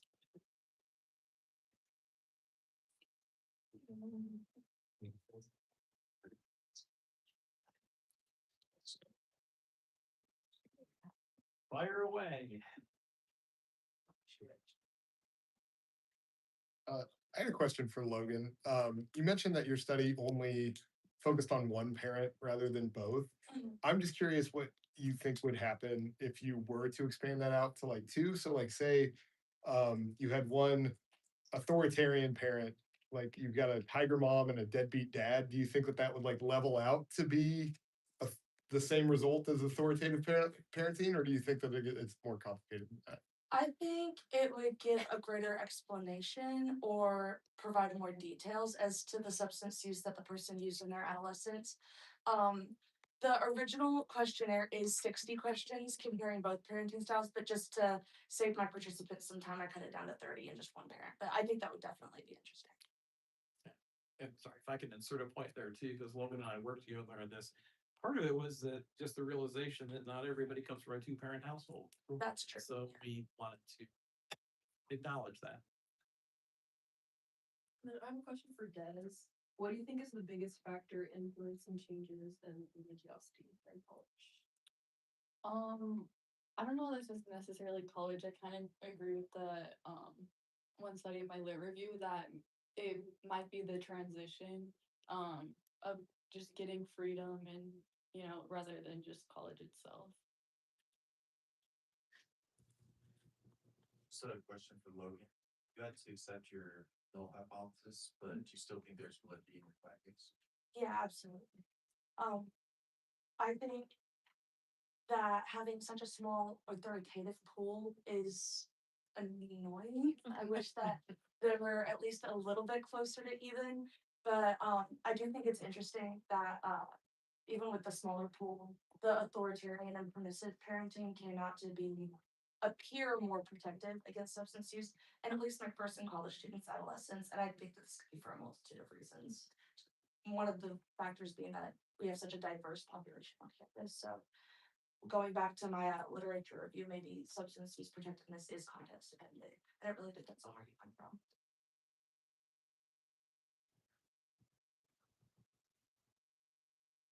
Thanks, Logan. Yeah, I actually never thought of this question before, but do you think there's a difference?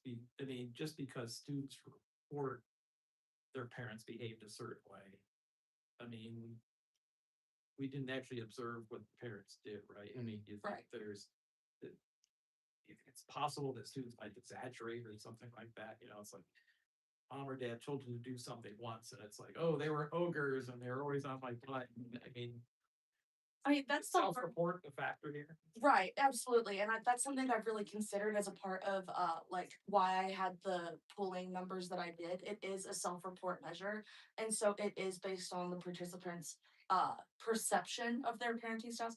I think it would be absolutely interesting to also get the parents and have them report what they think their perceived parenting style is and compare that to their child and then compare that to substance use. I think I would find something maybe a little different there. I have a question for Ace. You talked about how your mother instilled self-efficacy in you, and you seem to appreciate that quite a bit. You're a good son. But if somebody doesn't have that, are there things that can be done when they get to be grown up to help them develop it? Yeah, of course. You always can grow. You grow every day. You learn new things every day. Sometimes you have to unlearn bad habits to learn better ones. So, everybody, has the capacity to grow. It's just whether or not, can they or can they, which they can, but will they or won't they? That's the real question. Thanks. Ace, I wanted to ask about the breakdown of athletes and non-athletes in your group. Like in a physical test, it would make sense that athletes are maybe going to score higher than the non-athletes. But did you see a correlation? Like, did athletes typically have higher correlations of self-efficacy scores? And if so, do you think that's something tied to athletics, that people with higher self-efficacy tend to gravitate towards athletics? Originally I did, yeah, but actually, one of the non-athletes actually had the highest score, which was 3 minutes and 1 second. And after that, I realized that some people thought of it because there's 8 people in there at a time, that maybe it'd be a competition thing, but come to find out, it also can breed a sense of teamwork, and people actually were cheering each other on more than tearing each other down. Ace, if you're gonna expand on your research in the future, what what would that look If I was to expand on it, I think that for one, I want a lot more people to be a part of it. And I think that I just would want to look at more variables, maybe split them up, maybe add, a variable or two, that might have not been brought up, like whether or not, they work out on a regular basis, or, maybe have some questions about discipline, and, switch up the questionnaire a little bit, just kind of give a brand new feel to make it a brand new experiment. A question for Aaron.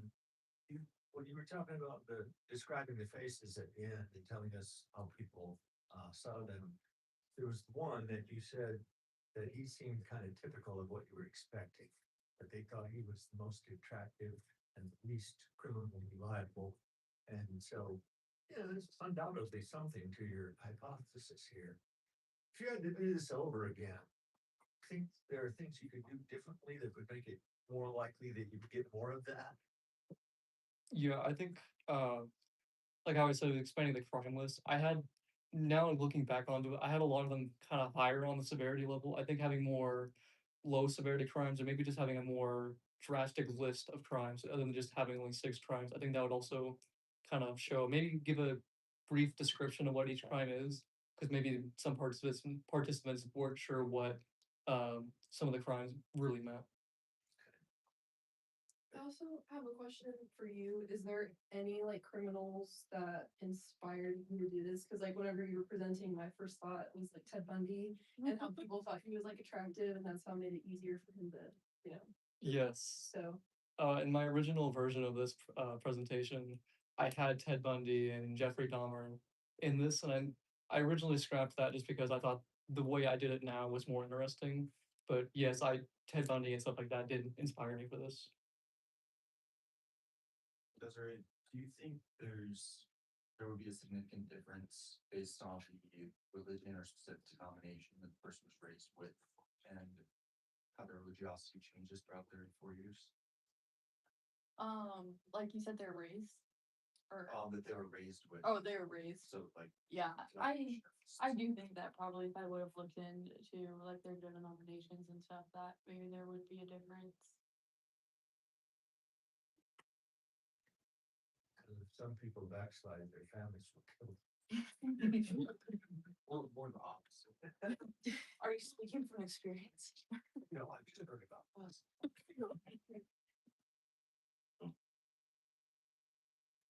Any other questions for our panelists tonight? Guess it's still this afternoon. All right. All right, well, thank you very much, and thank you all for coming.